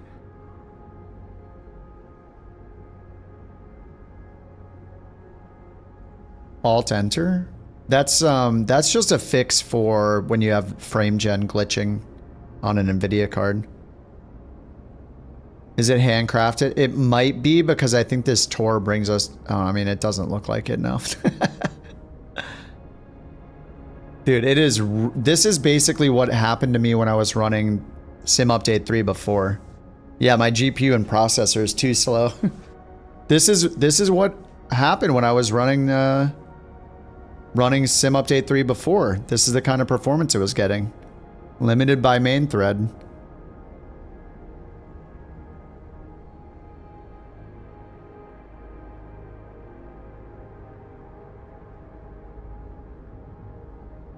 Okay, just remove the CPU set rule.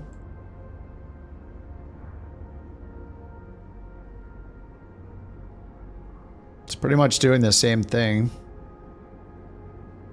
Let me set CPU affinity this time and see if it explodes. All right, CPU affinity.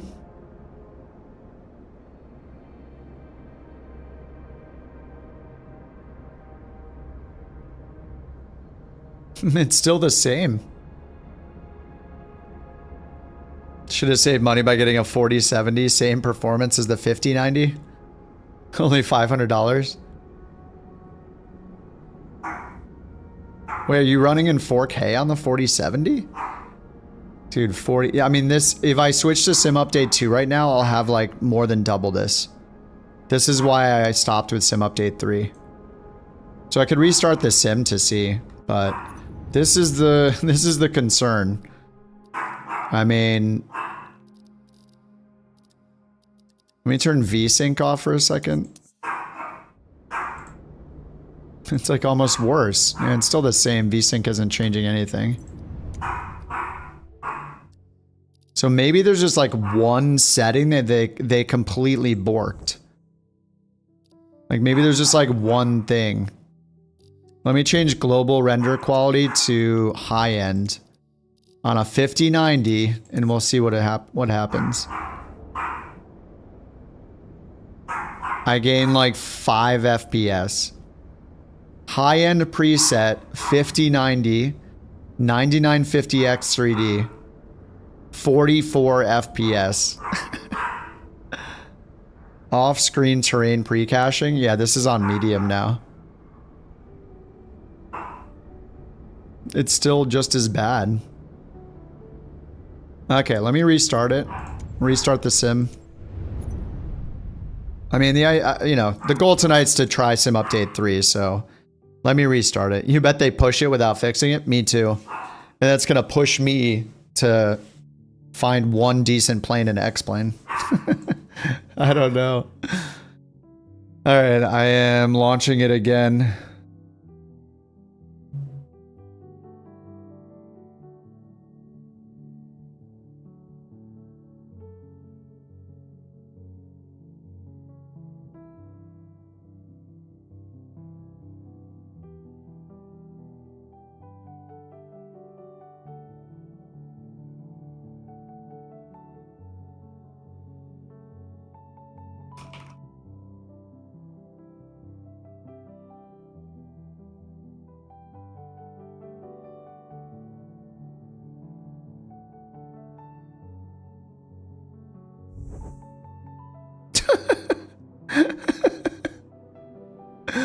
Oh my god. Dude, I haven't seen this since release day. What is going on? I literally haven't seen this since release day of 2024. Remember us staring at this screen? Dude, what is happening? Performance on the build's awful for you too? The performance in Sim Update 3 has been half of what it's been in Sim Update 2 for me. Every build. What the hell is going on, dude?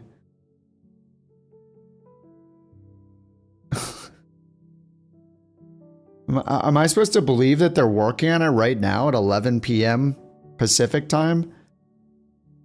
Or like 6, 7 in the morning? In France? Like, what is going on?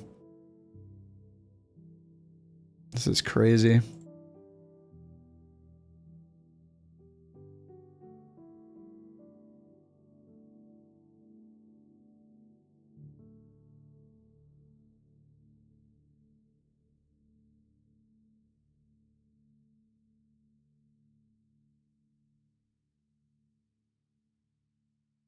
I mean, do I let it sit here or what?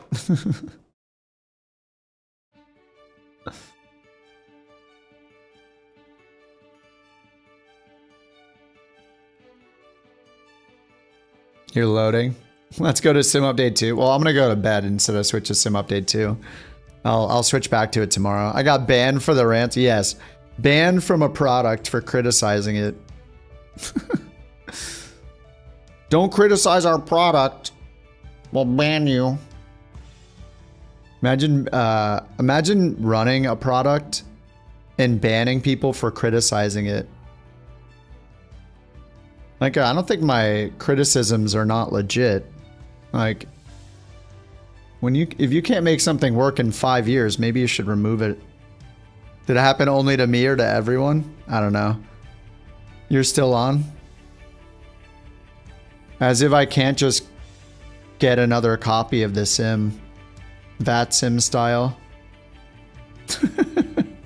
48 FPS, all ultra, 4K, 400 LOD with multiplayer on.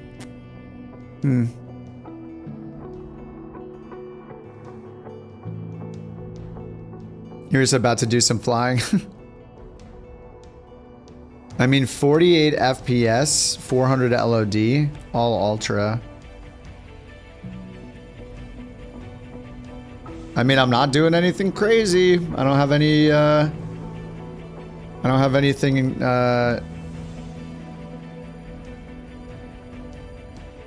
You're getting 55 FPS in the Corvallis and ultra wide? Mostly high. I mean, remember in Sim Update 2, on the Sim Update 2 in the... Wasn't I getting 80 FPS in the A350 or something? Or the A380? Remember when I did the test and I was pushing like 100 plus FPS with Process Lasso on my AMD graphics card before I even switched to the 5090? I was like 80 FPS in the A380. So I should be like easily over 100 with a 5090 and the same chip. I don't know, maybe they hit the server reset button in the middle of the night. They're like, nobody's playing right now. Even though they should be able to tell. I mean, there's never going to be nobody playing, but...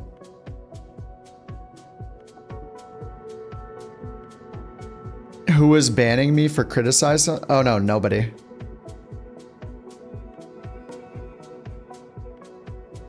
You got banned on Reddit for saying you enjoy the game? That you enjoy Flight Sim 2024?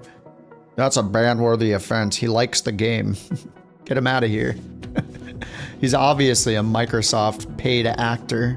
He must be a shill. He's shilling for Microsoft. He's enjoying it. I want to be angry and not play it.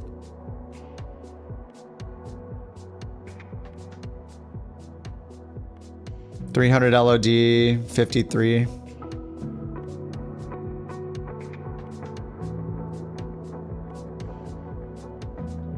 Well, something happened. I loaded the same place in the same plane, we'll see.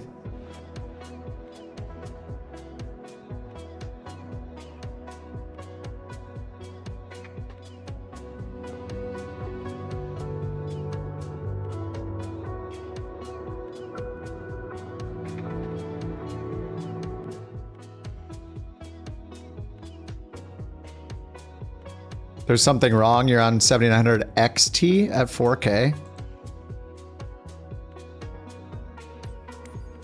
Yeah, well, this is a problem with Sim Update 3. I'm fine in Sim Update 2. This is why I haven't been using Sim Update 3, is because the performance is literally half of what I get normally. So I don't know what is wrong with it, but it just cuts my FPS in half. The first flight was okay. I mean, I'm loading it in a Corvallis, like... Oh wait, let me hit escape. I gotta go in here. To turn multiplayer back on.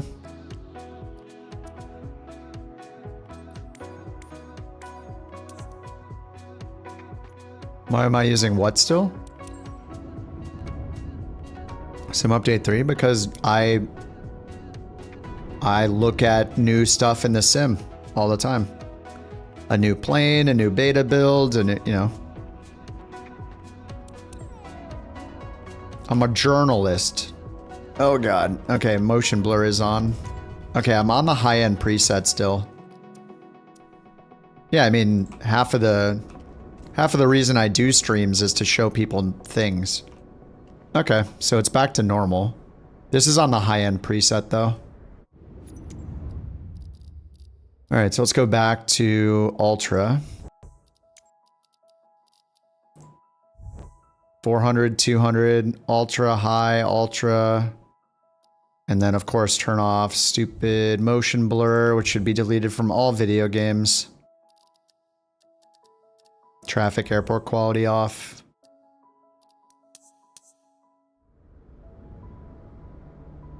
Ooh. Oh, this, yeah, okay. It's not, oh god. Look, every time you move the camera, look at the frame rate. What, a train? It's like a train right there. Oh no, it's cars on top of a road. Oh, it's not a train. Oh yeah, the LOD is the worst, is the killer, yeah, 100%. And moving your camera.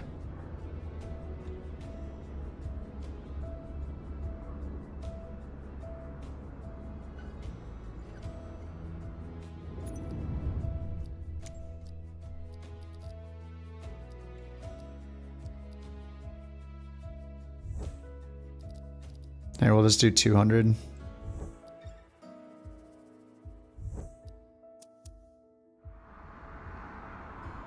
Yeah.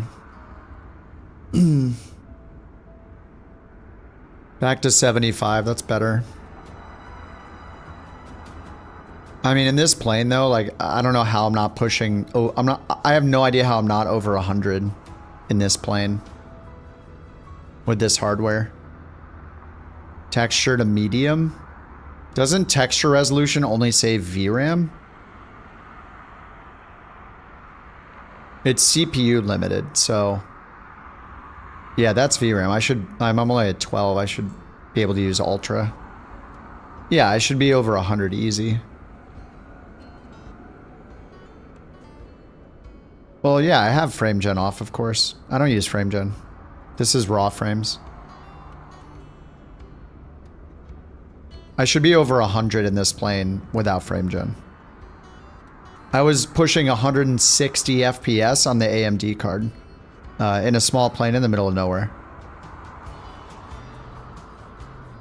All the stray dogs. Oh. Oh, you think? Yeah, wake turbulence is an FPS killer, but unless they turn it on, it should be off. Yeah, wake turbulence is cool, but yeah, it absolutely wrecks your frames after you have it on for a while, especially in a group flight. Yeah.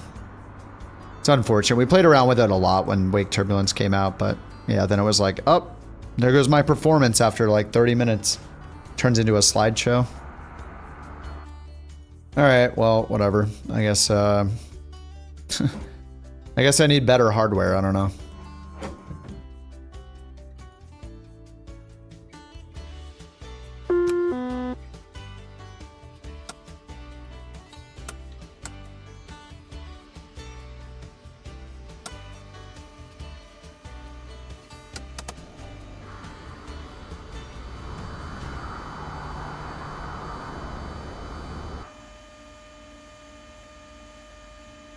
Oh, fuel selector.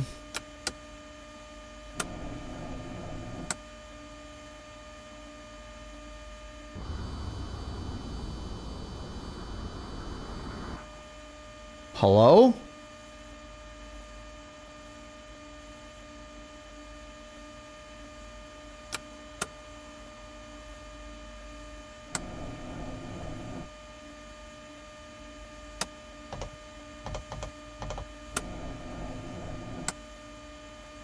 Pump. Yep, good. Batteries on.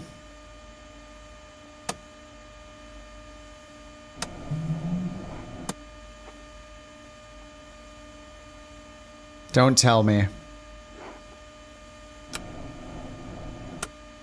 Okay, good.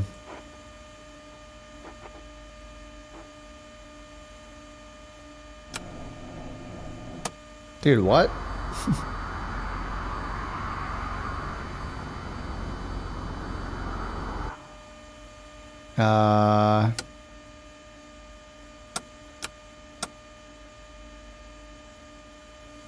Left, right, off, right. I don't know how I'm getting 60 FPS in this plane. It is insane. I could do it again where I just install Sim Update 2 right now and watch my FPS go up to over 100. Oh, the covers. Oh, I'm stupid. Thank you. I mean, I could do it, but it just takes me like 20 minutes to go back. I kind of want to see the difference. Like, either I'm making it up or this is a Sim Update 3, a major Sim Update 3 issue again. Like, it's already late too. I kind of want to just know. Yeah, I don't know. Like, if I switch to Sim Update 2 again right now and we see that my frames go to over 100 right here, then I'll know that it's Sim Update 3 is still the problem and it's not my hardware or anything like that. I'm even using Process Lasso right now, splitting it like I did, you know, like we did that first time. I split it back and forth. There's no way the 9700's beating it on Sim Update 2. Yeah, no, it is, of course. Yeah, you're beating it because Sim Update 3 is garbage. Oh, Sim Update 3. Something, I mean, something is wrong. Are you running, I don't know. I mean, I have GSX on. Like, that's about it. I have GSX. I don't really have much of anything else. I have the chipset drivers installed, like all that stuff. NVIDIA drivers? No, it's CPU limited. If I go and turn the render scaling to 30, like this quick test, we're still at the same FPS. I mean, inside, it's worse inside. That's why I went up to 70 when I go outside. So it's still limited by main thread, 65 FPS. If I go and turn it back to 4K, then it should be the same. Yeah, we're back at 65. So it's all CPU'd. You think it's one of the Xinertech add-ons?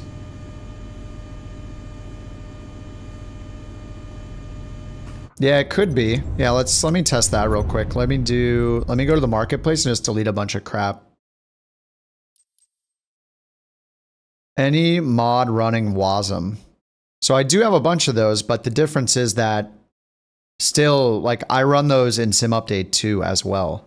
So if I go to Sim Update 2 and it's running twice as good with the same add-ons, you know. But I did install basically everything. Like, I have the Aerofire Global one, I have the trains, I have all sorts of stuff installed. So we can get rid of a ton of this stuff. So let's take the category to miscellaneous maybe. So FS trains. I don't know why that's installed. So let's get rid of the rocket thing. Let's get rid of trains. Let's get rid of Aerofire Global. It's just freezing.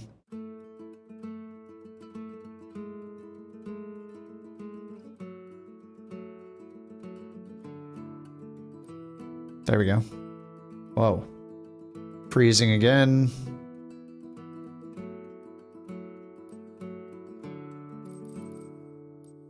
Kennedy Space Center. Aerofire Global.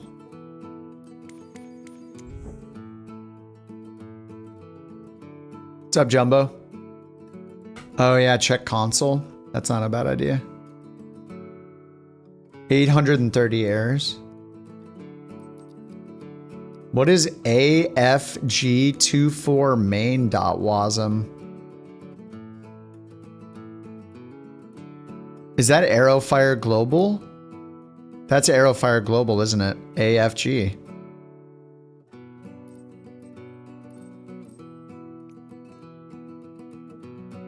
Yeah, that's the fire mod.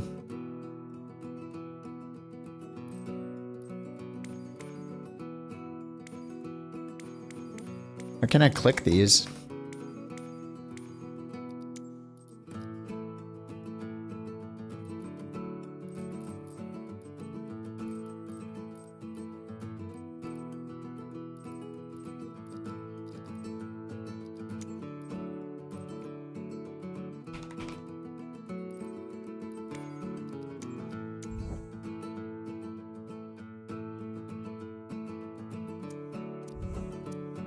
Yeah, that would be nice if this is it.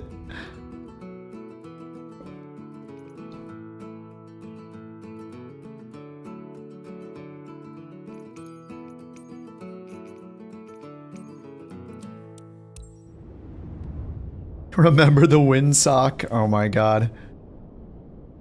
Was it actually the windsock?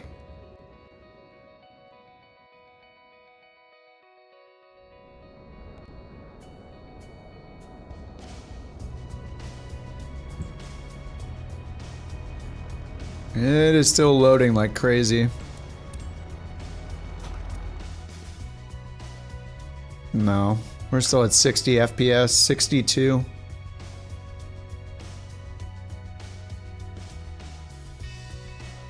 Standalone module.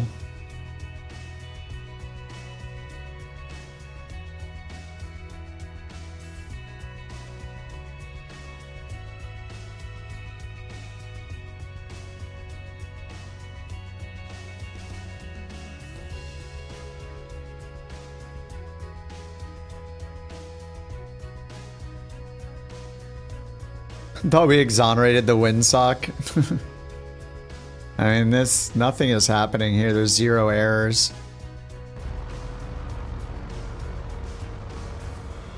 Mamu design power lines. I mean, it's just loading them. These aren't errors. Invalid script? What the heck?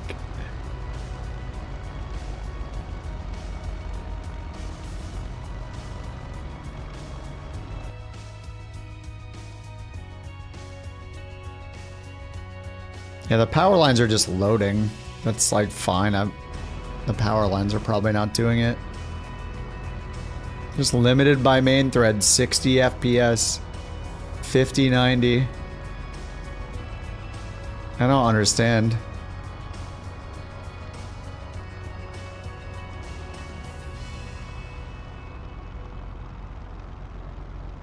I'm getting worse frames than you do.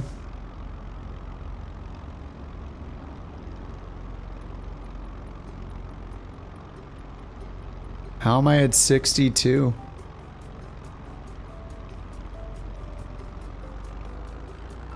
Let me close LRM real quick. 65, no. GSX. What else is up here? GSX, the space shuttle thing. Is this the GTN? GTN 750. That's it. Oh, we got sim rate display now. Oh yeah, that's so good. It's awesome. Chasing settings. Oh, that's half the job. That's half of the stuff we do is chase the bad FPS. Like I basically can't have better hardware, and this is my FPS. So what do I do now? Just for fun, let me. Oh no, it's CPU limited. So here, let me turn NVIDIA Reflex and VSync off. It's still the same. 64, 65. Dynamic setting is not on.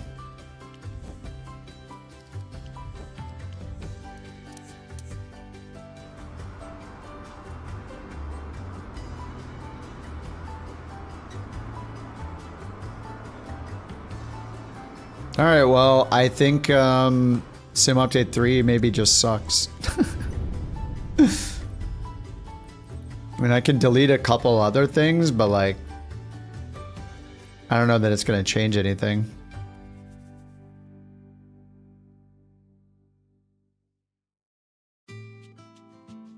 Damn, it freezes a lot. Holy crap. I installed pretty much everything as well. I was just installing all day.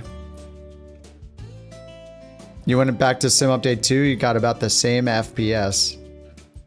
Yours is also crappy? What are we running that nobody else is running then?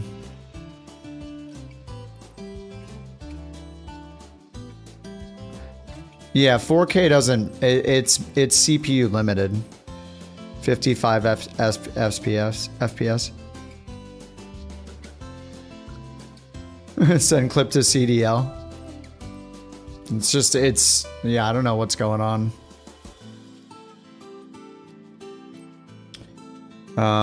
Yeah, everybody has such a different experience. I mean, what are the things that I have here that are I mean, it just, I could just uninstall everything. I mean, that shouldn't do it. There should be no difference. I'm gonna have to do this anyway to switch back to Sim Update 2. Combination of mods. Before I'm gonna uninstall. Let me empty out my community folder completely and then try it. I think that's before I switch to Sim Update 2. Uninstall everything. Rename my community folder and then load it in the Corvallis here again and just see.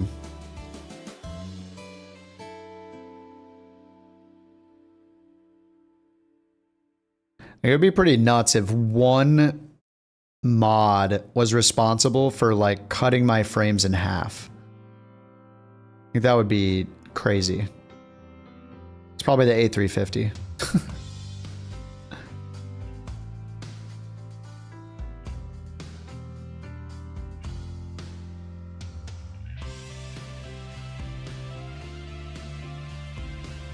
Where are we going?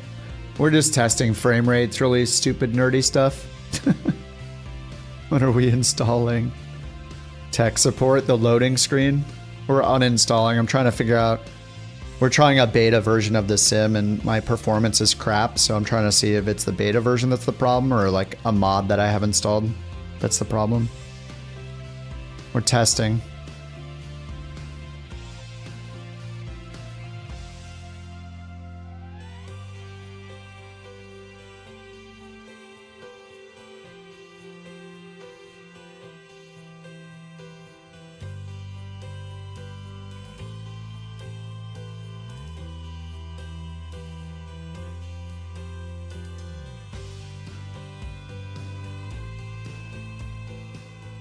If your frame time is 12 milliseconds, mine should be single digits.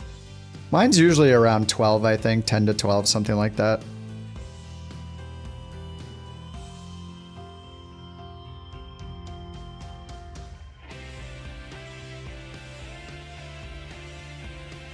Neofly or New Sky, Tim? There was a massive performance penalty.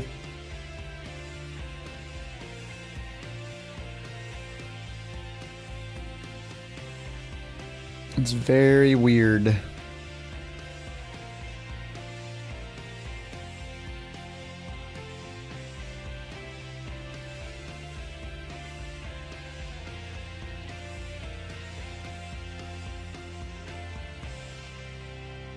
We'll eventually delete all this. I mean, it's like, I don't know, 600 gigs of content or something, who knows?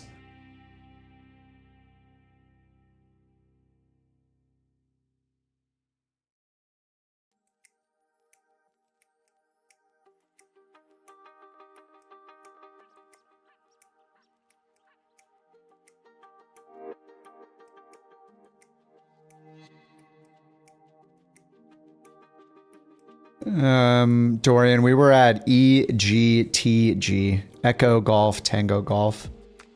But I probably won't be doing a flight. It looks like I'm just going to be testing the next hour, 30 to 60 minutes, and then passing out. And you get the 319 for GSX integration. Yeah, I mean the Phoenix has good performance in general. Oh, New Sky? Yeah, the original VA. You're loading it up to see. Yeah, the first flight was decent, but maybe it's because it was the Phoenix and it's running its own software in the background.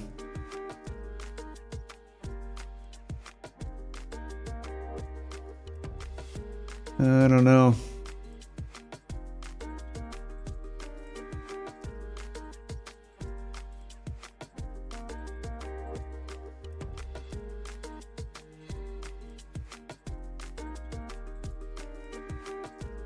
Oh, Zoe, I think I just approved you on the VA.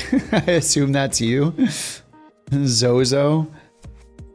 What's up, Condor?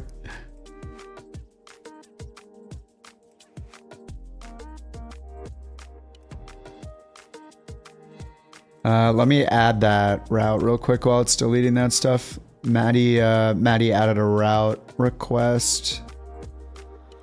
What we got here? Routes manager. Add a new route. Maddie added CYYZ to CNV8. He wants to call it Couch 203. Visit the Avro CF105 Aero.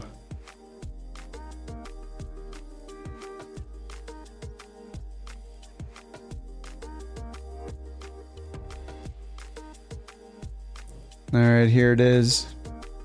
CYYZ CNV8. Couch 203.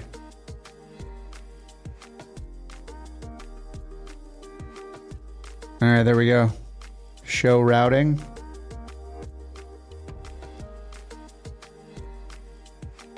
Oh, 48 miles. Done and done. Thank you for spending your crabs. Oh, look at that. And done. Okay, so I'm going to back out. Actually, let's... Before I do that, should I look again? All I did was uninstall them. I haven't... It shouldn't be any difference. All I did was uninstall them, right? All right, let me quit. Let me rename my community folder and then load back in and we'll see if that's a difference. If it's not, I'm just going to load back to Sim Update 2 and see if that's a difference.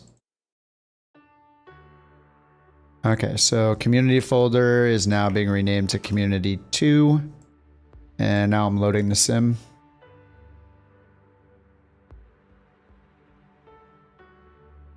Does the FPS drop to nothing when you leave the menu idle? No. When I leave it idle, like just sitting in the menus there. I mean, it was like glitching out because it's like finishing deleting all the files or whatever, so. Okay, let's try again. So I renamed my community folder so I have no community mods. So if I load in and all of a sudden I have, you know, 100 plus FPS and 4K, then we know it's a community mod. There are 4 mods that you uninstalled. Even on Sim Update 2, you dropped to 15 FPS? Wait, 15? After uninstalling 4 mods? Wait, what? 15? You're on the main menu? It'll drop to 15? Oh, that's weird. Wait, what? You went from 50 FPS to 15 FPS after uninstalling mods? What? What is going on? Maybe we need to delete our WASM folders? And it's probably not a bad idea in general. Maybe that'll be my next test. If this doesn't have any improvement, I'll delete my WASM folder and restart again. And then I think then I'm out of ideas. Then I think I'll probably just go back.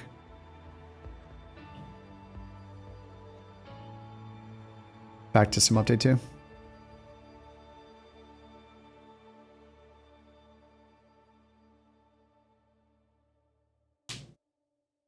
Yeah, I'm trying to provide a service here, you know. I show you where Sim Update 3 is at. You don't have to do crap. But I mean, it's weird. We have such different experiences. That's the problem. So even if I load into it, it's like, oh, well, somebody else is having just a fine time. I'm the only one with an issue. I'm going to turn off multiplayer just to make sure. We're going to go preset, clear skies, just so it's fair if I switch to Sim Update 2. 7:30 in the morning, and I'll pick the first parking each time. So we'll compare.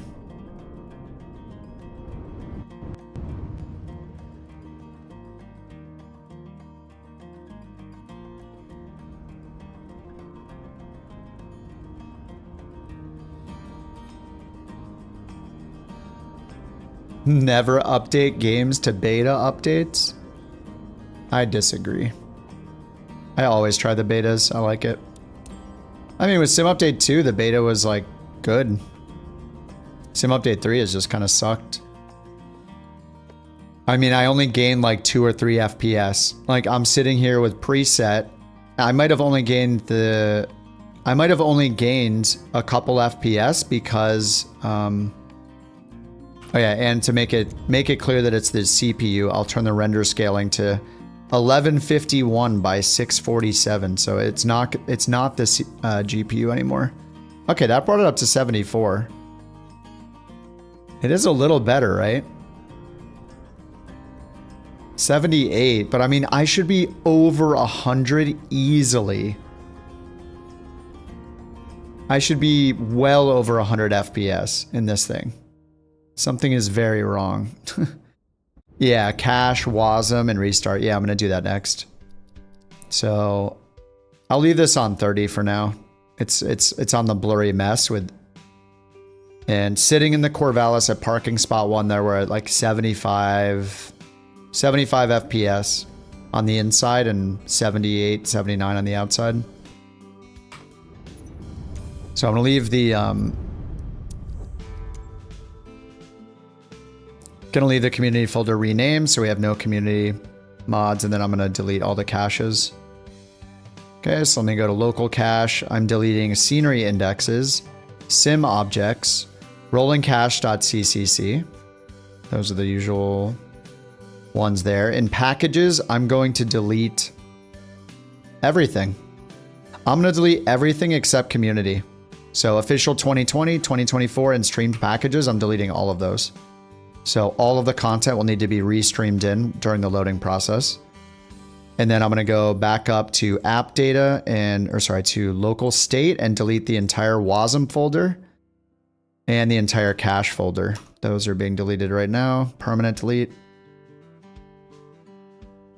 You restarted this sim, you're back to 58. In sim update 2, Salty.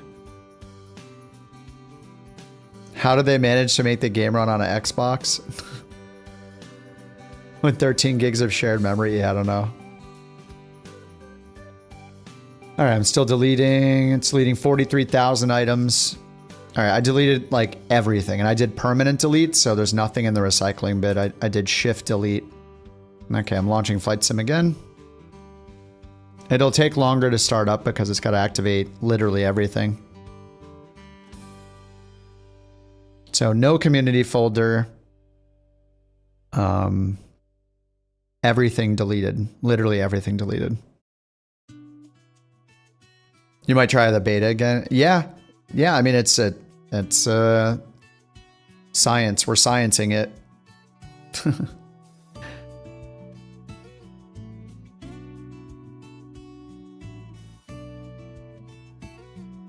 What's nice though is like, I don't know, Process Lasso is still running like a champ right now. I mean, I just did the one flight with it, but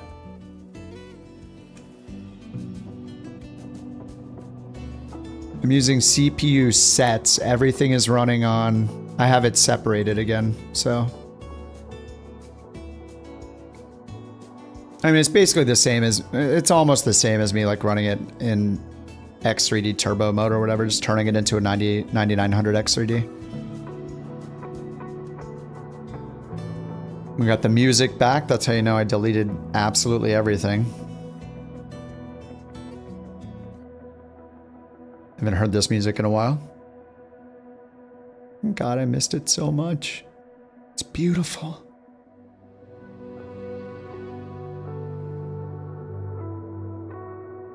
Alright, yeah, activating packages will probably take a bit. You're crashing out. Alright, Campbell. Have a good one, dude. A madman with these streams. We gotta test the beta. Like, what else am I gonna do? Go to bed? What else am I gonna do? Have a good night's sleep? Get 8 hours of rest? Hell no. Nope. We gotta sit here and figure out what's wrong with the... why I have like half the FPS that I should. Which airport? EGTG. Bristol. Boring. Yep. Now there goes the music. Looks like it loaded some preferences.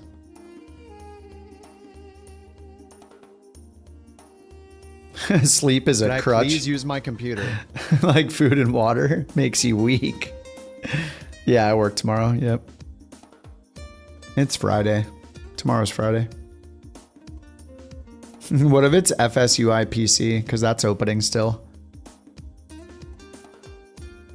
Can we finally delete FSUI PC and all these other prerequisites we have? Dependencies.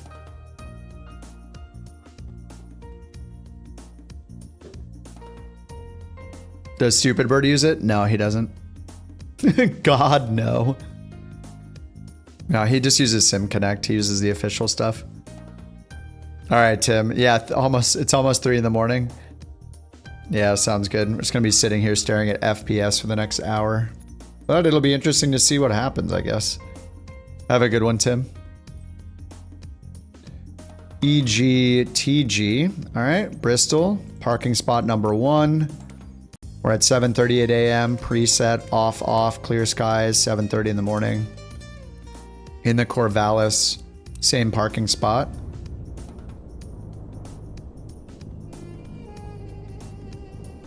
I do have a cap at 120 FPS right now, I think, so. How much do feet models get paid? You know, enough to sim every night, but still have to work every day, you know?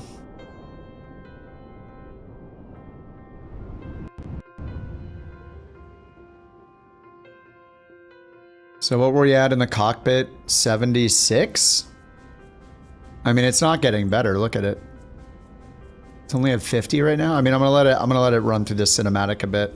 It's at 30% render scaling, but so it's, look at the render thread. What is that render thread? Whoa. Okay. A little better. It's still loading stuff. Not enough to own any plane in flight sim. I love how every time the camera moves, the entire thing glitches out like crazy. In the red. I mean, it's the same, right? 73. What were we at? Wasn't I around the same? I mean, this should be well over 100. How this is not over 100 is insane. Yeah, it's about 80 on the outside, right in the back, just like before. I think it was 78. So it's the same issue. I'm running it at super low render scaling. Look, community folder is dead. You can see the top bar. So let me uninstall everything. Let's try this. I'm gonna do 2 more things. We're gonna do a test where I disable everything that's not everything from the marketplace, but a bunch of stuff. So what if we do select all? I probably can't disable everything, right? Select all 2020 stuff except the CRJ. Disable.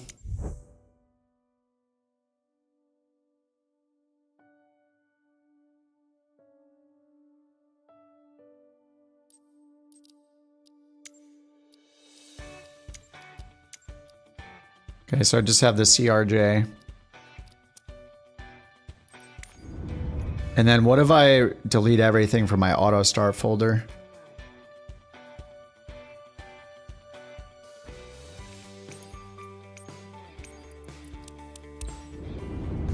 I mean, I think it's literally just sim update 3.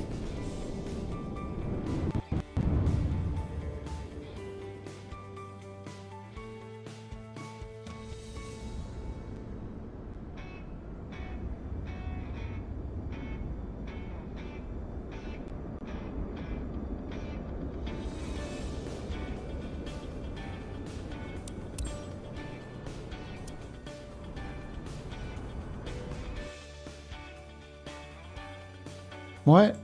Is it worse? 66? Dude, it's worse. What the hell? It went down by like 10 FPS. What? It's at 70 now. Restart the sim? How did I lose 10 FPS by uninstalling stuff? What the hell? How does that make any sense? I mean, I disabled some things. Like, it should have no effect. It's insane. What? This is so crazy. I don't understand.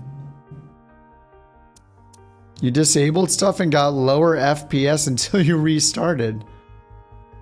That is so weird.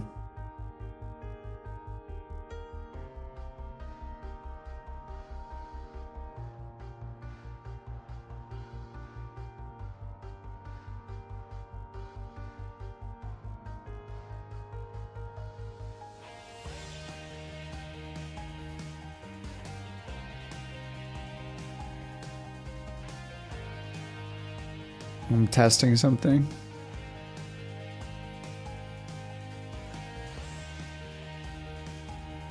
No.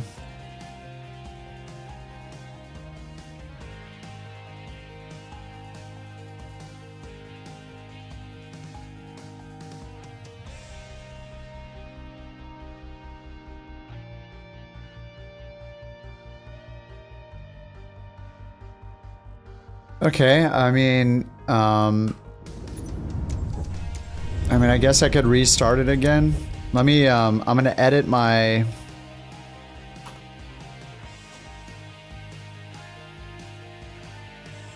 I'm going into my EXE XML and disabling the iFly, the Phoenix plugin, GSX, and FSU IPC. I'm disabling all of those and relaunching it. So we should have pretty much everything turned off. Yeah, I'm just spending the remaining time of my life doing this. Yeah, that's fine. You have Sim Update 3 on your son's PC and the performance is not amazing. You wonder if it's a GPU compatibility issue. But this, I'm not GPU limited though. I'm CPU limited. I turned it to 30% render resolution, so it looks like garbage. And it's still stuck at that FPS. It's a CPU problem. Something is absolutely destroying the CPU performance. And this is with Process Lasso running and putting it all on the 3D cores. The last time I did this kind of test, I was pushing like 170 FPS, and that was with the AMD card, not the 5090. And now I'm on the 5090. Like, I should be at like 200 FPS with these kind of settings.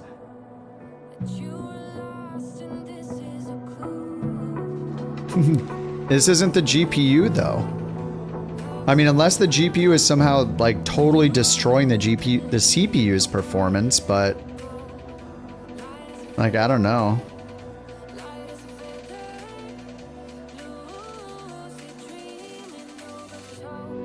No, Process Lasso is its own program. You can use it on any, well, I don't know about any, but you know, you can use it on all sorts of processors, not just AMD.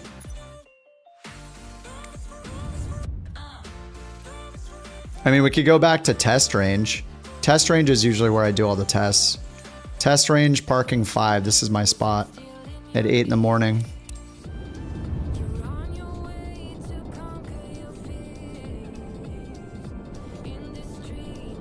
This is where I got 160 FPS with the last test in Sim Update 2.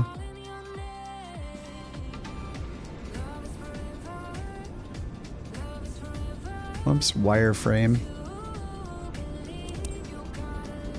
This is exactly where I did the test and the video where I was pushing 170 FPS or whatever, 160 FPS. Limited by render thread, RDR thread.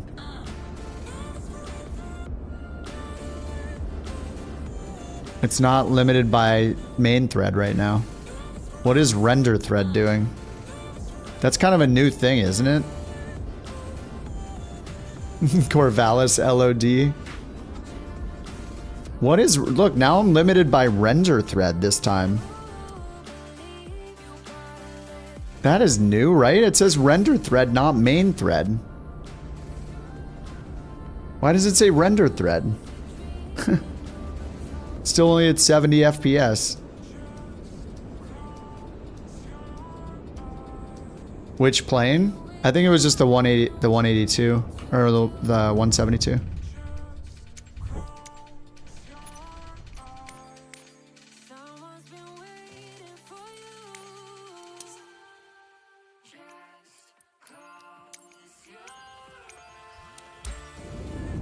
Oops, it's nighttime.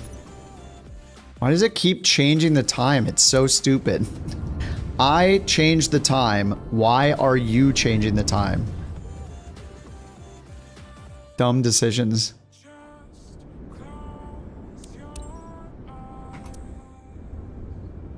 It's the same. Render thread. Limited by render thread. What the heck is that? What the heck is render thread?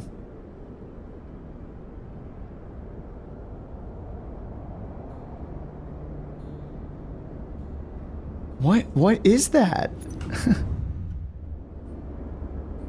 Turn off new LOD curve. That's not it. Like, I don't understand what the hell they're doing.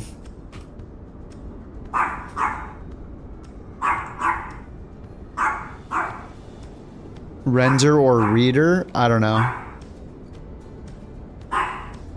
Whatever it is, it's blocking the main thread now. The menu 120? Yeah, because that's my monitor refresh rate. I mean, we're not getting close to that in the game. I mean, I could turn it up to 240, but... I mean, was the main thread that much lower before?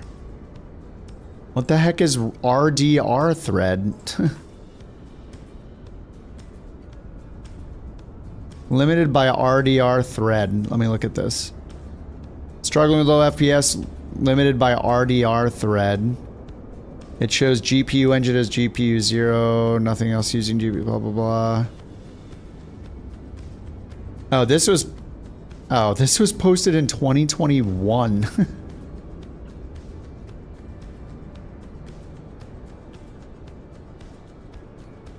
Turn off FXAA in NVIDIA panel? Okay.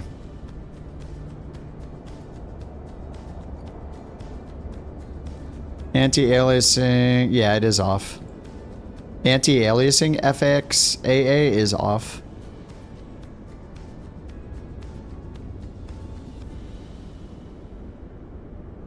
But this is not a GPU issue, right? Unless RDR thread is GPU. What the hell is a RDR thread?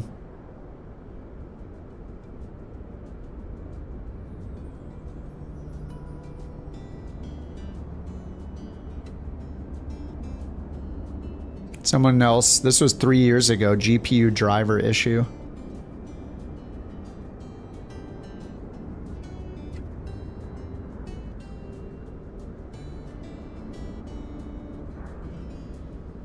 Render thread's part of main thread that sends the GPU information. So you think this is a GPU, so RDR thread is a GPU thing? What is RDR thread? CPU workload, CPU graphics rendering, post-processing.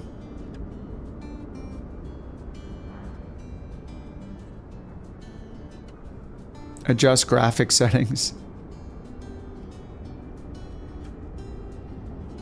What's so funny is I'm running this in 30% render resolution, so it looks blurry and like garbage.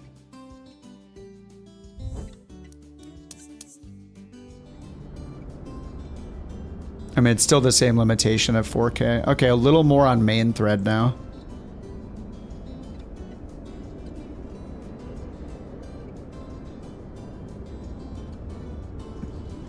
And like this guy says, CPU bottleneck will kill even a 5090. Yep. Yes, it will. The bar is on right now, yes. I tried all 4 combinations earlier when I installed SimUpdate3 Beta, and I had the best performance with resizable bar on and with my CPU not sliced in half.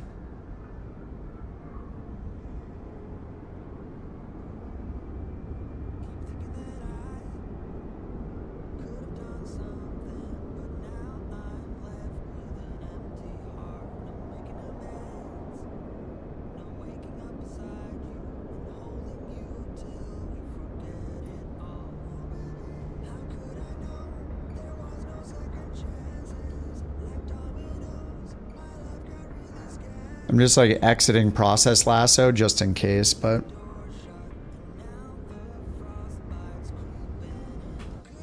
I'm gonna restart it one more time, I think, without process lasso, and just see what happens. I mean, if anything, lasso should be making it better, unless they made some crazy changes that somehow make process lasso worse. I don't know. Alright, restarting again. And I mean, it could be the graphics drivers. I installed the new NVIDIA driver the other day. Like, if there's something that's being bottlenecked, even though it says CPU, yeah, I did. Because they came out with newer ones. Oh, you heard it was wrecking, but this, I've had horrible performance in Sim Update 3 all along. Didn't I have it also even with the AMD card? There's a bar? Did somebody say bar? What? I'm pretty sure I was having horrible performance in Sim Update 3 even with the XTX when it first came out. I do have I'm not using G-Sync. I have it set to fixed rate. V-Sync is on. I tried V-Sync off as well.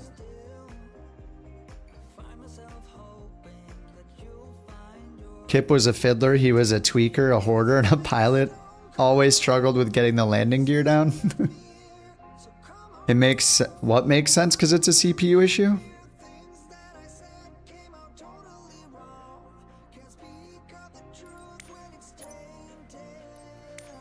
I was having bad performance and then Han suggested process lasso. That was on Sim Update 2 though.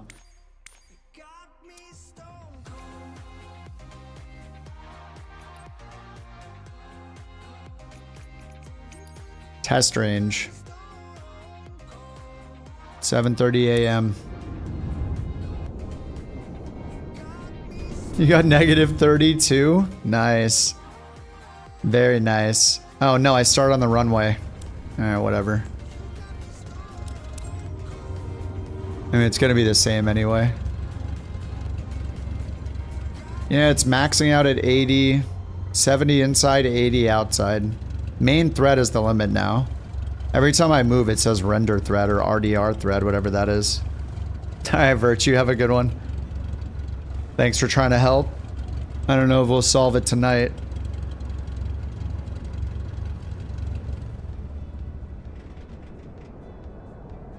Yeah, I'm at 81 FPS. I mean,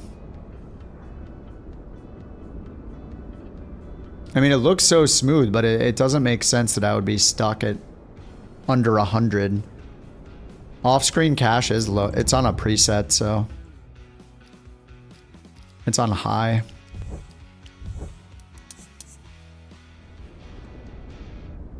Yeah, it's not changing. 84. I mean, it's a little bit better.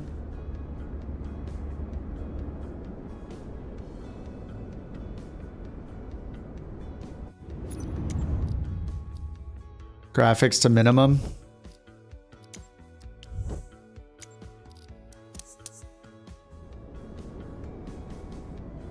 $119. I mean, it's capping. Let's turn V-Sync off. And let me turn off max frame rate on the control panel.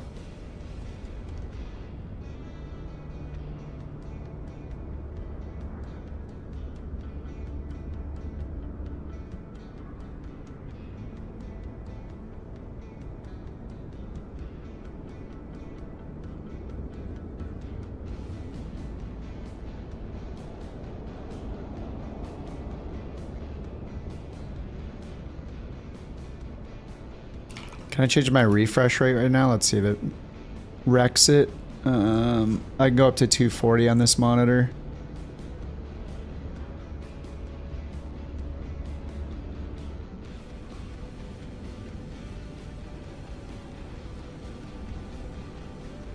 Probably have to restart it for that to take effect, maybe.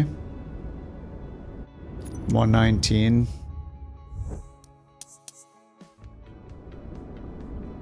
Yeah, it won't go above 120.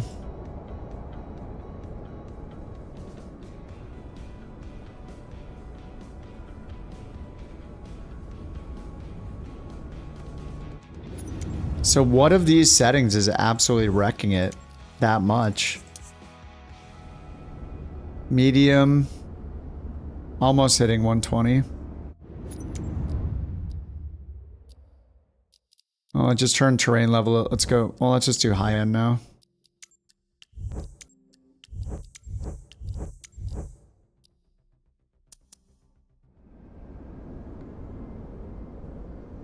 High end is down to 90. This is with the resolution at 30%, so it's super low res. Just looking this way, it lost like, okay, we're back at 100. No, it's not bad. Main thread's down to 8-9 milliseconds. What if I turn NVIDIA reflex crap off? I don't think that stuff really does anything.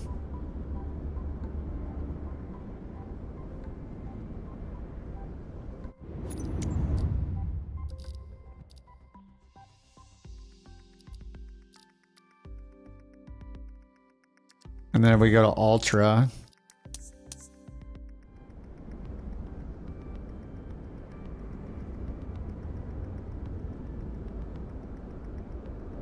$77. I mean, Ultra's at 200 here. I mean, let's turn road, sea, and fauna off. And then traffic, airport quality. All the static and random crap. 80 still? Was I at 80? Or 70? Yeah, trees is one of the worst in terrain level of detail. I'll just do trees to low. We were at 80.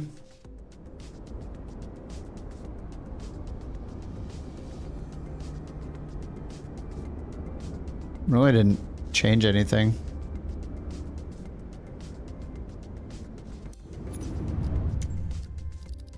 No trees here, yeah. Clouds. There are no clouds. I have it on clear. Texture resolution from ultra to low. Probably need a reboot for that, right? A restart. Yeah, I don't think that does anything. It used to warn you when you did that you had to restart the sim, but now it doesn't. Water waves. I don't think there's any of that. I mean, contact shadows. And we'll get depth of field and motion blur, stupid. No, we're still at 80. Dude, there's gonna be like one setting that absolutely destroys it, isn't there? Okay, let's do buildings, trees. Let's just turn all these top ones off. Rocks, grass. You can turn it off? There's 94, 95.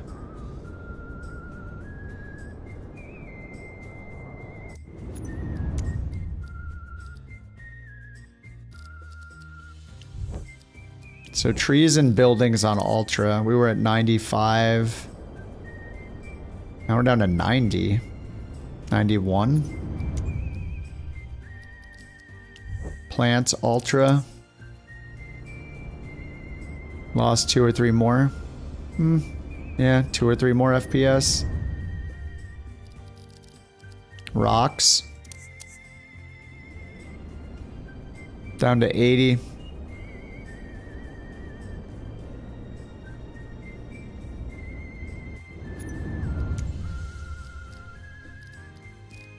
And then grass. 8 FPS for rocks. Yeah, rocks did not look good, huh? So we turn rocks to just low. Dude, we're still at low 80s. Are rocks dealing like 5+ FPS, just rocks? I mean, we are in the desert, but... Okay, it's not just rocks.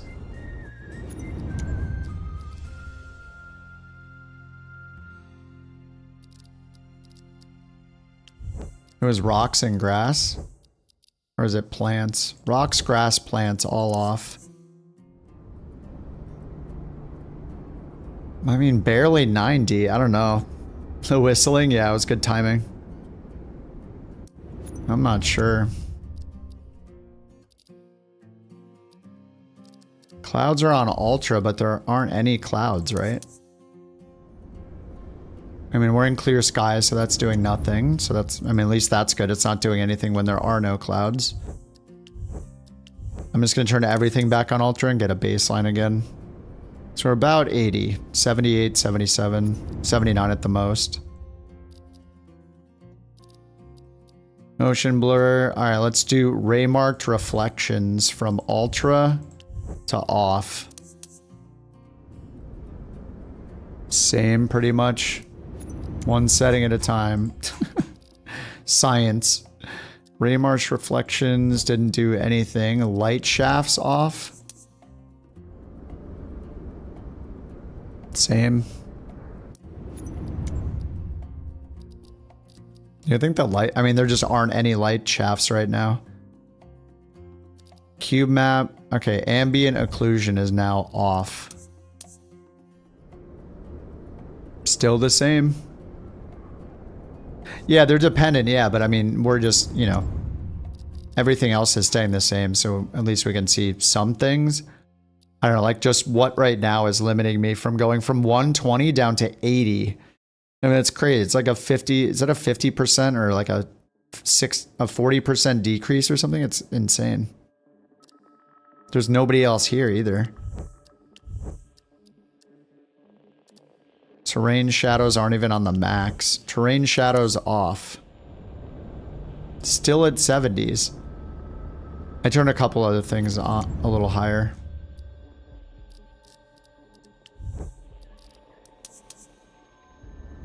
$72 FPS in the same plane. Global ultra. Trees on low.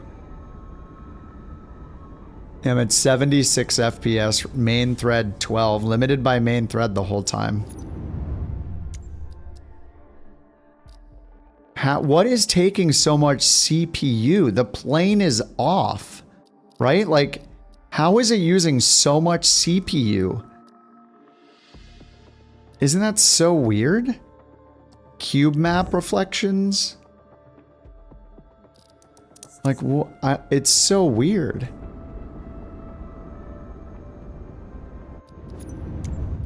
Like, nothing is changing the performance.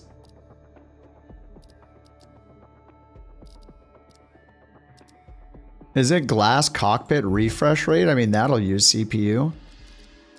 I'll bring this back to max. Still in the 70s. Like,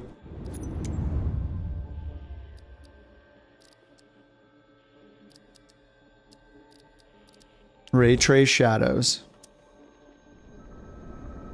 Still in the 70s.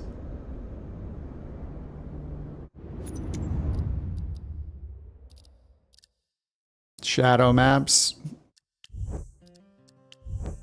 Terrain shadows. Contact shadows off. I mean, none of those seem like CPU heavy things, right? I'm still at 70. What is so CPU intensive? Like, what is it calculating right now? The plane is off. There's no traffic anywhere.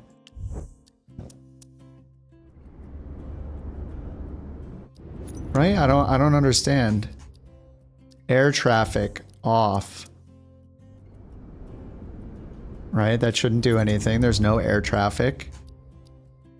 Glass cockpit at medium? It's on low.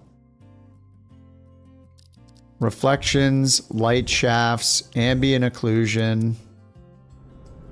Still at the mid 70s. Look, none of those are changing anything about the main thread limitation. All of this stuff is off. Windshield effects. Shadow maps is minimum. Ray trace shadows are off. How about displacement mapping? Still in the 70s. Like, how do we go to 120 a minute ago at low end settings? Is it literally just the first few options? Like, okay, terrain pre-caching to low. We're still not even hitting 80. Everything is at the lowest possible setting except these things. So, clouds won't do anything. Texture resolution, water waves. There's no water around here. We're still at 80. It's literally the first 4 settings, isn't it? It's these. Literally everything else is on low. So it's terrain. We've left the terrain and object level of detail alone. So if we turn all these on low and off. I mean, that was only 10 FPS. So we're losing 30 FPS to terrain level of detail. Or is it object?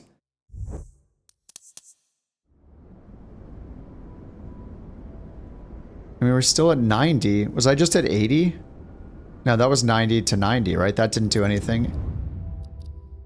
It's just TLOD, like that's literally it? We went up like 15? Where's the other 15 FPS coming from then? That we had before? All this is set to as low as possible. So I go back to low end setting. Okay, looks like we're now maxing out at 105 maybe.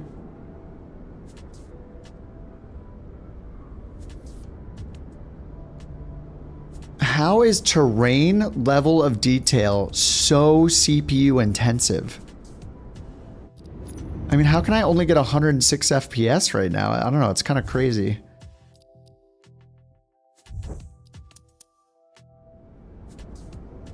Yeah, I mean, I raised the resolution and, you know. What does Ultra TLOD 10 look like?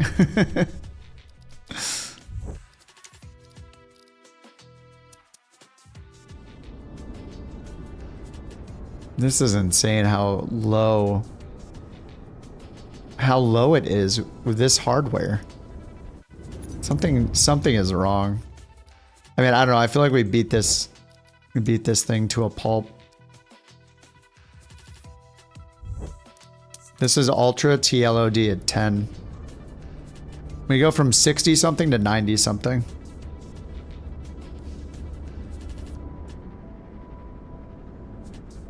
You went back to Sim Update 2 on your main system, all AMD, slower GPU, get a nice performance increase. Yeah, I think the problem is Sim Update 3. Anyway, let's just switch back to Sim Update 2 for the final test, and then, you know, we'll see it go back to, a billion FPS, hopefully. But yeah, this is why I was worried about Sim Update 3 in general. I mean, this is why I have not been running Sim Update 3. I skipped the last like 3 updates because I'm like, it runs like absolute garbage. There's something like just very messed up about it. All right, I'm opting out. Leave preview.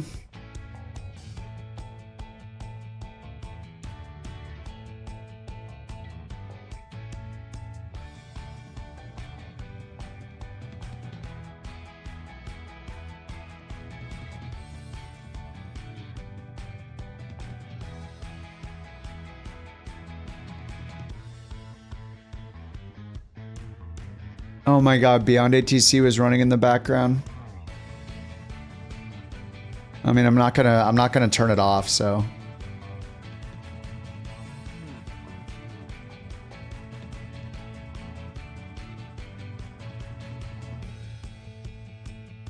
I'm just leaving it back there. I mean, it's not doing anything, it's just sitting there. It says it's connected to the sim. I had it hiding behind all these windows, didn't realize it was still open. But I'm not gonna close it, it's right here, it's still open.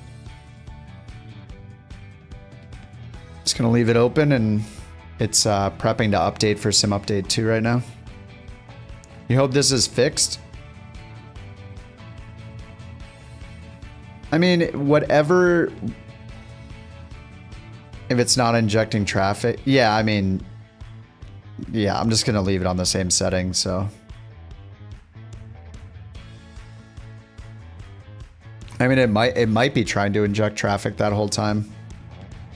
But it doesn't really matter, because we got up to 120 FPS, right? So... If it's still gonna... If it's injecting traffic... I did restart the sim like 5 times, so... Switching to Sim Update 2 and starting the sim again should be in the same situation. With Beyond ATC running, so it'll still be the same scenario. There's clearly something wrong with it. It's been such a long beta. I'm just worried that they think they're going to be ready by next week. I mean, I don't know. I am worried for the performance.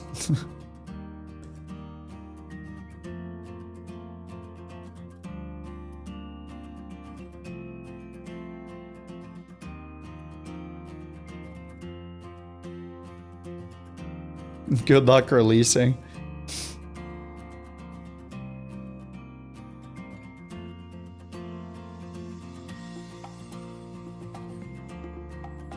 This elevator music's so good.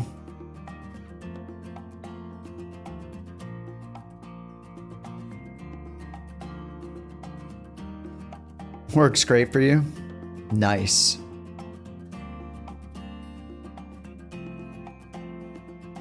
All right, I'm downloading the 8.4 gigabytes again.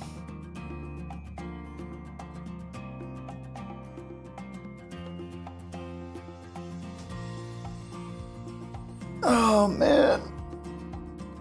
Just a night of QA testing for Microsoft again. Just realized your YouTube stream was 30 seconds behind. Yeah, that happens. YouTube's weird.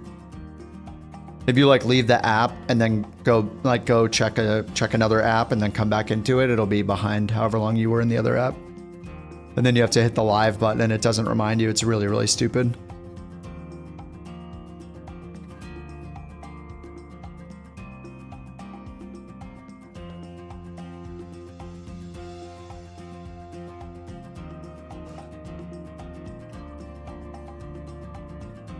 I mean, whatever is destroying the CPU, like that's whatever is taxing the GPU to all doo-doo. That's the big problem.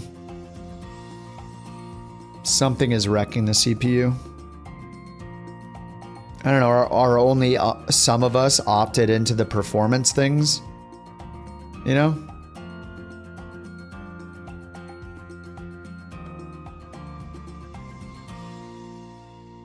Where it's doing the performance analytics or whatever, the performance tracking stuff they warned everybody about. But I mean, that'd be the most intrusive performance tracking stuff if it like halved your FPS.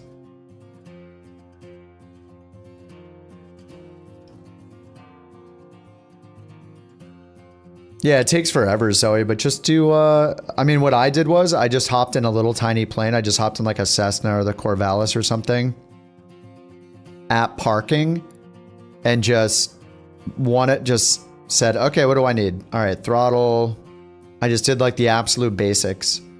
Trim, stick and throttle, rudder pedals. Saved it, started flying. Took off and then I'm like, oops, forgot my flaps, right? Here's flaps. All right, yeah, just one bite at a time, yeah. And then the next plane you get in, you'll be like, all right, this is a twin, I need to set this thing up instead. Yeah. It's not that bad, and they're all saved in the cloud, so like every single little bit you do is progress, and...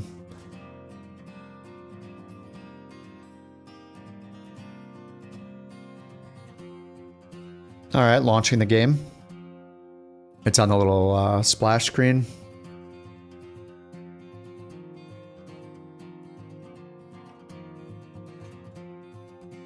You're getting serious performance issues in VR. With Sim Update 3, Vivid? Impulse's avatar? Yeah, what is it? Is there ice cream on its head? I don't even know what that is. Sim Update 3 doesn't fix anything? It's just like there's something weird with this beta where it's wrecking my performance. Yeah, I mean, the fixes are, yeah, the like night lighting is massively improved. You can download any content from the library locally. There's like more improvements to the EFB.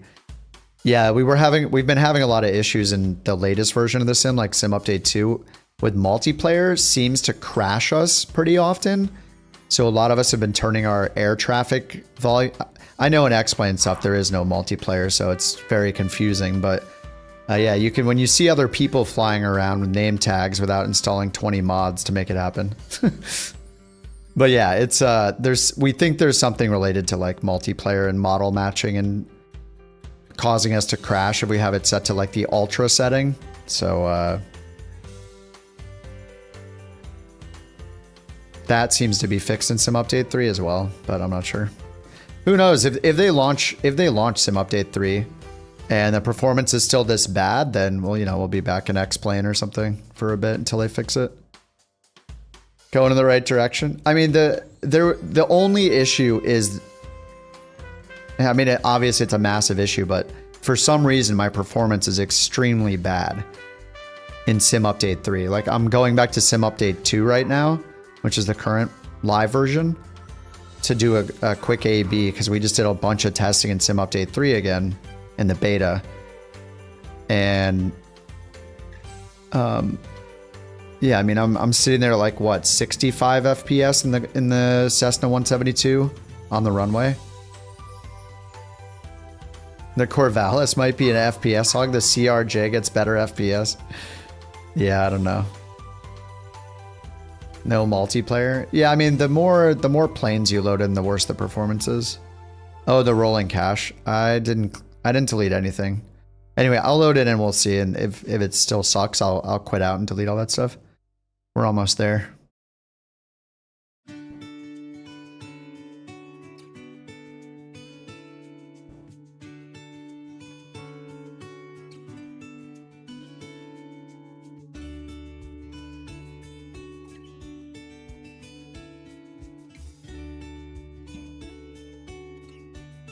Frame gen bug. Yeah, just don't use... Why do you need frame gen with a 4090? Just don't use frame gen. It's bad news. It's always been a bad idea. Just don't use it. Sticking with Sim Update 2, you blame Conti. Yeah, I mean, not everybody's getting as bad performance hit as I am, but... So here we go. We're just going to go to the same airport, same parking spot. Turn on the debugger. I removed my frame limit now, so... Before we hit the 120 cap, but I removed it. But I mean, I was sitting there with what, 60, 70 at the most, 80 at the most?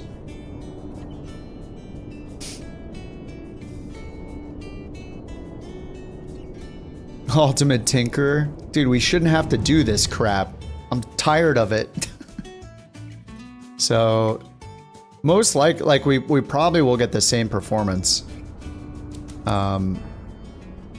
Because I didn't clear the cache or anything. Oh no, we're at 130, never mind.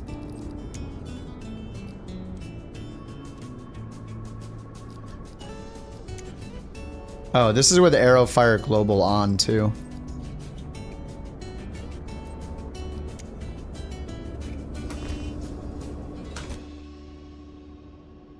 Okay, we're at 95. And it's limited by the GPU now, actually. Okay, so outside... Look, I'm at the GPU limit this time. I'm on Ultra, right? Oh, this is back to custom. I think I might have been at 400 TLOD. Okay, 88 on the outside. It's the same right now, right? 77. There is a bunch of GPU limitation. Let me pull this down to 30. So now it's all CPU. Okay, 83. It's just a little bit better. Like 5 or 10 FPS, right? Turn frame gen off. I just hate frame gen. It's fake. It's fake frames. You have no idea if the performance is good or not. Like, you have a 4090? Oh, 4080. I am against frame gen in general. It's smoke and mirrors. It doesn't give you a true idea of how good your performance is. I am just not a fan of frame gen. I think it's a horrible thing that they've created. Okay, I'm going to delete my cache and everything again. I'm going to do Microsoft Toolbox, Clean Caches tool. Okay, that's done. I'm going to go into... I'm going to delete stream packages, all the official folders. Okay, I'm deleting those right now. Stream packages going away. Local cache, I'm deleting rolling cache. Scenery indexes, sim objects. Those are all being permanently deleted. And then up from there, local state, I'm going to delete cache and WASM. Deleting all of that crap. Permanent delete, shift delete. Okay, it's all deleted. Restarting again. What tool cleans the cache? There's this one called FS 2024 Toolbox. I think it's on flightsim.to. It cleans like your graphics card caches, like your 3D cache, your NVIDIA cache. And it also lets you check for duplicate airport scenery, which is really nice. And it also lets you disable default planes that you can't disable through the library. Yeah, the duplicate detector is 100% worth it, just to know you don't have two sceneries for the same airport. It's great. That alone is worth, like, I have it in my taskbar at the bottom of the screen just for that. Like, it's right next to my sim to remind me to run it every now and then.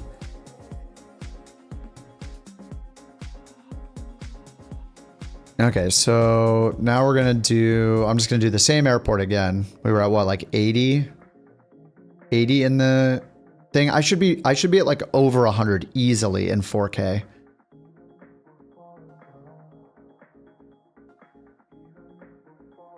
You're not used to typing in chat. I know, dude. I just lurk. I'm a lurker myself. I pretty much am just lurking all day. I just have it on my tablet while I'm working.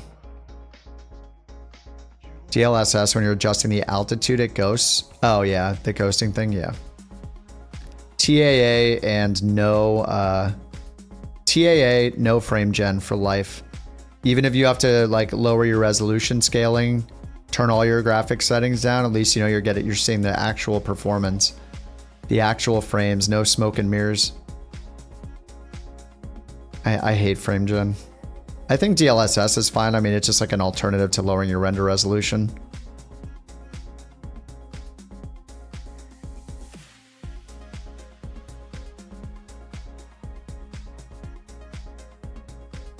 TAA lowering the scaling, yeah. BirdMod has an overlay in the sim? Whoa. How'd you do that? What the heck? It's all smoke and mirror? No, I mean, when it's interpolating between frames, it's just a bunch of bullshit, right? Like, it's not real.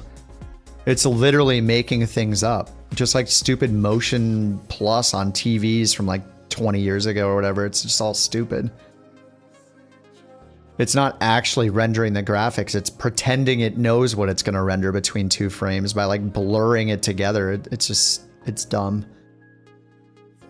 It's just a perception thing. It's just why every TV, you know.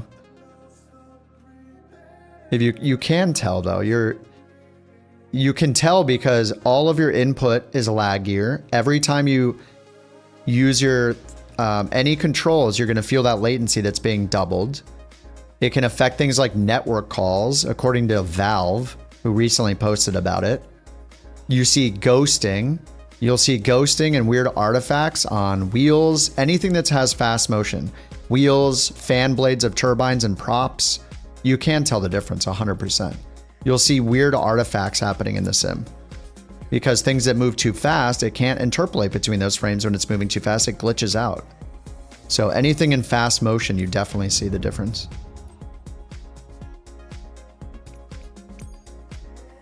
And further than that, it's going to become a thing where devs use it as a crutch to think that they have good performing stuff when they don't. They're going to run it with frame gen on and be like, look, I'm getting 100 FPS. And in reality, they're getting 40 or something, or 20, you know, who knows? They're running 4x frame gen. Wow, it's so good. Nope, actually it's not. It's garbage. It's going to make devs lazier and lazier.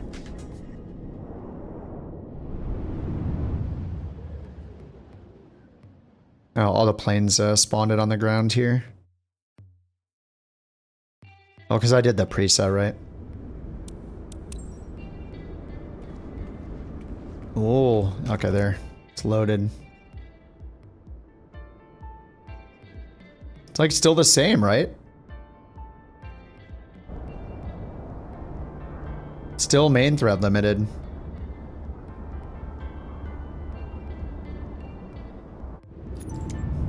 You hope AMD is making a 6090 killer? Oh, dude, I hope so. I love the AMD card, man. It was so good.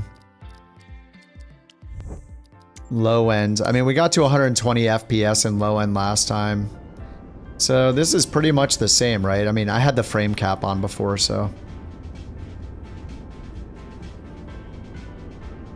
Frame gen is a bad idea. Go look, here, there's a video you can watch all about it if you want. But frame gen isn't just about making it look smoother. It destroys your latency, and it can even reduce the raw frames you're actually generating. So say you were gonna get 60 FPS and frame gen says you're getting 120. When it gives you the 120, it's actually taking that 60 FPS and lowering it to 40 or 50. So you're getting even worse performance than you think you're getting. You could have had 60 real frames, but now you're getting 40 real frames pretending to be 100 frames. It's snake oil crap. It is not real. It is all fake, and that doesn't even include the render latency you're getting, or sorry, it doesn't even include the input latency. Frame gen does destroy latency. You are wrong. It does destroy your latency. It 100% does. Get the Steam, go to Steam, download the Steam overlay, and use it in all your games and do your own A/B testing with it on and off. And if you don't want to do it, I'll send you a video right now where somebody spent like an hour-long video doing it and showing exactly what it's doing. It is horrible what it does. It is very, very bad.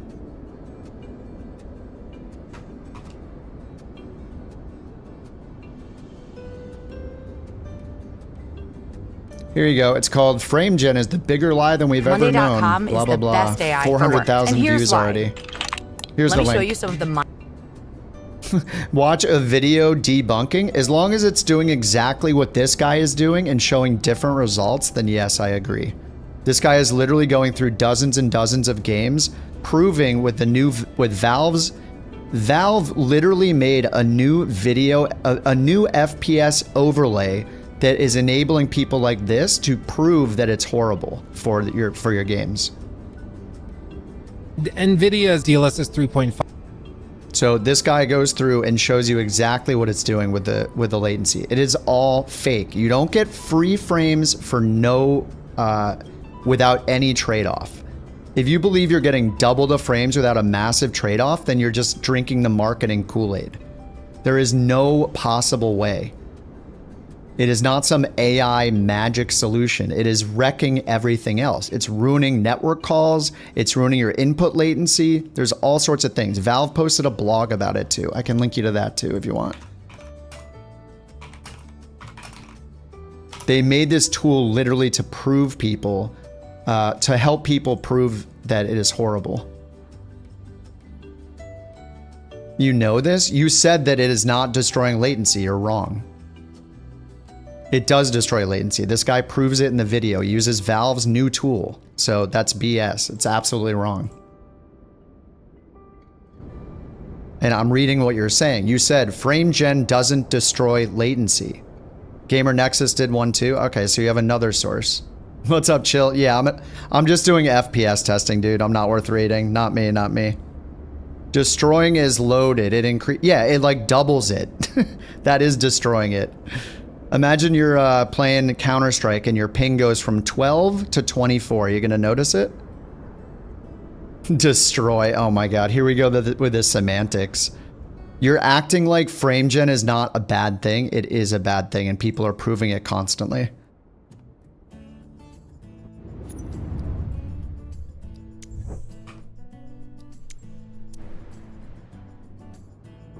Yes, I know frame gen is not meant for Counter-Strike. That doesn't mean that it doesn't ruin your latency. It's just you're grasping at straws because you're saying it's a good thing and doesn't destroy your latency, and that's false. It does ruin your latency. I don't care that you're not playing Counter-Strike. It doubles or worse your latency. Valve is not making tools to prove these things to people because they have some agenda. They're doing it to show you that it's a bad thing. It is not good. And it's only going to make things worse as stupid, like, as NVIDIA and other companies like that lean into it and make 3x and 4x frame gen. It's even worse and worse and worse. And it's going to cause developers to get worse and worse and worse and not make their games performant. It is a crutch, it is smoke and mirrors, and it's an excuse for developers to make garbage in the future. It's the reason I wouldn't be surprised if it's the reason why any builds doesn't think the A350 is horrible. That plane is absolutely garbage when it comes to performance, and I bet it's because they're sitting there going, just use frame gen. You shouldn't have to rely on it. They should build a good performing plane, and they don't. That's why PMDG and Phoenix are superior, because they actually care about the performance of what they make. It is 100% a crutch. It's bad for gaming. That's why people like the one I sent you and Gamers Nexus are speaking out against it so much, and Valve themselves speaking out against it. It's because it's garbage, and people are bought into the marketing. It's horrible.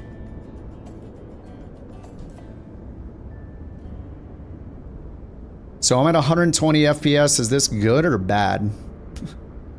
I mean, I'm still limited by main thread. I don't know if it's worse. Let me get let me try process lasso and just to see if it has a big difference again. So let's move flight sim onto CCD 0. CPU set. Always. Okay, we're at 130. Yep, there we go again. Process lasso is the king. So there's 182 FPS. So this is basically what I had going on right before I switched to the 5090. Except I have more frames now actually. So here we have, I was getting 160 I think when I did this test with a 7900. So now we're at 180 with a 7090. I mean, it's still CPU limited. So it's probably just similar, right? It's the same CPU. Everything in graphics tech is smoke and mirror. No, it's not. What are you talking about? It's pointless arguing with someone standing on a platform with a megaphone. They can just drown you out. No, I'm replying to every message. I'm reading all the words you're saying. It's not like I'm going la la la, you can't say anything. I'm literally reading what you're typing, and you're wrong. No, not everything in graphics tech is smoke and mirrors. There is a big difference between rendering an actual frame, right, in the graphics loop. I'm not super technical on the graphics rendering part, but I know that there is a major difference in rendering a real frame that is rendered to your screen and having a graphics card interpolate between two frames and assume what is happening between them, 2, 3, or X, however many frames in between the two. It is 100% smoke and mirrors. They're taking everything about rendering graphics and they're pretending to add frames in between. An actual frame is when the complete frame is drawn, rendered, and then displayed on your monitor. 1 frame per second, right? That also includes... Tabs is just young? Oh, okay. Well, then I guess that probably explains everything. Could I please use my computer? Like, you can literally just look at NVIDIA's own their own images that show you exactly what it's doing graphically. They take 1 frame, they add 3 in between, and then the next frame renders. They're adding fake interpolated frames, guessing what movement is going to happen, and that's why you end up with stupid artifacts. You're young, where did you get it from? Maybe because you're acting like things that are true are not true. I don't know. But you are wrong. It's that simple. They are interpolating frames. It is as fake as Motion Plus crap on TVs that was introduced decades ago. It's the same thing. It's fake frames. Oh, I don't need another beer, thanks. I'm good. It's 12:30. I don't want it. I don't... Hey, take it. Take it. I don't... It's late. She's giving me a beer. I mean, you're just wrong. Go watch the video and learn something about frame interpolation, I guess. I don't know. You can't just... If you say something so generic like, everything in graphics is fake, it's just stupid. You're not listening to the argument. We're talking about something very specific, which is frame interpolation. I look forward to coming back in a year or two. I'm not changing my mind because frame interpolation is making up fake frames between 2 actually rendered frames in the game. It is BS, it is marketing, and people like you giving into it is what's going to make companies like this okay to keep pushing this garbage to make games worse and worse and worse over time. You just don't understand the basics of what it is doing. with frame generation. And you're saying stupid, vague things like everything in graphics is fake. It is so dumb. It's just absolutely dumb. It is not even an argument. A voice, yeah, because it is so stupid. Because that's how dumb it is. If they are faking the frames in between the frames and you're saying that everything is fake, it's just a stupid response. You're not talking about the point. It is an illusion. It is not rendering another frame on your monitor. It is faking it. I'm not making so many points. I've literally made the same point 4 times. He's over here. You don't know what's real anymore. See, you're not even paying attention because you think I'm making more than 1 point. I'm not. I have made 1 point. The 1 point is frame generation is fake interpolated frames, and it's not an indicator of performance, and it increases latency. It is a problem. It is not good. And if you can't understand that, then you're going to fall into the same marketing traps as people do when they buy a 4X frame gen card and think that they're getting 200 frames when they're not. And all of a sudden they're like, why are my controls laggy? It's just so unbelievably wrong. Used to have respect for my tutorials. Oh, weird. So if I make a tutorial where I'm right about something, then it's okay, except if the thing that I'm saying that I am right about, you disagree with, even though I'm right about it. So now it's not worth anything, right? So if I tell you this button does this, and I'm right about it, right? Which I am with what I'm talking about right now with frames and interpolating frames, and you are saying this does something else, then what? Am I wrong? Or are you just mad because you're wrong about what you thought this button did? Yeah, you can use frame gen. You can use it. Straw manning? You're making extremely vague claims like everything in graphics is faked, is what you said. When we're talking about very specifically frame generation, you're trying to make it sound like everything is smoke and mirrors, which is just incorrect. You can, like, the basics of frame gen is interpolation. It is pretending to know what next frame is going to be rendered. It is fake. A real rendered frame is a real rendered frame. An interpolated frame is fake. It is totally different. It is just ridiculous. See? Exactly. He's just saying the same thing again. He's just making vague, dumb, like, has to be young or just not listening, or I don't know. It's insane, dude. The trolls are out tonight, I guess. It is wild. Yes, the facts behind the implementation, exactly. Yeah, this guy must be trolling, and this is so stupid. It is 100% a troll. Is anything even real? That's when you know somebody has no idea what they're talking about, is when they make this extremely generic statement. And it's just ridiculous, dude. You are making the most generic statements. It's so dumb. You're making generic statements because you can't make a specific statement. Like that, it's just embarrassing. You're telling me that I don't know what I'm talking about when I'm just telling you the basics of what frame generation does. No, it's not generic. I'm telling you specifically. How do you not understand this? This is wild. I can't anymore. I'm making generic statements? Ridiculous.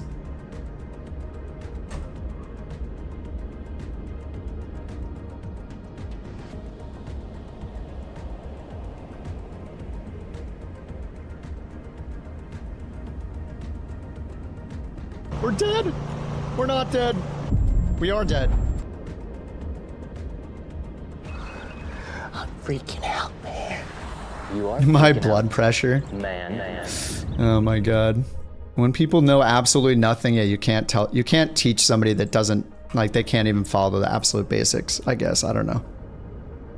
Alright, well, it looks like I have way better FPS on Sim Update 2, right? So, there we go. 180 FPS. Smiley Back to where I was. Let me remove... I mean, Process Lasso is still kicking butt, so I'll try it again tomorrow and see if I can use it for a full stream without, let's have some fun. without freezing it.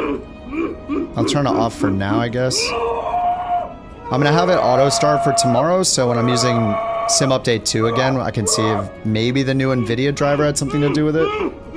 That would be good.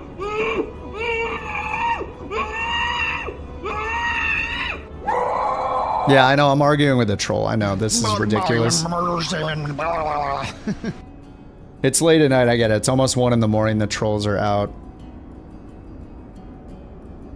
It is what happens late at night.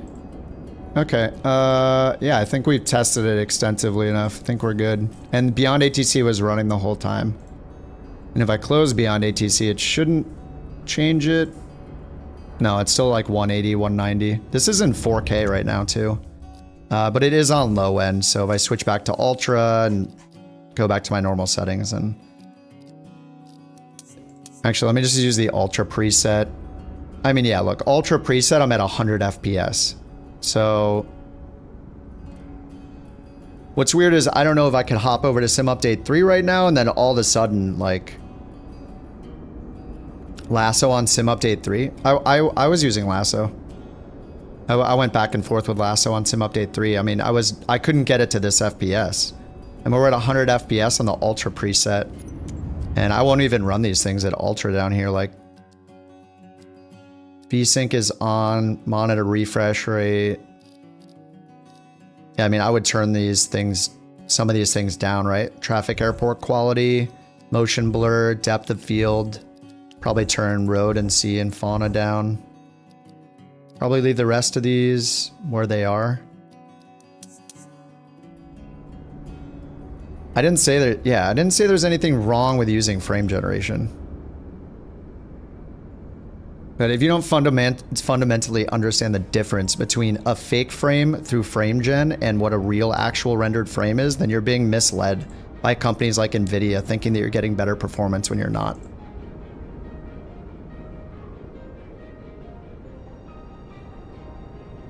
PC specs. Now I'm on a 5090 with a 9950 X3D.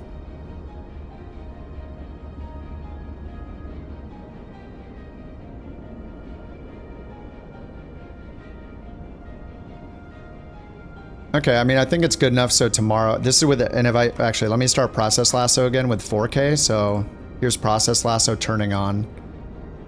94 FPS. And let me find Flight Sim.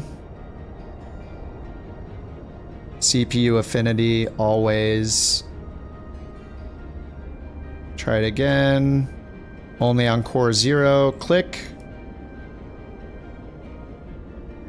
It's like the same. Oh yeah, because I'm limited by GPU. So I am limited by GPU now. Which is kind of surprising because it's at 200, 200. I could do like that. The rocks were kind of the problem here. Could do like rocks and grass maybe. Smiley, thanks for the tier 1, dude.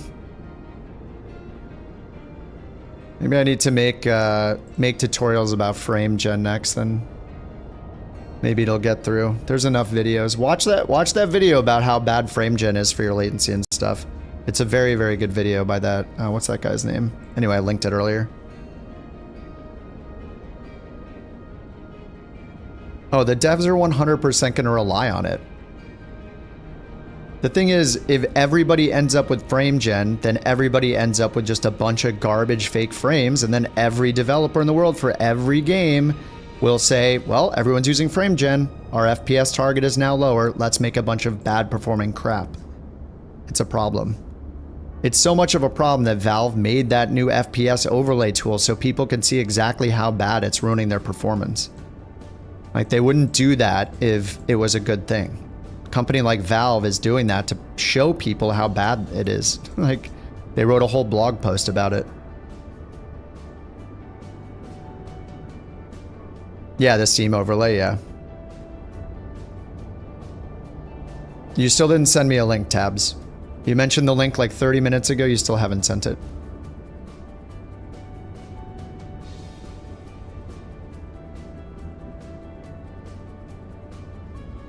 Do I ever do gliding in the mountains? No, no. All right, I'm gonna go to bed. Thanks for the biddies, Q. It's just a young person should stop the dialogue. It's breaking down. Yeah, maybe. I don't know. It's fine. If they don't want to understand and learn, it's totally fine. But yeah, I said what frame gen is. If they don't like it, I'm sorry that you're giving into it. Okay, I'm going to bed. GN. What time is it? It's almost 1 in the morning. Sim update 3 is still bad news. I'm not going to I'm not going to worry about Sim update 3. I'm going to worry about it being released, but I'm not going to yeah, I'm not going to use it. Has a use case for single player games? Yeah, sure. Like this kind of game, it's fine to use it, but you just need to know what it's doing to your system.